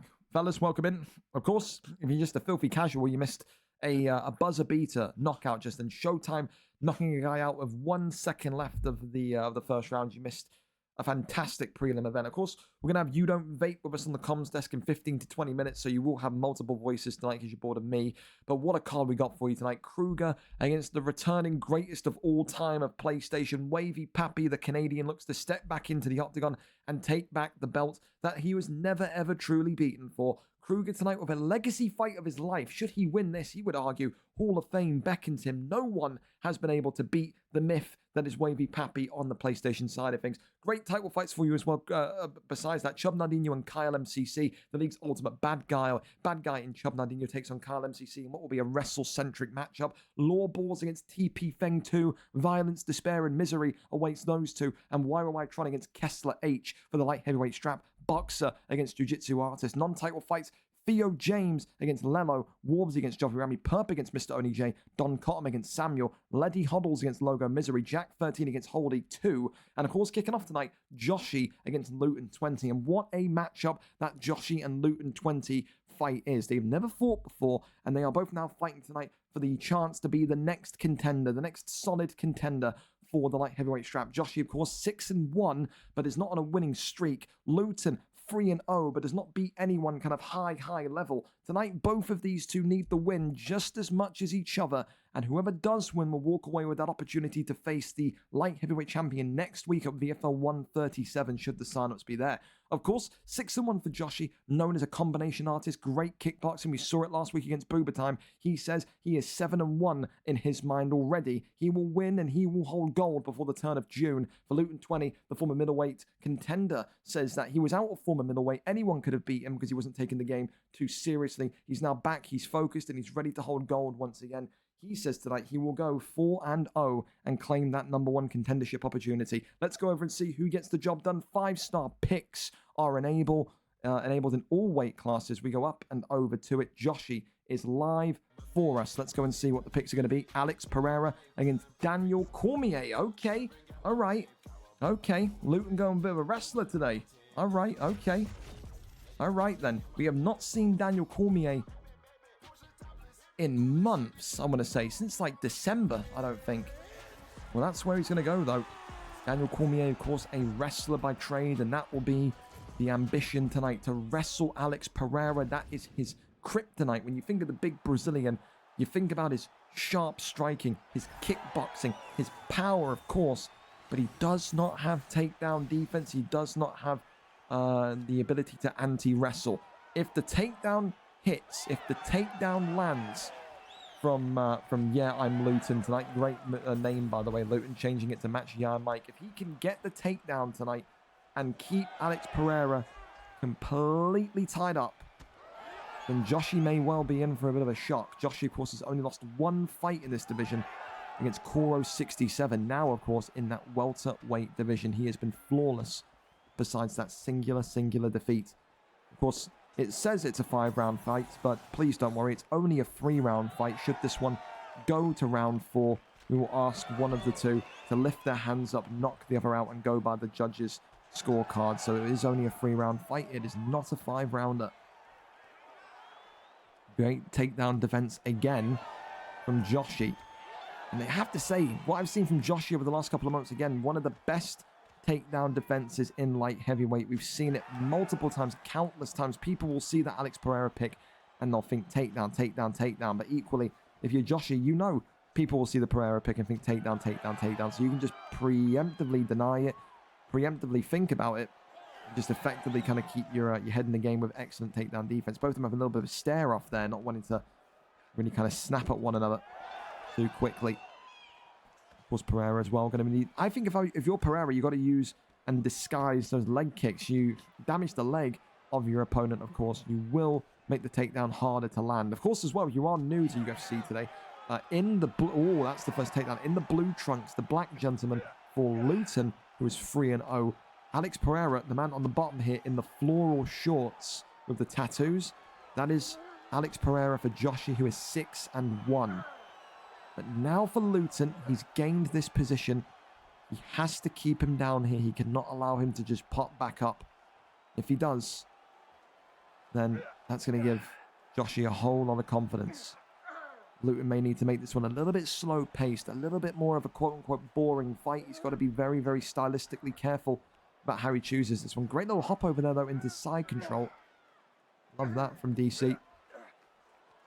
Tries to shimmy back over to the right-hand side. The get-up, though, is denied. Fantastic. Maybe going to be thinking about the submissions. Again, Alex Pereira, what will happen if he gets put into a guillotine? What happens then? Great body shots here from Luton, who just looks to maybe drain that stamina down on Joshi. Rains down the big strikes here. More and more power from DC. Goes over into side control. Sends that one to the left-hand side and tries to maybe cross over. Posture up is there. Rains down the strikes and gets the reversal. But I don't think Alex Pereira is going to want to stay there for too long. Round ends anyway. And as you can see there, Pereira, 12 significant strikes, but it's the 2 minutes for control time for me that's going to get it. I think regardless of the slight increase in significant strikes for Pereira, Daniel Cormier in the blue there has won that round 10-9. And that's exactly, if you're Luton, what you may want to be thinking about doing tonight. Just point fighting, getting your hand raised, and then competing for that light heavyweight gold next week at VFL 137. Of course, VFL 140, not too far away now, fellas. It would be the next mega card. Of course, every 10 cards, 130, 140, 150. It allows everyone at every level of the card to use 5-star fighters. So, the countdown for that very much on its way. Of course, the first card of UFC 5 for VFL was 108. So, we're nearly at the 30 card mark already for this game. How time flies, no? Gets right back up to the feet, though. Look at that. Alex Pereira using his short and sharp punches to just get DC split open nice and early into this second round. Great little slip hook there, though, from Luton. The overhand's now coming in. That's the thing as well. You've got to be careful if you're Luton. You can't have yourself emotionally getting kind of dragged into a brawl. He has to keep this going with the takedowns. Has to keep this going with the top control. But undefeated currently. This would be the biggest fight he's had so far in this division. Rolled through excellently, though, is Joshi. And for Joshi, this is a good kind of litmus test for him as well. This is, you know, this Luton fella was in that middleweight division at the end of UFC 4, competing for gold. He was in the middleweight division at the beginning of UFC 5, when he then went on a bit of a losing streak. Having a performance against Luton tonight, even if he loses, would indicate to him that he is looking middleweight ready. I think that has to be completely clear. he knows as well that he would love to get that move up to 185 and try some of those kind of light and nimble fighters. But a great turning takedown again from Luton, who then gets flipped and rotated. Okay. Don't forget as well, Cormier is burning a lot of stamina through this method of fighting. Get up though is denied. Now looking for maybe that arm triangle. Okay. The first submission being attempted, but then gets right out of that one. Fantastic there from Joshi. Just avoids any significant damage whatsoever. Tries to go back low to the body, goes back upstairs. Level change is absolutely excellent. Another turning takedown. And that's the key right now. I think if Mike or anyone is in his corner, they are going to be telling Luton, keep on turning the takedown. He cannot find an answer for it. Every single turning takedown tonight has landed. He cannot stop him. Gets out of that top mount predicament, though. You don't want to be in DC's top mount whatsoever. Absolutely not. Posture up is here, raining down the strikes once more. Big ground and pound, but avoids that elbow. Posture up is here, rains down a couple of strikes from his side now. Oh, Pereira getting right back up and knowing that this one, 9 seconds left, and Luton's going to just play this one strategically. He's point fighting, and that means he respects the Pereira pick a lot. Of course, he's got 1 round to do it. It's only a 3-round fight. There's a real possibility that you could argue that DC is 2 rounds up to 0. I don't think so, actually, now. I think total strikes and significant strikes outweigh it. I'm going to be an optimist and say 1-1. I do think 1-1. I think the control time wasn't as severe, but maybe as well the more strikes and total connecting. Well, now Luton feels back. Very difficult fight to score. Say that. Takedown denied. No turn added that time. The leg kick comes in there. That one there stopped. You see that. Oh, Pereira. Big pull uppercut there. Luton deviating from the game plan. He's got a... There we go. He's needed to get that turning takedown. He was deep. This is what I said earlier on in the commentary. He cannot fight with emotion. He cannot fight and get this one into a scrap. Although DC's got fast and slick boxing combinations, he is not Alex Pereira. He needs to stick to the plan here. His head deviated a little bit. And that may be the difference between winning and losing this fight on decision. 3 minutes and 36 or 33 seconds left of this third and final round. Luton maybe feeling like that one slip will cost him the fight. He's now trying to bait Pereira into coming towards him. Spin kick to the body. Of course, right now, because of that stun, probably have to argue that if DC Luton, a 3-0 fighter, wants to win this fight, he needed to have won rounds 1 and 2. The only thing that could have maybe saved him around 2 is... Oh, that control time. And you can see Joshua doesn't even want to risk it. Getting to that position. Luton 20. Is he out of there? No, he's not. He survived it. 2 minutes and 22 left, though. How much more can he take? Got to get to backside and gets it. Luton now absolutely dazed, dazzled and confused. Not just because of the headshots, but also because of that stamina. The stamina now in favor of Pereira. Wouldn't it be something if we got a Pereira submission? Hang the hell on. That one there, though, not able to happen. Pops out of that one. Posture up is there. Pulls him back in. Tries to get the flip into full guard and gets it. 1 minute and 10 seconds left. The only hope for Luton, if he loses this round, is that he's won rounds 1 and 2. Does he believe he's 2 rounds up? Will he be knocked out? Will Pereira feel like he needs to go for broke here? He's definitely won round 3 as Joshi. 10 billion %. 32 seconds remain, of course. This is only a 3-round fight, so after this fight, or after this round, if it continues to survive, we'll ask someone to put their hands up, take the knockout, and then show us the scorecards. Oh, clips him. More and more shots here. Joshi, overhand drops him, and against the cage. Is this going to be it? No, it goes to decision. That is, if you're listening, I need one of you to lift your hands up, knock the other one out, and then it will go by the judges' scorecards, please. This fight is over. There will be no round 4 and 5.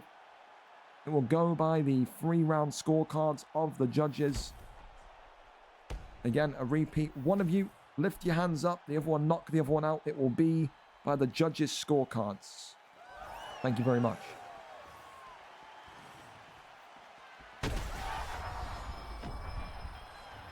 There we go. Okay.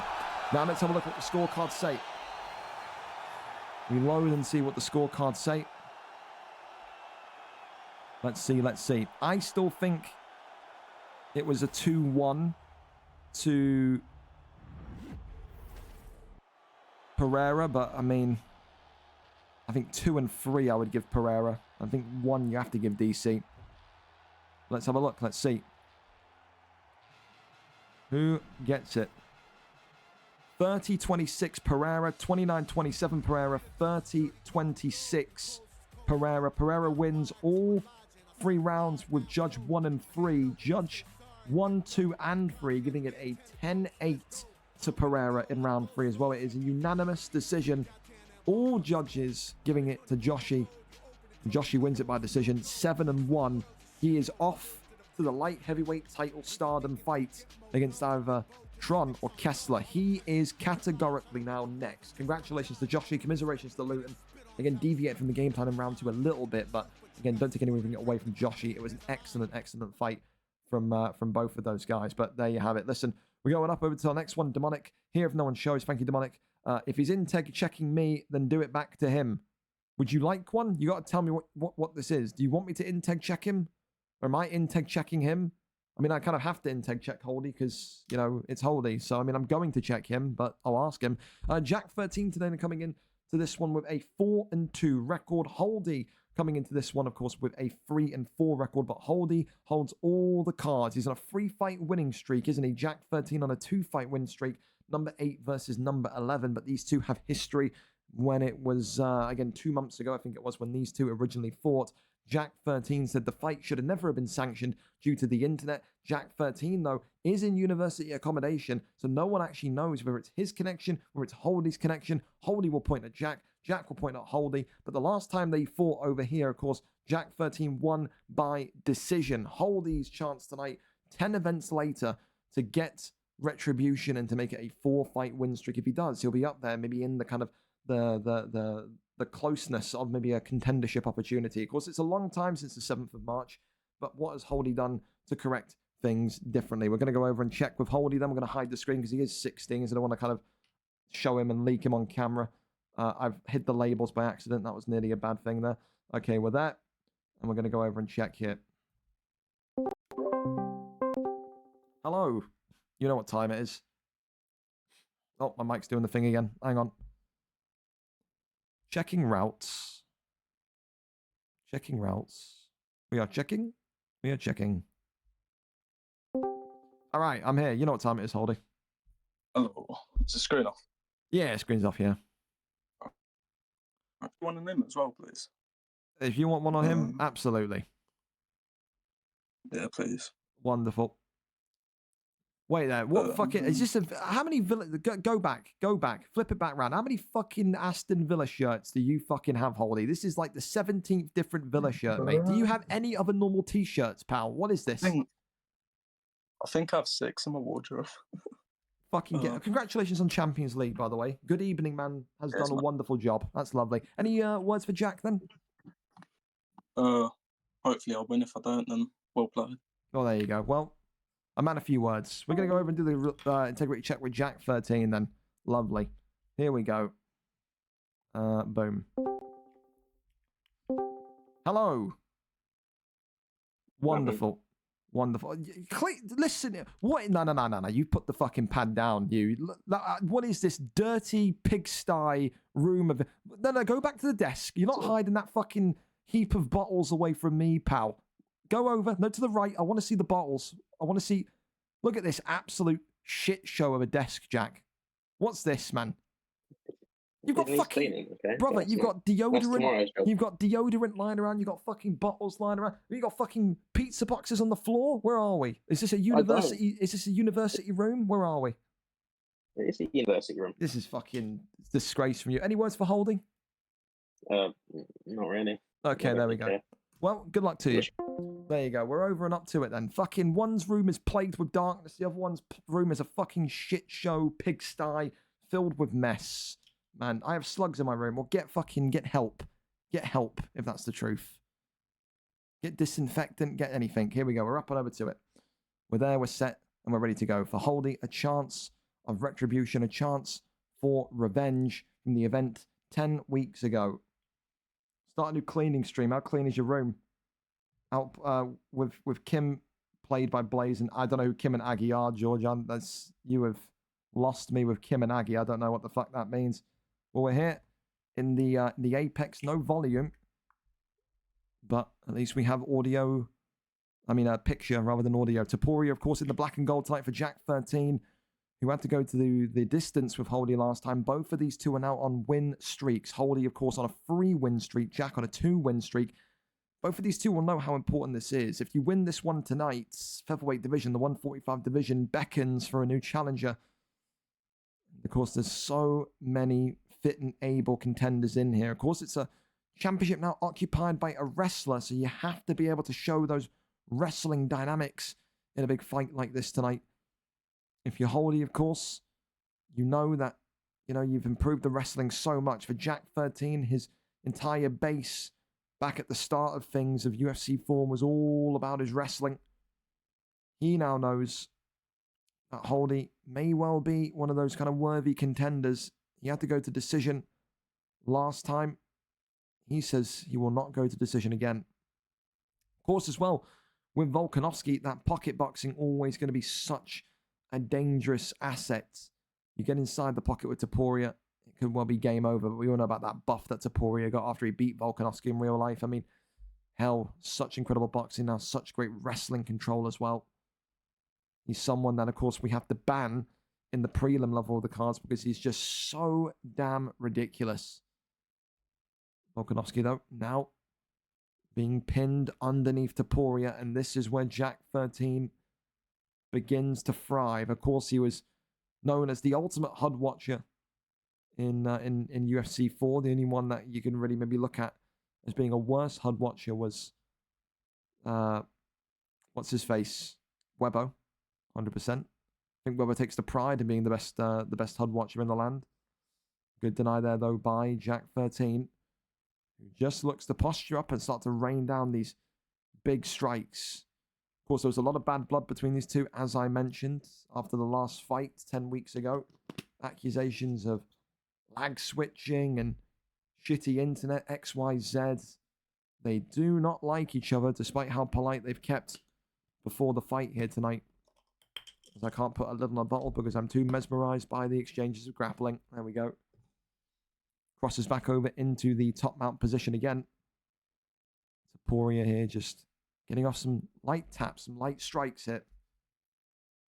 Jack 13 wants to maybe coast into round 2 with a 10-9 scorecard. So far, this is a typical Jack 13 game plan. Frustrate your opponent, wrestle your opponent into the canvas, and just effectively take their morale, take their soul. You want to zap them of their belief that they can do absolutely anything against you, and that's what Jack 13 is doing here. Holdy has not had a single stint of offense in that one. 327 minutes of control time. Holdy has effectively seen that first round come and go. He has to be a little bit more active going into round 2. He's got to try and get those reversals, those flips on Jack. Because the thing is as well with Holdy is that when he gains the dominant position with the wrestling, he can also hold Jack very well. And you never want to be in the position where Volkanovski's on top of you with top mount. Could be one flurry and done, just like that Islam Makhachev pick. Could be so dangerous. Grabs him into tie clinch here, puts him against the cage. Jack 13 taking his back and wrestling him right back down. That one that is denied. Jack, of course, once upon a time was very much near the summit of that featherweight division, went down into that bantamweight flyweight division upon his return in 2023. I believe it was early 2023. And in that bantamweight flyweight division, he was kind of a run-of-the-mill fighter, wasn't really kind of up there competing for the titles, but could get wins and did show elements of superiority at times. Kind of maybe fine-tuned his boxing a little bit down there as well. Whereas Holdy, you know, once upon a time, the man in green was 2-3 in the lightweight division. Was not a fan of how people were beginning to fight in the lightweight division. Said it's a division full of people that just back up and fight in a boring way, moved me up into featherweight. Moved up into featherweight. It was not the dream start he had hoped for, but has since then found a way to climb all the way up the rankings with that 3-fight win streak and show people that he still absolutely belongs at 145. Of course, as well, if I'm not mistaken, Holdy will be doing his GCSEs, I believe, if that is the case. Everyone in the league wishes Holdy luck, no matter how cringe he is. No one wants to see a kid fail his exams and be a homeless hobo for the rest of his life. As you can see, Volkanovski here just trying to drain that armbar all the way down. And Jack 13 could well be in a little bit of uncomfortability here. Rolls through, and look at that. The excellent kind of knowledge of Holdy to kind of tap and bump that right bumper and then get that armbar off. That is an absolutely brilliant move that will now also drop the block bar of Topuria significantly. If you're calling that a round 1 to Jack 13, it's got to be a round 2 to Holdy. Look at that. More and more comfortability now in his striking. Uppercut comes forward and cleanly again. 1-2 down the pipe. Just looking to go low. Uppercut there. Flies on in. Off the jabs. Beautiful handwork so far by Holdy since he's got that block down. And you can see now Jack 13 gets the trip and slam into side saddle. And it just feels like 10 weeks ago where this fight's going to go to a decision. And it's going to go into the third round in a very, very, very perplexing way as to who can grab that third round by the scruff of the neck and bring it home. Jack 13's cut because of that compromised block from the armbar will be rattling around in his mind. But for Holdy, a really solid second round and a great round to come back from after the disappointment of round 1. 1-1 going into the third. Of course, if Holdy wins this as well, it opens up the door for a potential trilogy. Maybe not down the line, but eventually it would be there. Not a trilogy fight in what feels like ages. Here we go, though. Jack 13 knows he's lost that second round. He now just has to be proactive. He just has to be his usual best. And look at that, the bail. And we haven't seen a takedown bail in quite some time, but Jack 13 uses it, gets back into top mount, but can't keep himself in that position. Goes over to the left-hand side, Holdy there. Would have to pretty much guess. Jack drags him back in. Now look at this, going for a Darce choke of his own. And, oh, good deny here from Jack, though. And Jack now having Holdy squirm, and this could be the equalizing submission, couldn't it? And look at that. Wow. 80% of the submission bar gone. And now Holdy and Jack very much aware it could take one more submission each. But that's a brilliant start to the round. And that's going to be, so far as it stands, if the fight ended right now, a Jack 13 round 3. Holdy now with 3 minutes has to reverse this situation. Try and lock his own submission in here. Jack 13 rolls him back into back sitting, though. Would he be thinking about the rear naked choke? Would he be thinking about the armbar? That one there. Rotated through over into top mount again. Jack 13 just taking his time. He knows after that submission being locked in, he's won round 3, but now the ground and pound coming in. And Holdy back in a similar position as to what he was in round 1. He can't get out the spider's web here. Big ground and pound coming in from Jack 13. And it's the elbow that stuns Holdy here. Another kind of shimmy of the shoulder from Holdy avoids any serious damage again. But has Holdy resided himself to a loss here tonight? Has Holdy gone 0-2 against this fierce featherweight rival? These two knew it was a big matchup. They were on the main card for a reason due to their win streaks and due to the implications it had on going for gold. Could it maybe be that Jack 13 is going to be one of the next names up for Kyle or Chub Nardino's featherweight strap after tonight? An armbar there attempted, but Jack 13 just too quick, too reaction fueled to let that one happen. Tries to maybe go in. Oh, well, hang on. Hang the fuck on. Hang on. 26 seconds. This could be a buzzer beater. This could be a buzzer beater. Oh, no. I think Jack sold it. I think Jack could be out here. I think Jack could be out with 10 seconds left. The arm extended. Is it going to be enough? Oh, he's got just a sliver left. Oh, I don't know who's won the fight. I don't know. Oh, my God. I don't know who's won the fight. Round 3. It could be a draw. And we can't even hear the judges. It could be a draw. 1 was Jack, 2 was Holdy, 3 they both got a submission in. I don't have a clue. I actually don't know. Taporia. Jack 13 wins. Oh my God. How close do you want to leave it? Jack 13, Taporia wins it. 29-28 Taporia, 29-28 Taporia, 29. Round 3 went to Taporia. And it may have been because of those significant strikes. I think it was 1 more significant strike. It matches up with what we said. 1 for Taporia, 2 for Volk, 3 was a toss-up. Jesus Christ. A close call, but it's 2 decisions in a row. Jack 13 gets the decision victory over Holdy once again.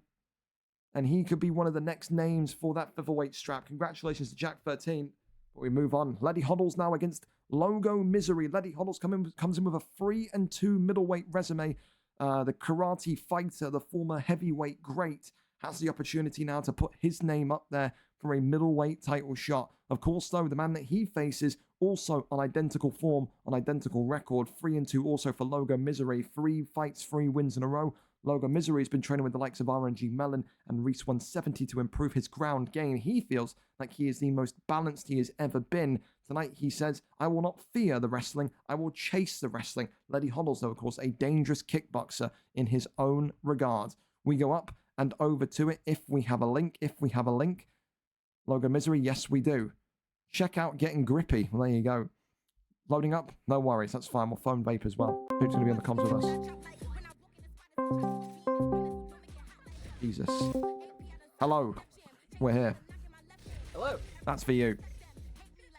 Well, it's going to be Bronx dos Santos. It's going to be a calf coming out here tonight, Vape, in a main card fight. Do you like that? Against Machida, also in a main card fight. What in the UFC 4 am I seeing right now? I know, this right? Is beautiful. A calf and Lyoto Machida. I love this.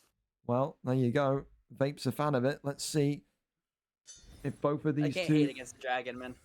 Let's see if both of these two regret their choices. Of course, we know from Machida, Letty Hoddles in the yellow, the American-born fighter, loves that Machida pick, Vape. Loves that jumping crane kick. Loves that jumping teep as well. Ooh. But Logo Misery, who was effectively a light heavyweight boxer in his quest in the division to win gold, has now embraced grappling, has now embraced jiu-jitsu. Since he's come into this middleweight division, he says that he used to fear the wrestling, but now he will be chasing it. I mean, is that a positive development for him? I think it is. It's showing that with people within the league, especially in the heavier weight classes, that they're okay with growing and kind of going to learn different parts of the game. And if Logo wants to get better, he's like, okay, I'm focusing on my grappling. We've seen from time to time when people focus on one aspect, the other aspects of the game may drop. So maybe a kind of complete switch in his sense, going for this grappling strength instead of, his striking, like you said he used to be known for. He might be able to get caught out here if Letty's able to, time his shots right, because that's really how you got to use Machida. You have to manage the distance. You have to make your opponent miss and then land of strikes of your own. But if Logo can just continue this pressure grappling that we're seeing, getting this takedown after the clinch, I mean, all he's got to do is just remain nice and calm and get through this guard. Absolutely. Well, I mean, listen, this is the thing as well. You know, we saw a little bit of that kind of early Giorgini featherweight prowess there, the constant Imanari rolls. But again, you can see as well, he was being bothered by how well Leddy was defending the takedown and just avoiding the Imanari rolls. And here you can see Leddy now trying to escape out of this leg lock here as the race occurs. And he is going to pop right out of this one. I mean, this is the thing, Vape, you know, unless someone has been training those leg locks and those Imanari rolls like to absolute perfection, they're just so hard to get in because the animation to deny them is so quick. They are. So the Imanari roll kind of, I don't want to say it's broken, but I think it had a bit of a subtle nerf at one point because we were seeing people do it a lot on the launch, and then slowly, like you've seen the Tony Fergusons and the calf picks disappear because the Imanari roll just hasn't really been viable. You're able to really just get out of the way and back up. I was going to say, what are we doing here? They were just trying to clinch and take down repeatedly. Here we go. And now, look at this, the Imanari roll again, and then concedes that for position over into side control. And now, this is exactly where he wants to be. A great deny, and now knee on belly, and then goes right into top mount. Excellent IQ there from Logo Misery. I think as well, Vape, you know, when you're coming with Lyoto Machida, and you see, you know, this kind of style, which is not the kind of style that Lyoto Machida would thrive against. You know, you use Lyoto Machida to kind of match that kind of speed, to match that kind of, that lack of agility certain picks in middleweight don't have. I mean, when you go up against someone that is a submission artist like this, oh, we're going to slam him here. Great escape there. I mean, is that a danger? Is this the kind of opponent that Lyoto Machida just doesn't work well against? So I would say with Lyoto Machida, I don't think it's a bad pick. He doesn't have terrible grappling, right? Like, it's not absolutely horrific. But you kind of just need to be patient, like you saw at the beginning of the first round. When he did get taken down, he got to the full guard, he just got a couple denies, and then he was able to use the grapple advantage to get out from there. So it's just going to be important for him to kind of not be in the too dangerous of situations. Avoid the top mounts where you can. Avoid the side controls. If he is going to go down and grapple or be down with them, the safe space is always going to be your half guard and full guard, I think, against someone like Logo here. Because, like you said, you could tell he's new to the grappling with the way, like, the transitions are kind of obvious. His takedown entries aren't really there just yet. But it's a work in progress, and you can tell. So it's interesting, because I think right now it's a pretty even fight. I can't really tell you who won that first round. Yeah, it's a marginal kind of edge maybe in the corner of Bronx de Silva, or Bronx de Santos, excuse me, in the black shorts with the yellow hair. But I mean, it's one of those, you know, Logo Misery. Oh, look at this. Now being put into an armbar, and Leddy shoots. Maybe going to be thinking about extending the arm and keeping this one locked in. But look at that one denied. He knew he was going to win that stamina battle here. And that one going to be going back over into side control. Of course, as well, be an interesting battle for both of these two. Because, you know, listen, TP Feng tonight, if he wins the middleweight title, a brawler, a stand-up boxer. Lawbors has kind of ventured away from that kind of submission of the night kind of candidate that he was into a brawler. So it's a different style for whoever is the champion after these two fight tonight. It will be interesting, and styles make the matches, that's for sure. So depending on how this fight goes, like you said, if these guys are next in line to kind of be the contender for your TP Fangs, be the contenders for your Lawbars, I'm sure both of them are going to be keeping a big eye on this as the first submission of the fight finally lands with 2 minutes to go. The armbar locked in, and that's majority of the bar gone. Yep, absolutely. 80% down. And for Leddy now, he knows that he cannot allow that next submission to be put on him. And this is the thing as well. It's a frustrating fight style, Vape. You know, people had this problem with It's Ollie in the welterweight division. People had a problem with a lot of the guys that have kind of gone in and gone this route. You've seen it maybe with the Maiquinhos and lightweight, the people that just wrestle. It can get to you if you are one of those kind of flamboyant kickboxers like Leddy Hoddles is. So, you know, I don't know what way the first round went. I mean, if you want to be an optimist, you could say maybe Leddy Hoddles wins the first round due to activity. Round 2 absolutely is in the favor of Logo Misery, the man that's currently on top, pounding away here. That submission alone is going to win him the round. Here's the thing, right, too. With all this control time that Logo's been able to get up in this round, and that submission, there's a chance that the judges rule this a 10-8. You tend to see this a lot. Where if they get like 3.5, 4 minutes of control time and land one submission, they're walking away with that round. And he's going to try to go, ooh, no, and then we're going to go into round 3. There you go. Well, listen, maybe 1-1, maybe 2-0. You be your own judges in terms of what you thought the fight's going like, but you can clearly see that it's starting to frustrate Letty Hoddles with Lyoto Machida. Logo Misery is coming with a game plan. It's maybe not the most entertaining game plan, but like I said, it's potentially a winning game plan. Tried to roll and ate the hook kick to the face there. If that got a knockout, I would have erupted, by the way. Like, absolutely. I think it's going to be important for Letty just to be able to kind of continue to stuff these takedowns and just get right back up. Like, you have to do damage here on the feet. If you think you won this first round, you kind of need to chase the finish on the feet if you can, or kind of, I feel like there's a chance this is going to be a draw if he does win this round. I think if you're Letty, you're looking to try and get a finish to win this fight. And he could be onto something there, gets that takedown. Of course, Logo Misery is just going to let him have that takedown, isn't he, mate? Because he wants him to come down there with him. He doesn't want to be on the feet with Machida. So that's why you're seeing kind of Dos Santos allow those takedowns to happen and then inviting him back in. And there's a flying armbar here, though, Vape. And this could be one hell of a way to secure it. Fakes the extension.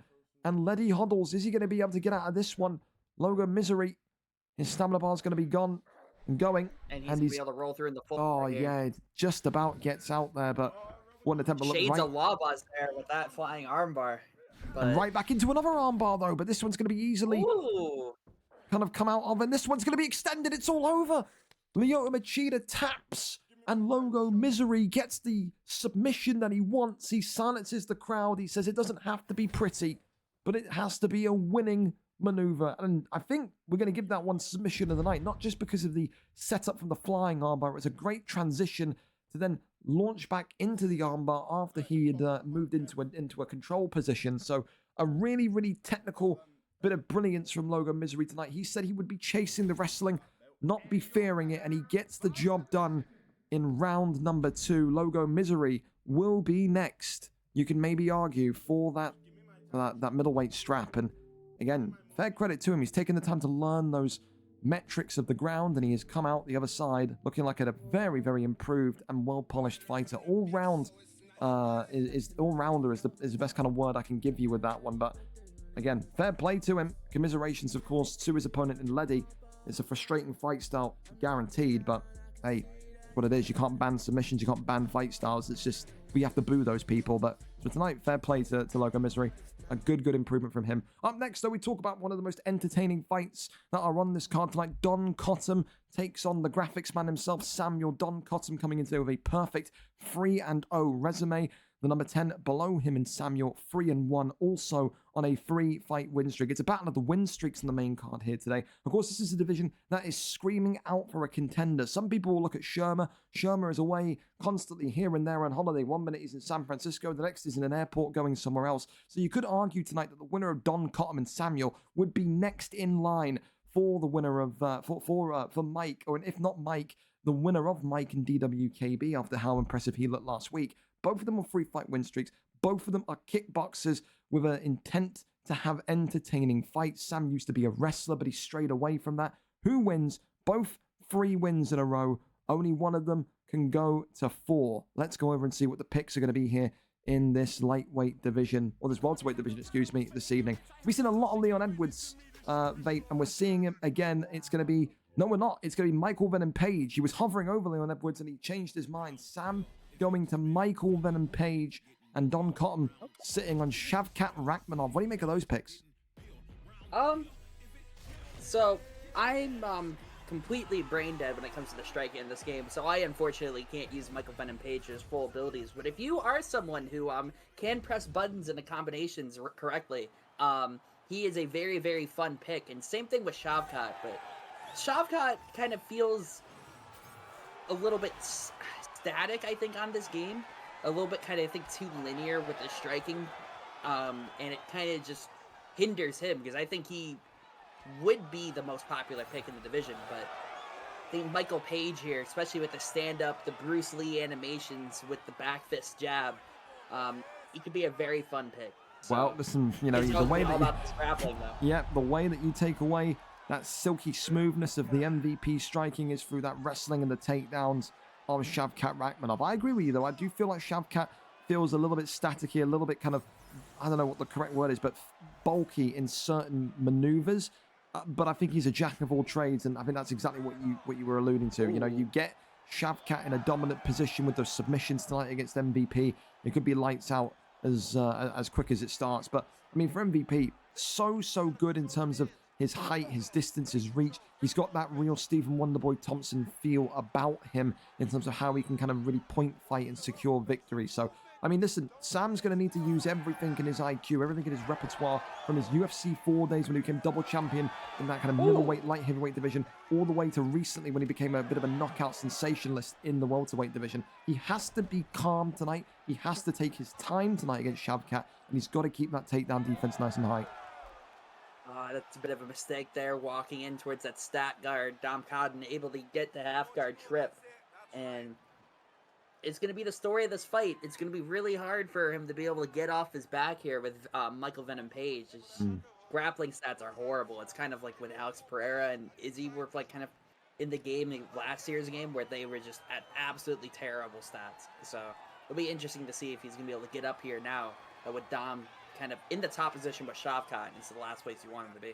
One of those things, though, as well, babe. You know, everyone knows about Don Cotton, Kush DJ being a bit of a showman. You know, he had that great kind of performance with Platinum Mike Perry in this welterweight division. So maybe Sam saw him tonight and thought, you know, we're gonna have an entertaining fight. We're gonna have a stand-up fight. And then he comes in with Shavkat, and it's a very professional performance. It's wrestling, it's grappling. Maybe he's bamboozled Sam a little bit tonight. I think a little bit comes into it is like you're expecting a show, but when you put on a show, you're risking potentially losing the fight. And I think, you know, looking at this, he's on a both fighters on a 3-fight win streak. Arguably, with a 4-fight win streak, you're putting yourself in the position to fight for the title next. So I think Don's like coming into this like, okay, I just need to kind of slow it down just a little bit, wear him down with this grappling, kind of frustrate him a bit. And then maybe you can start to let the hands fly and let the kicks fly a bit. But I think right now it's all about frustration and getting in the head of his opponent. And that great kind of ability to survive the submission, though, and goes right back into side saddle. The elbow's going to carve away, but round 1 in the books. I mean, that's a Shavkat round, isn't it, Vape? I think that is fair to say. The grappling was the tail of the tape there, and it's exactly what we saw. He landed immediately with his first takedown that he shot. Got another one just off, I'd say, a little bit of luck of Samuel coming into the stack guard position there and just not being ready for the half guard trip.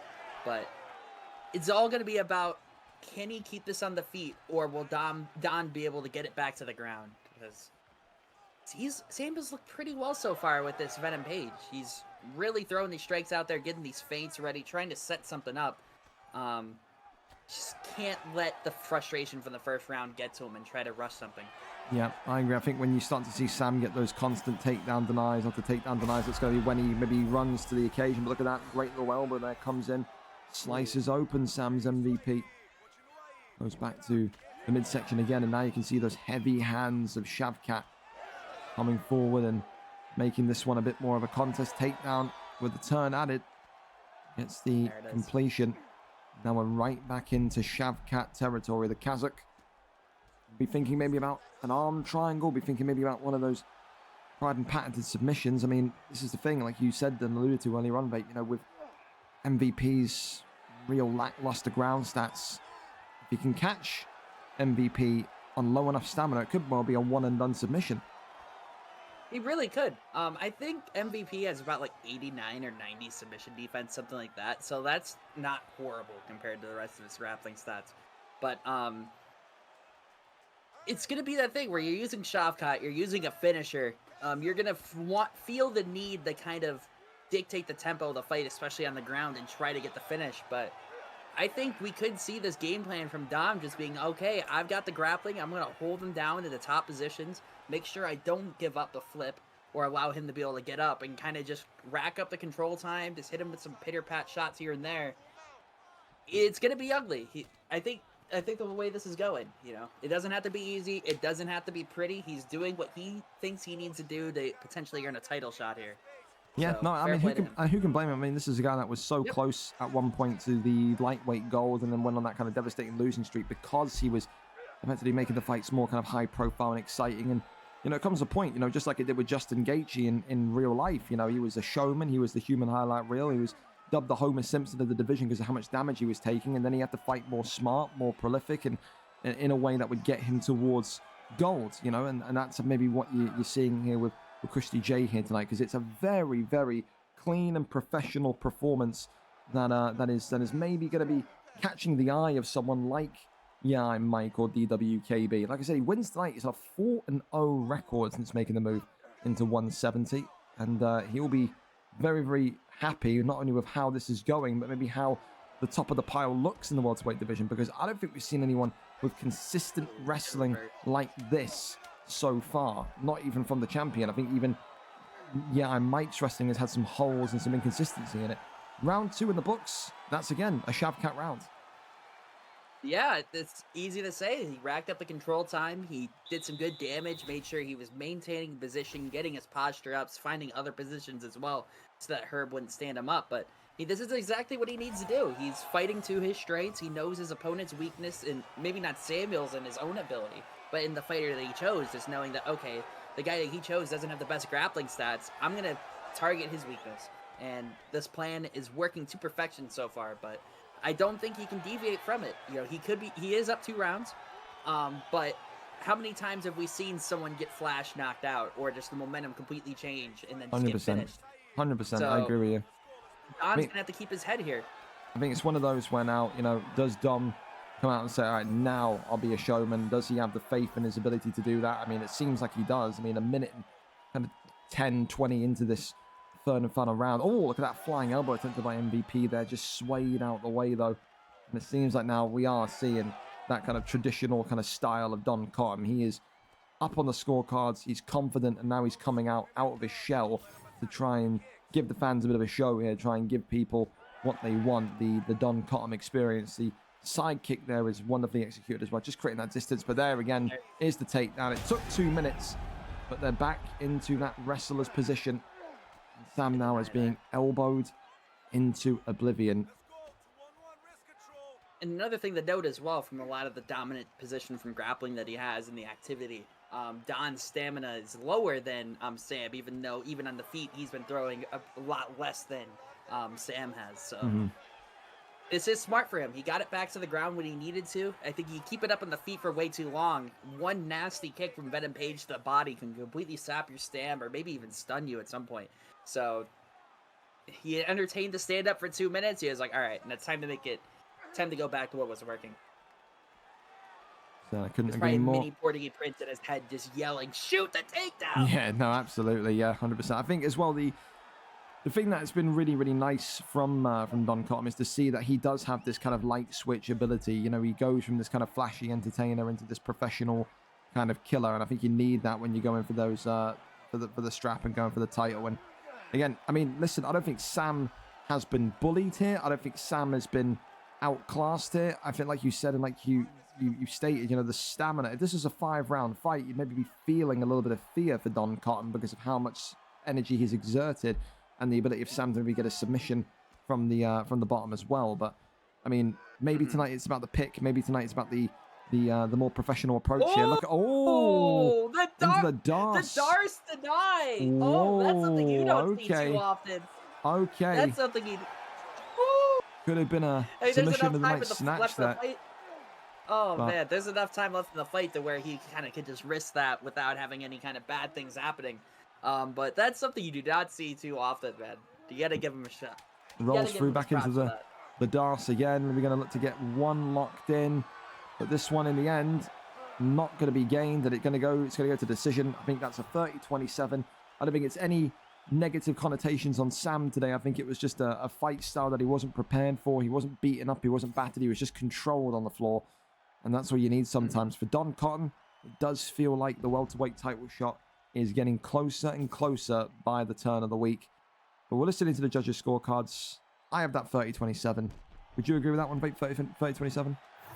I think that's fair with the grappling that we saw. You can maybe argue a slight 29-28 for any damage that maybe Sam got in the third round, but I think the grappling is going to overrule that easily. Just look at how happy Shavkat is right now. So, yep, unanimous. Yep. There it is. Not the result that Sam would have wanted to see, but he wasn't beaten up. And again, he kept it all the way competitive until the end. Don Cotton walks away with decision. 4 fights in the main card so far, 3 of which have been decisions. It's setting the tempo tonight for some slow-paced fighting, perhaps. But listen, we can hope. We go over on, though, to our next fight in the PlayStation division, and this one could be dubbed as a title eliminator. Perp against Mr. Oni J. Perp is 11-10 coming into this one. Lost his last fight, 3 wins in the last 5.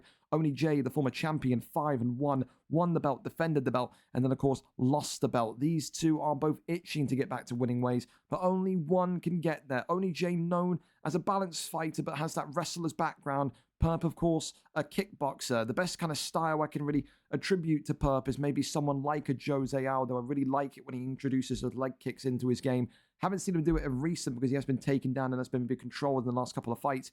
It almost felt like he was being made an example of in his last fight against Kruegerr. But listen, he has to get back on the horse, has to get back on the saddle. It's an all-American bash between Perp and Oni J today. Let's go over and see exactly what the picks are going to be. Oni J is live for us. And it's going to be Max Holloway against Tony Ferguson. Now, mate, what is your opinion on this Tony Ferguson pick? Because I've had so many people on here that just don't like this Tony Ferguson, this Prime Ferguson. I mean, do you like it? Do you hate it? Where do you sit on the fence for it? Absolutely aired. That's fine, though. Well, listen. Sam, they're not happy as well. Says, well, that was entertaining. He's not too pleased. But I don't think you were too much to be sad about, Sam. I think it was a good fight. You kept it competitive. You didn't. That's fine. You didn't sit there and get ragdolled, for example. I think you just prepared for a showman, and then he came out with some wrestling. It happens, man. It happens. We go again. Here we go, though. The PlayStation bounce up and ready to go. We're there and we're set. Of course, both of these two have been involved with the golds, whether they've been champion like Mr. Oni J or whether they've been so close, have been touching distance at the fingertips like someone like AO Perp. Of course, Chief Bongwater Perp tonight, everyone's favorite in the blue with Dustin Adama Poirier. Max Holloway, of course, in the white floral trunks for, oh my goodness me, for Mr. Oni J. And Oni J is not thinking about wrestling today, he's thinking about laying a beat down with Max Blessed Holloway. Yeah, I can't really blame anyone for using Holloway at this point with the buff that he has in lightweight. Absolute killer, right back, beautiful uppercut. And here comes the action. Leave it to the PlayStation boys to make some of the noise tonight in this main card. Both of them getting a stun off quickly. You have to say fair play as well because it was... You've been hearing all the slander from the PlayStation division from people, myself included. They're like, all right, let's put on a show here. They saw how the Xbox people were fighting tonight, and they're like, all right, we can top that. As well as the fact, you know, there was a great bit of master stroke genius, I think, to stray away from that Tony Ferguson pick and go with these two picks. Poirier and Holloway match each other so well with what they bring to the table. You see there now a big cut opening up. As the speed. I mean, this is... I mean, as perfect of a matchup as you could almost get. It would be nice to see maybe a rematch from these two down the line. I think they did fight it 2 years ago, wasn't it? Yeah, it was. You're not wrong. Never know. With that lightweight division, that featherweight division, who knows anymore what Dustin Poirier is going to do. And with Holloway. So continuing to just keep his bases checked is the Poirier pick. Perp eating a lot of counter shots tonight. Needs to be wary of those because of Max Holloway's kind of length and reach. He's got that slender man build. The boogeyman from Hawaii, he certainly does. And you have to think as well, Perp and Oni J today just wanted to test each other's stand-up. We know that Oni J has that incredible wrestling background and acumen, but maybe wants to show everyone today that he's not just a boring wrestler, not just a controlling wrestler, that he can sit there and bang with some of the best names on the PlayStation division. These are just 3 pieces that are absolutely lightning fast from Max Holloway. we're seeing a lot from them. They're kind of doing what you'd see something in the the heavier weight classes where one guy throws his combination and the other guy goes, but ODJ lands a big hook there. I think Perp, like what I was trying to get at real quick, is Perp kind of needs to break up this like rhythm and pattern that they're in. Drops him. He can't do that when And you're he claps dropped. in his face. And then jumps into the guard. And this could be all she wrote here. Oni J, former champion. It's a freaky fast finish. Freaky fast From one of the is best brought to you by PlayStation XPG competitors we've Esports, seen in a the while. home of competitive Mr. gaming. Oni J, Ka-chow. back with a vengeance, and he says, I want my gold strap back. Respect paid. There's no love lost over the clap. I think Perp understands it, but tonight Oni J just too fluid, too nasty, too sick with it. And Oni J will be keeping his eyes peeled very firmly on that main event tonight. He says, I will want next, but maybe Tom UFC will argue otherwise. Mr. Oni J, though, back in the win column. Once again, congratulations to him. Up next, we go over to a rematch, Vape. It's Warbsy against Jovi Rami. This one has been a long-awaiting kind of rematch. Of course, these two are two of the most active fighters that we've seen across UFC 4 and UFC 5. When Warbsy and Jovi Rami last met each other, I think it was back in UFC 4. I'm just having a quick double check here because we like our history. I mean, you can just see the names here that Warbsy is played against. And there it is there. VFL 53. And that fateful night in the bantamweight division, Jovi Rami won by a round 3 TKO. It was on the 2nd of March 2023, so over 14 months ago. Warbsy now finally has the chance to get revenge today. Coming into this one, Warbsy is 6-6, 4 wins in his last 5. Jovi Rami has found his rhythm again since coming back into the bantamweight division. He is on a 2-fight win streak, but all in all, 3-8, 2 wins in his last 5. That rejuvenation holiday, that vacation in the featherweight division seems to have woken him back up today. Jovi Rami will argue if he can beat Warbsy, the only thing that makes sense after that would be either a matchup with Dex Primacy or maybe even Easy Work GG. There's only 2 people that are higher, if not a title shot, against Ali ADP. With that, though, let's go over to it. Let's go and see what the picks are going to be. It is Jovi Rami live for us. We're here, we're set, and we are ready to go. There is the link for you, Vape. Let's go and see what the picks are set to be. Sugar Sean O'Malley and Piotr Jan. There you go. Oh, Holdy, I would like to retire. There we go. So Holdy has retired against Jack 13. And that one there will be the end of Holdy's career. Seems like he can't hack it. And Jack 13 has made him tap into submission. We'll double check that with him after the stream, of course, because he is a 16-year-old boy, so he does get very emotional over video games, but we'll double check it with him. Not Holdy, man. Anyways, let's get into this fight. Yeah, Sugar Sean O'Malley and Piotr Jan. Here we go. Of course, I mean, listen, it's been 14 months in the making, Vape. I mean, Warbsy has gone through the highs and the lows of everything. He's been a contender. He's been a BMF winner. He's... Oh, am I behind? He's already dropped. Maybe. Oh my God, I am fucking behind. He's already dropped him with a head kick. Sweet Jesus Christ. First 10 oh seconds. My God, they're going fucking bananas. Oh, sweet heavens. What's your time on? 4:20. Okay, we're linked up now. We're good. They're both sliced open already. The pools there being telegraphed. Of course, Jovi Rami... I mean, it's no surprise that these two are going straight at it, man. Absolute killers on the feet. They're not going to waste any time. And you just wouldn't believe that the last time they fought in 2023, it was a 3-round affair. These two just look like they've got somewhere to be at this late hour at Thursday evening. Yeah, they must have stole each other's lunch money or something, man. Like, 100%. Warbsy as well. He wins this one tonight. He'll be on a 2-fight win streak. He would then absolutely sit and argue that he should be one of the next up for Ali ADP in that bantamweight division. Does he feel like he's ready for that challenge, that conquest again? Only he would know. For Jovi Rami, of course, a 3-fight win streak today would put you right in the ascendancy. And I mean, are you noticing, Vape? I mean, you were in this division. You're in the featherweight division now. Are you noticing more confidence in how Jovi Rami is fighting here today? I mean, I think it's kind of just paramount with him, with knowing Jovi. We've always known he's been a confidence fighter, and when he went on that losing streak and went down to featherweight, it was a matter of if, but when he was going to find his groove and kind of get back in. And I think like he's already started off with a couple wins as well. I mean, is it safe to say that TRT Jovi is back? Who really knows? But Warbsy is as explosive a striker as he can get in this division better round as long as he has. So it could really be any of them. We saw it. Jovi caught him with that one head kick at the beginning of the fight. There's a chance of Wormsy landing the roundhouse there at the same time. There's a chance he can catch him as well. It's the age-old tale of who's going to make the first mistake.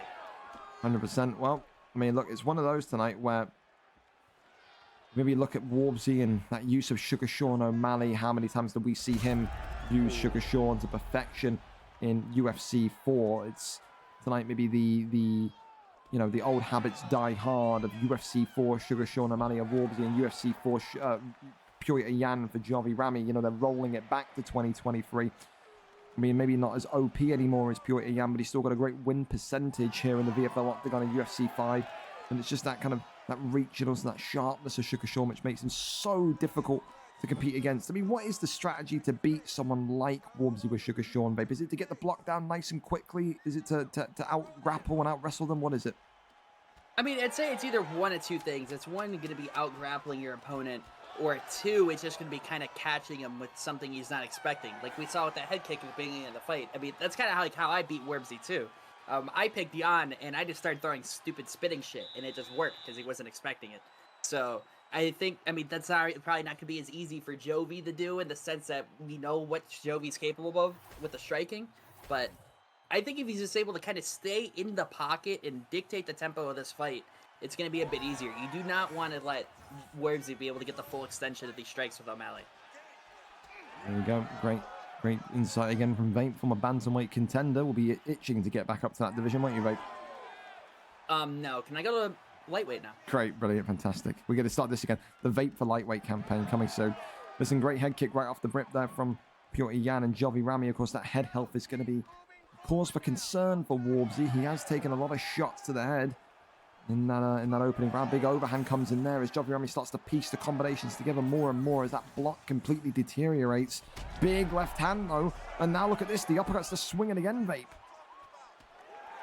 I mean, the head movement's been a lot better from Warbsy in this second round and really started to make Jovi miss a bit, but it's getting really close. A lot of these strikes that you would think maybe were about to stun or just stun them or maybe drop each other are missing by not a whole lot, so it's been pretty close this round compared to the first round. I would agree with you. Going again for the body kick there. Wonderful work from Warbsy, who now will probably need to start thinking about how do I make Jovi not expect something to the head, and that is by going to the body, those side kicks, those leg kicks even. Oh, clips him though. Oh, Jovi Rami just out of reach though, couldn't get that one firmly connected. Now Jovi just continues to move towards Warbsy. Oh, head kick from Yan. Kick. And now teeing away. He's got that block on. Body kick there, swings on in though. Shoves him back though. Warbsy continuing just to try and find rhythm in this fight. Again, ducks the head kick. Oh, no. Jesus Christ, it's Bass Inferno. Spins into side control. Jovi Rami nearly saw his life flash before his eyes there. Yeah, I mean, he took the momentum of the round. He had it. Had the knockdown, but went for the Bass Inferno 1-2 head kick special, and you're not going to get away with that in Bantamfly. And gets dropped, and now he's going to pay the price for it here. 90 seconds to go, and this could be it. Oh, I feel like that elbow should have did more damage there. 100%. I don't think it's not over. It could be here, though. More and more teeing up here. Jovi Rami's got 1 minute and 4 seconds to survive, and he gets denied by Warbsy as well now. Warbsy posture up again. More ground and pound, and is Jovi Rami going to live to regret that head kick attempt? Another deny from Warbsy, who has just got Jovi Rami locked up in a cage down here. More shots coming in, elbow dropping in, but that one there again just stopping with that little bit of head movement, a little bit of shoulder movement on the ground there.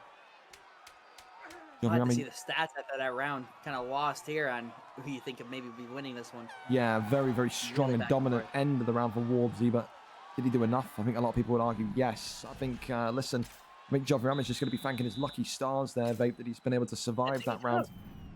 I think it's 1-1 goes to the third round. Yeah, the knockdown secures that one. Yeah, even with the 2 stuns, he outstruck him, had more control time, plus that knockdown. Yeah, I think it's safe to say it's all tied up here going into the final round. And maybe fight of the night so far. It's been a pretty good fight. Yeah, it's been a very good fight. It's definitely up there. It's leading the way so far. Very much is. Jovi Rami's just got to be careful that that head health is very much down now. I mean, the ground and pound from Warbsy at the end of round 2. That'll be the ultimate equalizer. Big little pull hook there. And now you can see Warbsy swinging away. Jovi Rami's just got to get out of dodge there. He cannot sit and just accept punches even onto the block because of how compromised the head health is. He's clipped again. Jovi Rami backing up again. Body kicks now. Warbsy looking to avenge that loss from 14 months ago. As Jovi continues to hit and swing at just thin air, just not really getting into the pocket and into the kind of correct space to really trouble. Starting to land now. Yep, now he does. And the doctor's going to come in here. But there's no fight stoppage yet. But Jovi Rami now will know he cannot absorb too much more damage, or he will be going home by the doctor's force. Yeah, the right eyes, both eyes are starting to swell a little bit. There's 2 cuts by the right eye, 1 under the left. Jan's been through it, man. And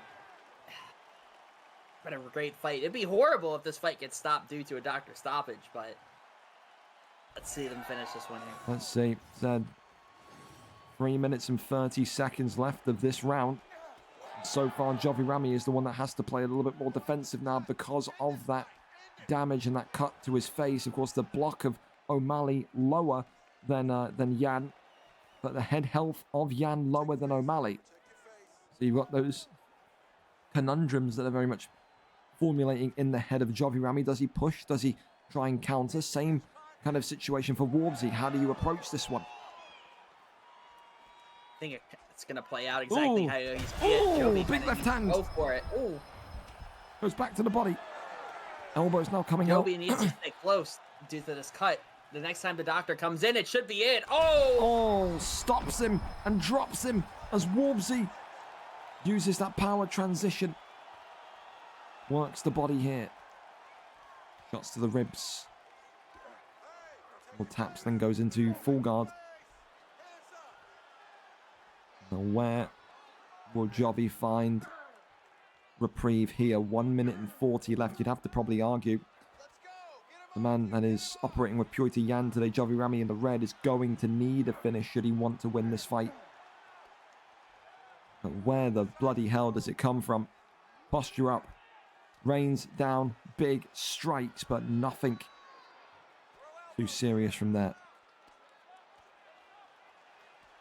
Obviously, they're just trying to maybe find a pass, but goes into full guard. And if Jovi Rami could pull off a submission win from this position, it would be one of the most crazy things ever with the time that's left. But it does look like Jovi Rami is going to be sailing into a decision. Let him up, but maybe it might have been a mistake to let him up. Oh my God! The up kick saves him, Vape. Oh my word! I was about to say, is this like a back? Oh! Oh my God! Max Holloway moment. Oh my God!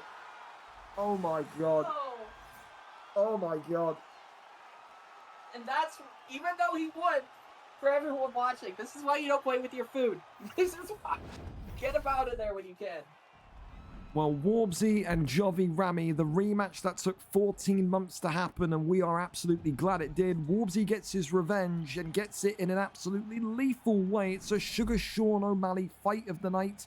Once again from Warbsy. He was the best of using him in UFC 4, and he's right back into it again here in UFC 5. Takes it away from Jax at the buzzer beater. Of course, we're into the final non-title fight of the evening now, and it's Theo James against Lello. Theo James, of course, coming into this one tonight with a 6-9 resume. Former flyweight champion, has not competed in about 3 or so weeks. Of course, only 1 loss in his last 5. For Lello, of course, 4-1 after that loss against Scan for Hunt was taken away. Only 1 loss in his recent 5. Today, if he wins, 5-1, put him on a 2-fight win streak, of course.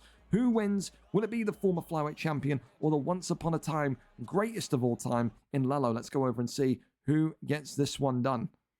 And Theo James says, I am streaming. Well, let's go and get the link from, I don't know what your fucking Twitch is, Theo, but I'll try and find it, I suppose. I don't know what I am streaming is supposed to do for me, mates. I really don't, but cool. There it is. We found it. I don't ask for much, Theo. Just a link would have been nice in future, but there we go. That's for you, babe. Melon saying, need a fight style for your calf. That's fantastic. Black Panda. I'm just looking at my shoulder in a nutshell. Great. Thank you so much, Black Panda. Brilliant. Awesome. Look at what Bubble's done. He's just created an absolute meme frenzy about shoulders dislocating. Fantastic. I've only just noticed as well. Located, man. Theo J's got the fucking the meme picture of Jakey B as the profile. This is display picture on Twitch. That's brilliant. Well, here we go though. Brandon Royval, the man that got the title back to Theo J when he last competed against Lelo's Brandon Moreno. What do you make of the picks, mate? Moreno and Royval. I mean, it's great picks in this division. You could say two, they're probably arguable best picks, depending on your fight style. Moreno, kind of the more all-rounder. Royval is like your Max Holloway-esque pick in this division, this lengthy boxer. So it should be a really good fight, man. I'm not expecting this one to go to the ground. It's probably going to play out similarly to the other fight. It's going to be really great boxing and kickboxing exchanges. Well, I'll tell you this much. I think when you look at Lelo, I think he is absolutely rejuvenated when he kind of found out that the loss against the infamous Scan for Hunt alt of Donna was removed off his record. It made him believe that flyweight gold is achievable again, and it shakes up that flyweight division, especially should he win here today, because it'll be a win against the former champion. Theo J was at one point discussing and teasing the retirement of himself once again, but then, you know, said, listen, let me see what this new patch is like. Let me see what I'm making of it, what I can do, what I can't do, and I'll get back to you. That today is him getting back to me. He's back in the octagon. But again, there's no easy fight in this division, babe. It's just killer after killer.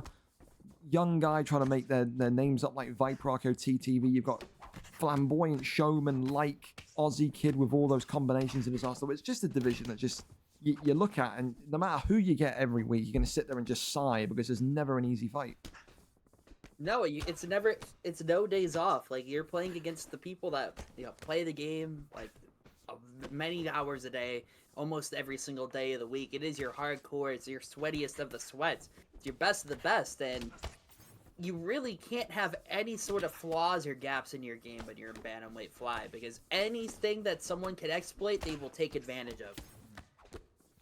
Yeah, I mean, that's the best way to describe it. I think as well, it's one of those. I think as well, you just look back and you see, you know, the history of these two as well. Such different pathways. You know, Lelo of course had that retirement during UFC fight, the middle of it, because he just wasn't a fan of the game. Came back and then, you know, looked a little bit kind of shaky against the Scan for Hunt ult, but then of course came back and won the fight after that. So he wasn't kind of too down in the dumps. Whereas Theo J suffered those losses at the beginning of UFC 5 and then was almost relegated to the featherweight division, and then went on that monumental run that saw him claim that flyweight gold. So I mean, he is a guy that just doesn't have that kind of that give up attitude, whereas maybe you could argue Lelo does. Maybe Lelo was a little bit kind of weak mentally in terms of wanting to stick out the losses and not wanting to kind of sit there and lose to certain people that he thought he was better than. Maybe that, though, Vape, is going to be his downfall tonight. If he's looking down upon Theo James as a former champion, if he's looking at Theo James as not really serious competition, does that maybe cause a little bit of concern for you? Do you think that can maybe contribute to him losing this fight tonight? Oh, my goodness me. I mean, we've seen it time and time again with Lelo. He can kind of be a bit of a shithead and just not take something seriously when he needs to. So I think he's, you know, earned the respect of Theo J, and Theo J's, you know, earned the respect of Lelo in that sense, where we've seen you stunned him. It's been a really good back and forth fight, and both fighters bow at the end. I mean, they both stunned each other. Theo's landed more. I mean, this is going to be Lelo's wake-up moment now. It's like, okay, I'm fighting a former champ, like you said. I can't afford to mess around here, kind of coast. You're not going to be able to get away with that. 100%. Well, listen, round 2 on its way. You can see here now immediately the health packs appearing on both of these two. They are absolutely not here for pleasantries and cups of coffee. They're here to see if maybe they can be the man that goes to the flyweight kingdom again. Of course, you know, Theo James will be itching to maybe get that rematch against Dirty Dave. Lelo will be a guy that will sit there and say he believes he can beat Dirty Dave because on his day, who can beat me? That's what his reply will probably be. But And just needs to kind of get this one over the line here. As you said, it's a very, very big chess match, just like the last fight, where, you know, we're not going to see this fight hit the ground. We're only going to see those exchanges, those flurries. And the only way that someone wins here tonight with some knockout of... I'm amazed I just got taken aback there because Lolo shot the takedown. But the only way that the knockout happens here today is through a slight microcosm of a mistake where one opening comes up, you get the stun, and then from there you get dropped and stopped. So you've got to be absolutely wired in, hard-lined into this one tonight. Ooh. Oh, yeah, you have to be fully locked in at all times. I mean, look right there. Theo makes the mistake of throwing the head kick. Lilo perfectly times the takedown, and he's still able to get the deny off in time off the back clinch. Like, it is just the slimmest of margins in this division, and you just see time and time again, the margins always get met by the fighters. Yeah. See here, though, Moreno just continues to take that forward step and now clips and stuns Royval as Lello looking to maybe try and fight aggressively and push him against the cage. Theo James, great head movement and a great sway towards that right-hand side of his to just pop out of that pocket. Lello's done a great job, though, this round of kind of taking a bit more of the initiative and getting another stun. More and more strikes. Uppercut drops him. And against the cage, this has got to be it here. Theo James in big, big trouble. Gets Goes that for the judo toss. And he gets it. And now look at this. Now he's in real big trouble. If he can gain top mount here with 1:30 left, that could be all he wrote here. Elbows now from side control coming in. The big deny. Theo James still resisting Lello's top mount proceedings. Tries to maybe cross over onto the top when they're absolutely not going to happen, though. Tries to get the flip. Denied. Over to this left-hand side. Now elbows coming in, and it's again denied. I tell you what, Lello's side control has improved, don't you think, babe? We've not seen that from the young man in quite some time.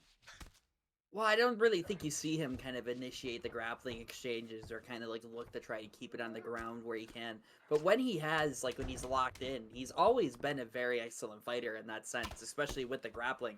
So I just remember a few times at NAFC, he's definitely pinned a couple people down to the ground and you weren't really expecting to see that. But after losing the last round pretty close first round, he's really kind of just set the pace the second round and made it his own. So we're all even going here into the third, but I think I got Lello with the momentum here. Yeah, I would agree with you. I think you've nailed that spot on. I think Lello will be happy with what he's kind of been able to kind of piece together in rounds 1 and 2. Big left hand here from Lello again, straight away, trying to go for that kill shot. The uppercut is the tool that he wants to use. Brandon Moreno right back at him, though. And Theo James double taps him all the way down. It's a big up kick to save the day. Theo James. Oh, the my IQ God. from Theo with the striking is insane. Holy. Theo He's James chaining the head movement to reset the combinations. If you don't know that, that's a thing. Oh, my God. Double tap all the way down for Moreno now. And is this one all over? The stream buffers, I think it could be. I think Theo James is out of there. No, he's not. It's just a lag spike. And he is. Out. He is. He's out of there. The lag spike happens and Lello secures victory. He goes to 5-1. And maybe he's the one that takes the belt away from Dirty Dave. Lello gets it done, a round 3 stoppage in another action-packed bantamweight flyweight fight this evening. Unbelievable. Last 2 fights in particular. That's fight of the night for me so far, man. Yeah, I think that's going to take it within quick fashion from Warbsy and Jovi Rami. I think that's going to go from 1 to 2. I mean, incredible fights. To the other 2 fighters, but no, absolutely. Absolutely. The last 3 fights have been an absolute slugfest, man. Well, wild, but now more wild than that are the title fights. So maybe 15 minutes late, but we're going to go announce it on the Twitter and of course in the Discord. So if they get annoyed by the pings, then well, that seems like a them problem. We're there, of course, for the title fights this evening. Of course, the wonderful fight poster provided to us by Sam tonight. Title fights are now live, and we can go and see who walks away with the 4 gold straps this evening. Some big matchups, including our good pal Lawballs on the charge tonight, Vape. I mean, what title fight are you looking forward to? You got any in particular that you're liking? I mean, all the title fights are pretty good. I've always been like a very, very heavy hater of the PlayStation division, but I mean, it's the return of Wavy. I mean, if you were here in UFC 4 when he was on his run with that PlayStation strap and then trying to go for the double belt as well, if I remember correctly. Yeah. He was just unstoppable. Chubb and Kyle, it should be a good grappling match. I think the fans main event though. Like, no disrespect to YY-Tron or Kessler either, but I think a lot of people, they always love a Law Boss show. We're going to see him potentially defend the belt against Fang. Maybe a Shuey tonight, who knows from him, but all these title fights, they're all really good. They offer you different, like a big mix. You have your grappling match, like I said, with Chubb and Kyle that we're going to see. In Fang and Law Boss is going to be an absolute scrap on the feet with a brawl, and Wavy Pappy and Kruegerr, very, very top-level PlayStation fighters. Well, we could see a little bit of everything tonight. We're going to get this one moving and pumping with YYY-Tron and Kessler first. Tron has had a history in the past of dealing with grapplers, dealing with jiu-jitsu artists. Tonight, he has his first challenge as the newly crowned light heavyweight champion of the world. He's on a 5-fight win streak with aims of getting his first defense under his belt. Tonight, though, Kessler, who is 5-4, 3 wins in his last 5 and a 2-fight win streak with submissions galore, will say, I am heavyweight or light heavyweight material. I am middleweight material. He wants to go back into that middleweight division, into 185, but he needs to do so by going through Tron tonight and needs to do so by bringing home that gold strap tonight. Will submissions be the plan? Will he be able to get Tron down, who showed an excellent and heightened level of takedown defense? Or will this be one-way traffic from the striking champion of YYY-Tron? It is the champion against the number 2 ranked Kessler H. 7-5 for the champ, 5-4 for Kessler. We go up and over to it. Let's go see what the picks tonight are in this light heavyweight title bout. Kessler is live for us. If Twitch loads, I think Twitch is a little bit buggy there because I'm fucking took a little bit to load. I think both of them are live, Kessler and Tron. Yeah, well, there you go. They both want to show their perspectives off, but here we go. Looks like it's Alexander Pereira and John Jones. I don't like this John Jones pick, Vape. I never will. Do you agree with me? Do you like it? Do you think it's a good answer to Pereira? If your game plan is to wrestle and grapple, yes. If you try to do anything else, you're going to have a really bad time, especially against Pereira, since they kind of match each other with the height and like almost with the reach. I think John Jones' reach is slightly larger. But if you're not going in with a grapple first game plan with John Jones, I think you're really going to potentially set yourself up for failure. He's still really good, but you're just going to notice that speed and power difference. It's not really like with UFC 4, where some of the strikes with John Jones you do in this game compared to last iteration, you can get away with a lot of the elbows and the knees having the power. Like, it's not really there with John Jones. So he's going to be very smart against the striking prowess here. Has to be. And this is the thing as well, it's just the lack of punch power on John Jones's hands is so noticeable when you go into these big fights. Of course, tonight the champion in the floral trunks for Alex Pereira, the challenger in white for Kessler H. Kessler's aim tonight is going to be to try and get this fight any way he possibly can to the canvas. But like I said, babe, Tron's defense, his takedown defense in recent weeks has just exceeded expectations. He's got maybe some of the best takedown defense in the whole division right now. Yeah, and I think you can't need to do that if you want to set the level or precedent that you're a top-level kickboxer in the division.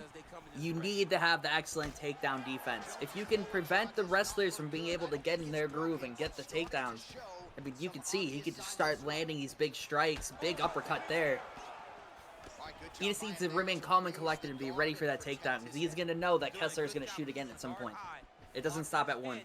Yeah, and I think as well, the thing is as well, is I think maybe Kessler is a little bit too, I don't know, gung-ho at the minute. You can't sit there and strike with Pereira in the pocket. If you want to strike with Jones, you've got to maybe even strike from the outside, use those side kicks, use those leg kicks, and just not enter the pocket. It's a big danger zone with all the power that Pereira has if you try and sit there and continue to strike. And you can already see that because round 1 of 5, and we're already talking about the cut that's There's on the takedown. Jones, but exactly, there's the turning takedown, and now with 2 minutes and 30 seconds remaining, we have to see if the champion, if Tron, has the ability to just pop right back out of this one. Kessler has the opportunity to steal the round here. You know, there wasn't any stuns, there wasn't any drops. He's got, you know, just under half the round left in this, so he can, with good control here and good damage, he could steal this round or maybe split the judges up on the scorecard. Yeah, and I mean, the thing that we would absolutely be loving, he would be tap dancing in his room if Kessler could land a submission in, lock his submission in, drain that submission bar down. Who knows how much, Pereira can withstand a rear naked choke or withstand one of those submissions. I think, you've got to go for chokes with Pereira. I think maybe the armbar. It's an easy submission.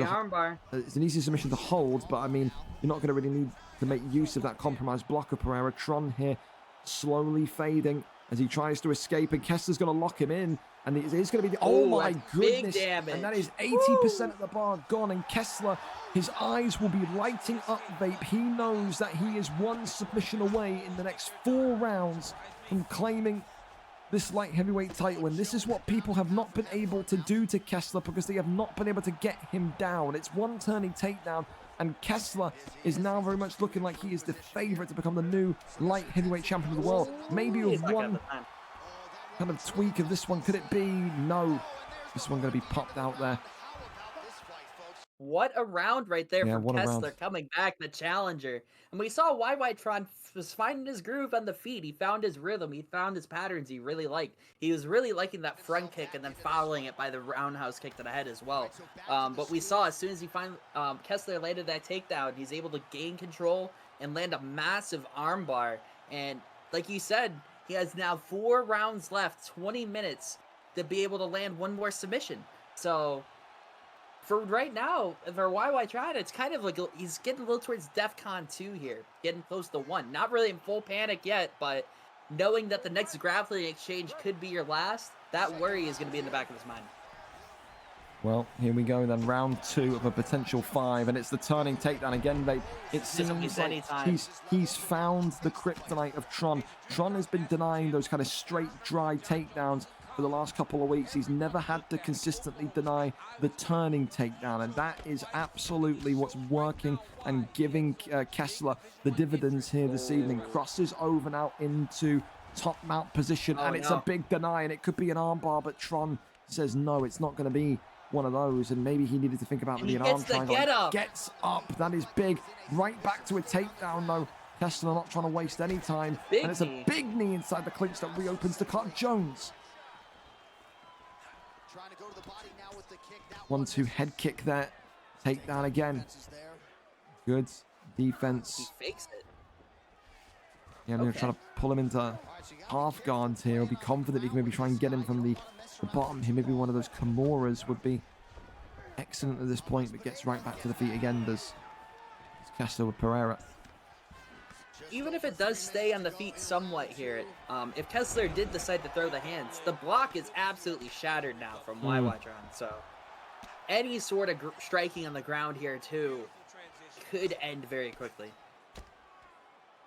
Conor just getting taps to the head on Jones. Crosses over, but and then just being denied, and now the fake going for that arm triangle, the fake into the arm triangle of fan favorite. But look at this, Tron now is in even more deep trouble. The stamina is going. He's conceded top mount again, and now it's ground and pound here, and this could be all she wrote here, Vape. Oh my. And he's going for the armbar, and he's going to get it. And he's going to get the armbar. Advantage. It's going to be Anu. Kessler has done it. The new light heavyweight champion of the world, Kessler H. Through his submission brilliance, through the jiu-jitsu, through the turning takedowns, is the man that has taken the belt off of Tron and ended that turbulent winning streak in this light heavyweight division. It was 5 in a row, but there is no title defense tonight. It was all about the turning takedown though, Vape, wasn't it? It was, and we saw the first half of the first round. It was all YY on the feet. He was finding his strikes, he was landing, he was getting through the block, he opened up that cut.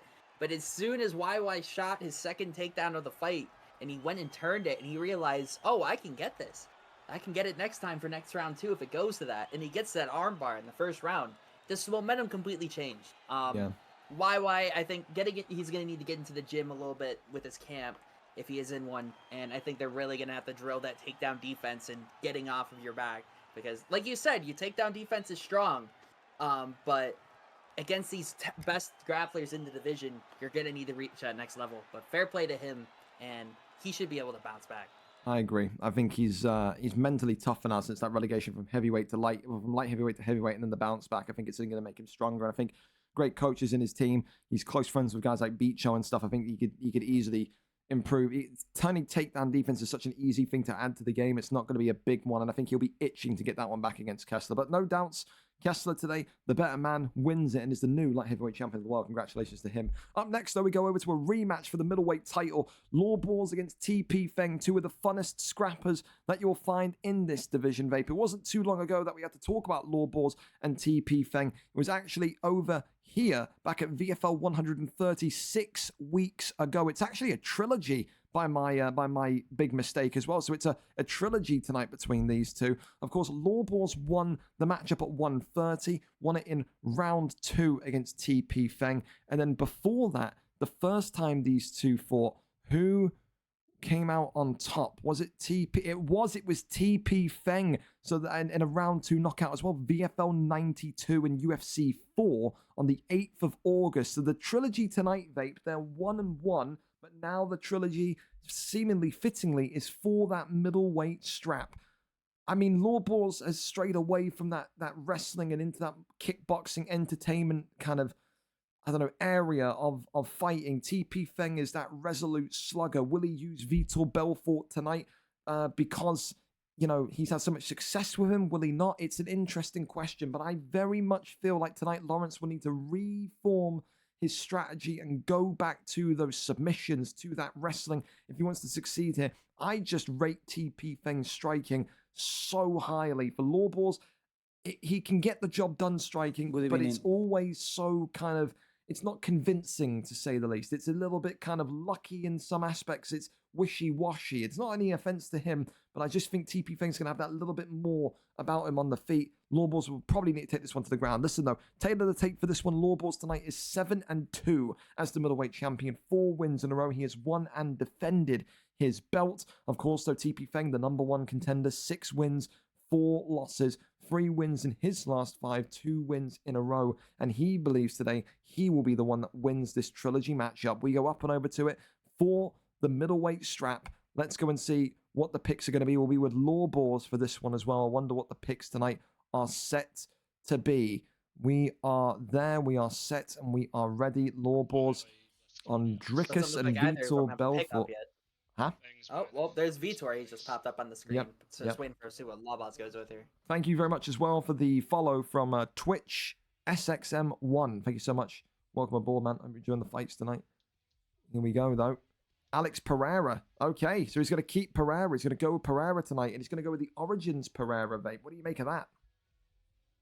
Interesting pick. I mean, we saw with the last fight, Alex Pereira, and even with the updated version in light heavyweight, the takedown defense wasn't the greatest. And now he's going for this pick with the kickboxing one. I think he's expecting Feng to not shoot a single takedown here. I think Vitor does have turning takedowns if it does come to it, but both of these guys are looking to put on a show here with their picks. That's clear and obvious. I would say so as well. Of course, tonight in the green and white, the current champion Law Balls. In the yellow trunks, the challenger Vitor Belfort for TP Feng. These two fought once in August. TP Feng won. The rematch was, of course, 6 weeks ago. Law Balls won. They are 1-1 since their first meeting on the 8th of August 2023. Tonight, only one of them wins the belt and wins the trilogy. You can hear as well, they're Blaze in the corner of Law Balls. Not too surprising there, Vape, but what is he going to add in terms of maybe calmness and advice? What do you think? I think it's more so going to be kind of just being able to pick out like the patterns, because that's one thing that Blaze is really good with him being in corners. He's really good at picking up the fighters' tendencies and their patterns. So a lot of the time here he's going to be spending is kind of just observing Feng and what he likes to throw, and kind of going to feed that to Law Balls later on here. You can I see think Law Balls feels going to be more than confident in himself at the moment. Yeah, so far it's those slip straights that are doing some nice work for Law Balls, but again, it's the body shots. This is what I love about Feng, Vape, is that he just, his level changes are so good. He'll go head, body, body, head, and then he will try and zap that stamina away from Law Balls. He'll try and make Law Balls forget all about those heavy body shots. Big knee from inside the clinch, though, after some good defense to the midsection from from Laws. I mean, this is the thing, though. I mean, some people look at this Origins Pereira pick vape and say it was a bad pick because the UFC version is more well-rounded. Is more kind of, I don't know, collected around the kind of the stats. Look at that. The body shot there comes in as Vitor Belfort goes downstairs to the ribs of Pereira, and that body health is already in tatters, vape. Stamina's a little bit low, so I mean, Lawboss hasn't been able to make that adjustment. Fang, like you said, he loves to find the body. He's probably landed at least 7 or 8 kicks. And it's all over. Fair fucking play. And it's all over, and Lawboss Wow. absolutely applauds it. He says he's good, he deserves the belt. And TP Feng through Vitor Belfort in round 1, the first, or one of the first ever Vitor Belfort champions, has got the job done and won the trilogy. I said, vape, it was those level changes. He makes you forget about those body kicks. You forget how underrated Vitor Belfort's body damage, or the ability to give body damage, is. What a performance from TP Feng and Vitor Belfort tonight, the new middleweight champion of the world. I mean, he was just taking advantage of Lawboss, knowing that Lawboss is looking to dictate the tempo of the fight. And he just kept on sliding into the body, sneaking in there just over and over until he got that first stun. And then Lawboss kind of didn't clock onto it quick enough. Just an insane turnaround right there from Feng. Just waited, picked his moments perfectly, and now he's walking away with the belt. So fair play to him. Yeah, I don't think Lawboss's game plan was bad, but I think the defense is something that's definitely going to be drilled later on. Yeah, no doubt. Well, listen, thankfully for that, we're right back on time for our original scheduling. The co-main event now is ready to go. Chub Nardino and Kyle MCC 18. We've seen 2 new champions tonight. Kyle will be liking the sound of that, but he knows that he's going up against the ultimate bad guy in Chub Nardino. This is one of the most hated featherweights of all time due to his fight style. Kyle is going to need to be ready for 5 rounds of wrestling. Chub Nardino will make it long, boring, and also, I don't know, a little bit frustrating at times. The champ today comes in with a 9-3 record. Of course, 4 wins in his last 5 victories. Of course, Kyle MCC, the rightful contender. He is on a 4-fight win streak, 5 wins, 2 losses as a balanced fighter, and has been prepping with wrestling practice in all of his fights in the build-up to this one. We've even seen him do it with Volkanovski, so I wonder if he's going to go with Volkanovski tonight. Does Chump win it, or does Kyle win it? Does Kyle defend the takedown, or does he embrace it and follow Chub down there? Those are the big question marks around tonight. Chub Nardino is live for us. We are here. We are set. We are ready to go. The fighter picks here. Taporia against Doohoo Choi. I don't think that's going to be the selection. I doubt it. I mean, if Kyle gives him a Doohoo Choi, imagine, maybe. I think they are. I think they're going. They're going random. Well, if it's I like that. I like that. If it's a match, we will allow it to happen. The random for the featherweight title fight is there, and are we going to see someone getting blessed here? Giga Chikadze in the blue gloves against none other than Bektic. Oh, Chub Nardino is in a heap of trouble here. The champion with Bektic in the blue. Kyle MCC, the challenger, in the red. A kickboxer is Chikadze. I mean, what would you call Bektic, vape? I mean, what is he? A barrel of hay? Like, what is he? I mean, he's shit. I mean, he's Bosnian. Like, yeah. I don't really know what to call him. I have no idea what he's good at. Well, listen, even though he may not be a wrestler, he may be, he may not be. I don't really fucking know about Bektic, to be completely honest. Chubb will say that I will wrestle with him anyway. And I mean, listen, if you wanted to say Kyle MCC's been blessed by the EA gods, the UFC gods today, then look no further, because like I said, this Giga Chikadze pick, if he can get that kickboxing going, is absolutely brilliant. I love Giga Chikadze in that featherweight division for a 4-star pick. I always said if I ever got to featherweight and we didn't do the 4.5-star rating, a 4-star Giga Chikadze would have been my guy. But again, this is the thing though with Chub Nardino. He can make any pick work. He can sit here and maneuver on you like a Dance Revolution mat, no matter how or who he gets, because it's just all fundamentals. It's all what he wants to do. And this is a guy that was so in his own head. He hated the fact that people were calling him a fat cunt and that he was boring and then he was so shit to watch, etc., etc. And he said, you know, while I have the belt, you have no ability or say in that. And look at this, vape locks Kyle in the armbar. Too easy from Kyle there, isn't it? Yeah, I'd say it was pretty easy for him to get Kyle in it, and he notices he reads the fake the first time, doesn't get it the second time, but there's the actual transition, and he's gonna take a third off of that stand bar already. Yeah, that was very. I mean, listen, for a featherweight title fight, you'd think that maybe Kyle was a little bit more kind of aware and ready for that, but said to be locked in the armbar straight away. It's gonna be disappointing for him. I mean, listen, he can't blame picks either. Neither of these two can. It was clearly an agreement tonight so far. Kyle MCC has conceded the first round due to that armbar.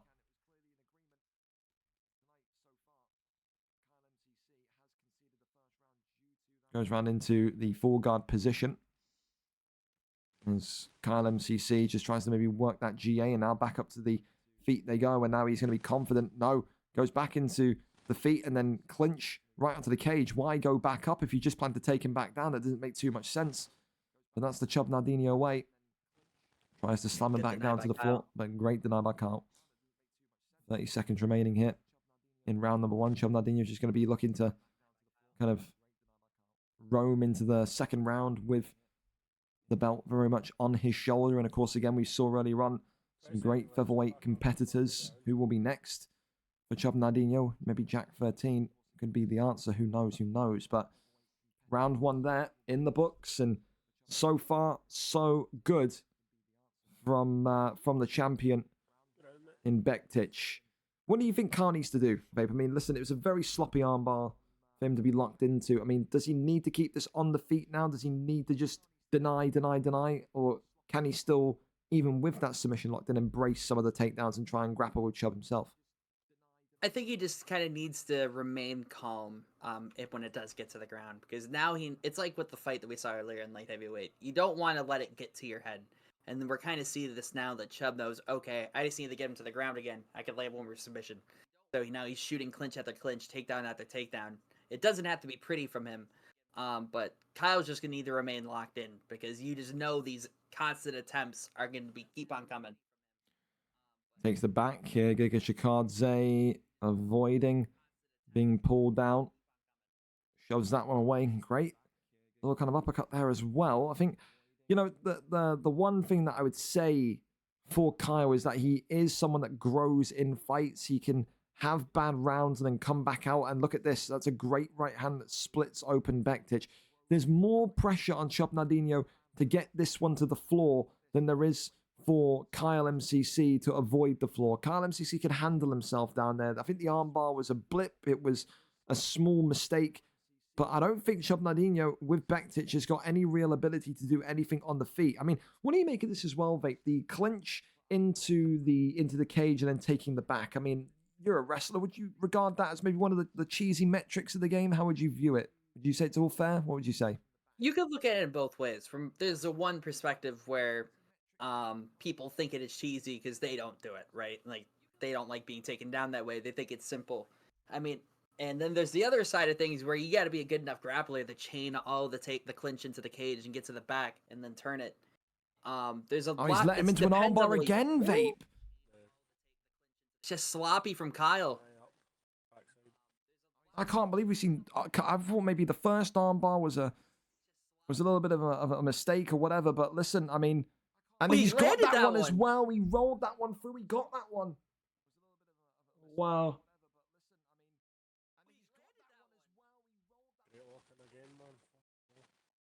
I mean, are you looking at this way, but maybe saying that this is the nerves, the anxiety hitting Kyle? Because this is just a very, very, very, very kind of inconsistent performance from him tonight.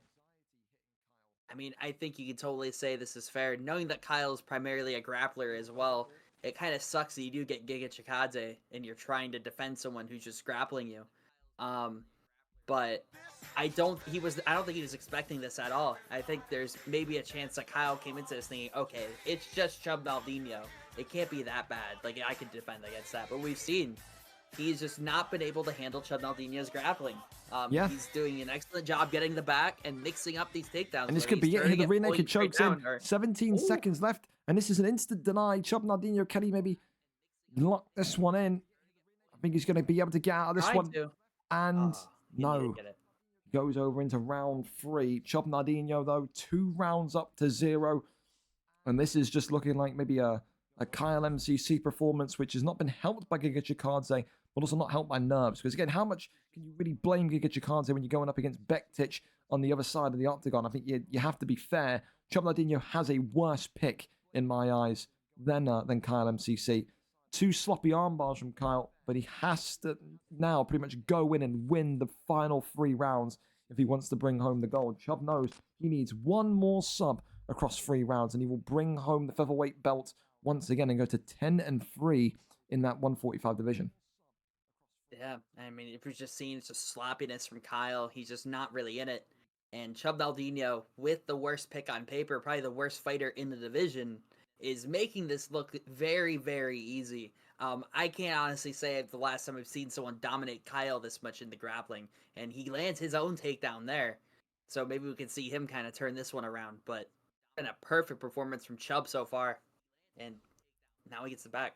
Yeah, right back into where he was thriving before, backside, trying to go into back mount. That one is, of course, denied. Chub Nardinho now just biding his time and saying, whispering in his ear, I'm going to get the submission. Just let it happen. Back mount, gained here, Vape. If he can flatten him out, this is not good. And there's the flat. And now he's going to turn him over. The stamina draining more and more. It's a real heavy tax on the stamina, but manages just to avoid maybe getting into top mount, which is where, again, the armbar existed. If the armbar is going to be the worry for Kyle today, then that is not where you want to be. Look at this, the arm triangle, though, coming in.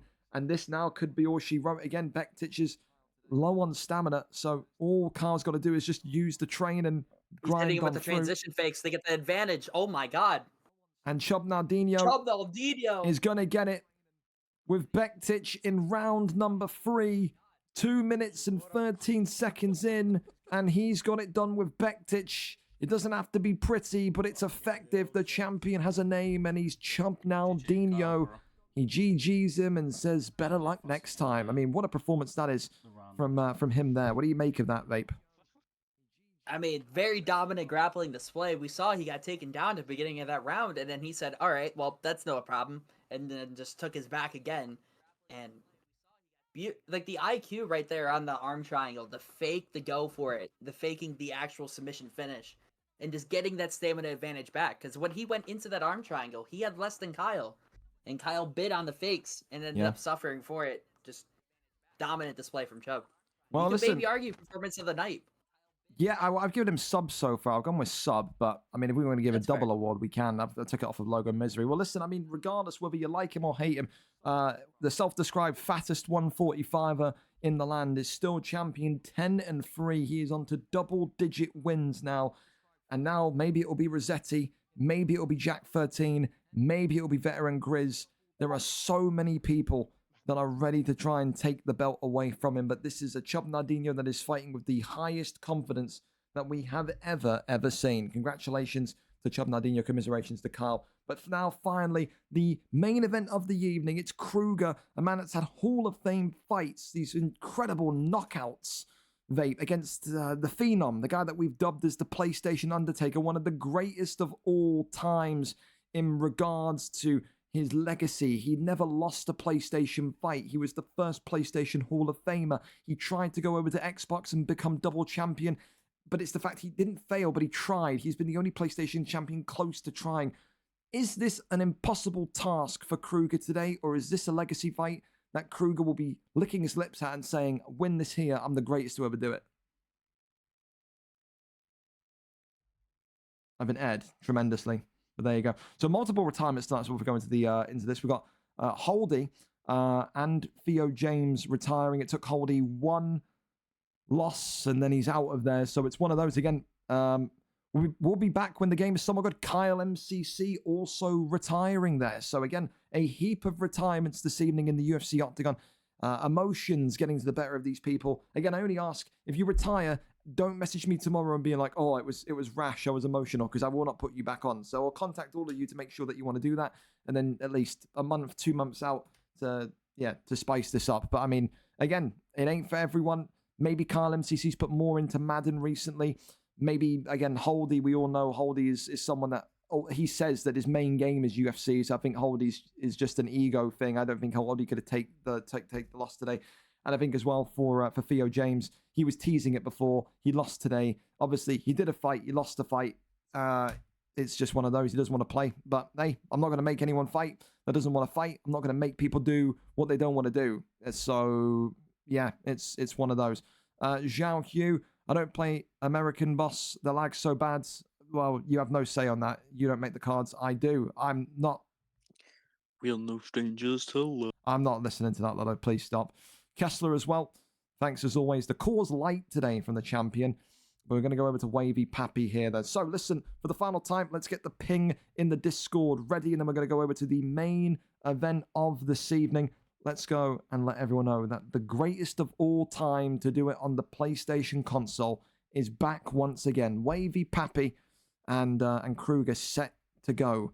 Main event is now live. Put that here. Twitch.tv gringo_AFC. Okay, here we go then. So the tail of the tape for this one. Kruegerr is 10-4, won 4 of his last 5 fights. Has also put a beat down and a half on Perp to assert his dominance on this division. But there is only one man with more dominance in this division than Kruegerr, and of course it's Wavy Pappy. He may not be on these leaderboards for title defenses, but just go back and look at this man's resume. Since he last competed at VFL 52 on the 23rd of February 2023, he's not been seen. He's been focusing on primetime on ESFL, but he pops in every now and again. But since his first appearance at UFN 2 on the 1st of August, he has been unstoppable. He beat Lister. He beat Luke Corrigan. He beat Mark Grant. He beat Lister again. He beat Myth. He beat Mark Dev. He beat Temp. He beat Lister again. He beat Blaze Complex. He beat Mark Dev again. He only lost to Jamie Bucks in the double title fight for the Xbox title when they, of course, had that kind of unison fight. And then, of course, after that, he came back and he beat Coxey for the PlayStation belt at VFL 52. He's never lost a VFL PlayStation belt, but Kruegerr is all about high energy. He's all about high knockout percentiles. He has not had fights which are boring by any stretch of the imagination. He's had a Hall of Fame fight in this recent kind of 5. This guy is someone that says that he is the new era of PlayStation and that he is the champion for a reason. Who gets it done? The 10-4 Kruegerr, or I believe the 10-1, 10-0 if you're ignoring the Xbox record, Wavy Pappy. Canada takes on England in this one. We are up and over to it. Let's go and see what the picks and what the weight class, more importantly, is going to be. We're here, we're set, and we're ready to go. Don't worry. Vape's going to be back in. Flyweight. Oh, it didn't mean to go in air. Got a phone call. Okay, there you go. You're back anyway. Well, 5 months or more have passed, or more than 5 months. A year has passed, excuse me, since we've seen Wavy Pappy in this position. It was been 5 months, though, since he was supposed to headline a card and make his original return. I mean, question for you. Flyweight, it may be Figueiredo v Pantoja. But I talked to Blaze about this the other day, and he said maybe the allure of a Wavy Pappy, the mystique of a Wavy Pappy, had effectively kind of faded because of that last no-show 5 months ago. Do you agree with that? Do you think he still holds a certain kind of aura in that PlayStation division? I think the thought goes into it has been the uncertainty, as we never know what could have happened. So Wavy coming back in now, we have no idea how he was between now and then. Obviously still a very good player. But there could be that ring rust in that moment, knowing at least like where he was at that when he was last playing in VFL on 4. So Kruegerr has a chance here in this fight still. I don't think he's taking any of that into account. It's just another fight for him. Of course, as well tonight, the champion Kruegerr in the red trunks with Pantoja, whereas Wavy Pappy will come in with Davison Figueiredo. And of course, I mean, this is the thing, Vape. This is the same thing we saw from Wavy Pappy back in UFC 4. Back when he competed at the VFL 52 event. He loves those body strikes. Even before, UFC 5 came out, it was his credence to go for those lightning fast shots to the midsection, damage the kidney, damage the liver, and really take the breath away of his opponents. That they're now even more overpowered because of the way that the game is, playing in terms of the emphasis on body shots. Yeah, it's going to play a key role here, and we've already seen a lot of body strikes thrown by both of the fighters here, both trying to take advantage of that and catch them off guard. And Wavy's had a little bit more success with that, but Kruegerr's finding his mark as well. Yeah, of course as well, Wavy Pappy He's done so much across the various kind of communities that he's competed in, but Kruegerr has been kind of a bit of an urban legend here as well, a fan favorite, a folklore favorite as well. Had that great series with Freddy's before Freddy's, of course, kind of dipped out and retired from the league. You've also had such incredible moments against like that fight with Oni J, where he really put himself on the map with Justin Gaethje, but he's already rocked Wavy Pappy here. Head kick there has stunned the Canadian. Wavy Pappy, maybe a little bit kind of surprised that one's gone through. As the left and right continue to rain forward. For that jab straight. More and more. Kruegerr now just eating more body shots, but just trying to close the distance. The body health and the head health will be on different levels. The body health, I think, will be just a little bit lesser than the block at this point, which is never great to see when you're going against Wavy Pappy. Right hand continues to just fly forward, though. Figueiredo just analysing the angles. That's what he is. He's a great analyzer. Is Wavy Pappy. Knows exactly what you're going to do before you even throw it. How many times did we see in that Lister fight, in particular, the second Lister fight? He just telegraphed everything that Lister wanted to do, like a supercomputer. He's just to work with those strikes down the middle. Kruegerr blocking up and just advancing forward. Look at that great little pull into the body, uppercuts and the body stuns there. But again, head health going for Pantoja. And there's that big straight right down the pipe from the Canadian. Round one in the books, but I mean, Vape, who do you give that one to? The man with more strikes, the man with the stun. I think I'm gonna give it to Kruegerr there with that. I think the stun's gonna weigh more than anything. In the judges' eyes. With that, both of their striking, the boxing with each other has been very solid. A lot of head movements been really good on their side, and it's been a really good fight. I'm very entertained by this. Sorry. Well, listen, still so much more to potentially come. Of course, we know as well Kruegerr is a competent wrestler. Should he want to go down there, he will be met equally by great ability from Wavy Pappy. Of course, again, that cut's going to very much bother him as well, of those body uppercuts. And now you can see almost Pantoja Kruegerr mimicking the style of Pappy. Tries to go up top and then go with his own body uppercut there. And right back upstairs he goes. Again, the damage, the cuts, very even. And now it's great combination work from Kruegerr. As the head Kruger's not losing this belt, man. Nah, he isn't. He's thinking he's in this now. Yeah, he is very much in this. He's not letting the name of Wavy Pappy get to him. Maybe he'll be saying to himself, you are the great phenom of this division. There's that judo toss, though, and now we're going for some old-fashioned wrestling.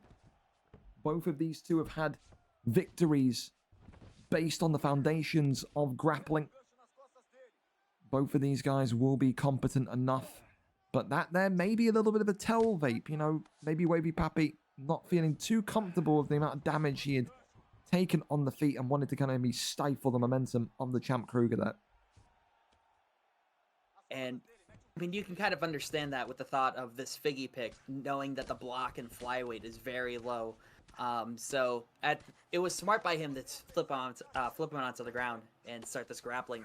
He finds himself in the full guard here, but it doesn't take much for him to be able to escape and reset the count from the ref's eyes. So he can kind of coast. I'm not going to say coast here, but if he keeps him pinned on his back for the rest of this round, he could take this one. Kruegerr's had the better stand-up so far, but grappling can change the game. Very much agree. And so far then, back up to the feet we go. 2 minutes left to look at this. A big stun now onto Kruegerr. Wavy Pappy, the Canadian, looking to absolutely bring it home to the country of red and white. But Kruegerr is not going to let that one be ripped away from him too easily. He is fought tooth and nail for this PlayStation strap. Oi, big right hand comes in. The head health of Kruegerr, though, is starting to drop in a real concerning way. Overhand comes in from Kruegerr. Avoids that one. Tries to go back low, right back up high. Wavy Pappy. Goes that 1-2 down the center. Uppercut there, comes in. Splits open. Oh, Kruegerr even more. Kruegerr now dropped and down. And the up kick saves him. That's the first time that Kruegerr has maybe been in that twilight zone. Maybe that's going to give... From both of them there. Oh, big left hand. Figueiredo going to the body. Overhand comes in. The block, though, saving Pantoja. Big shot still Back low to high. As you can see the planting of the feet from Figueiredo. Stuns him again. Works the body.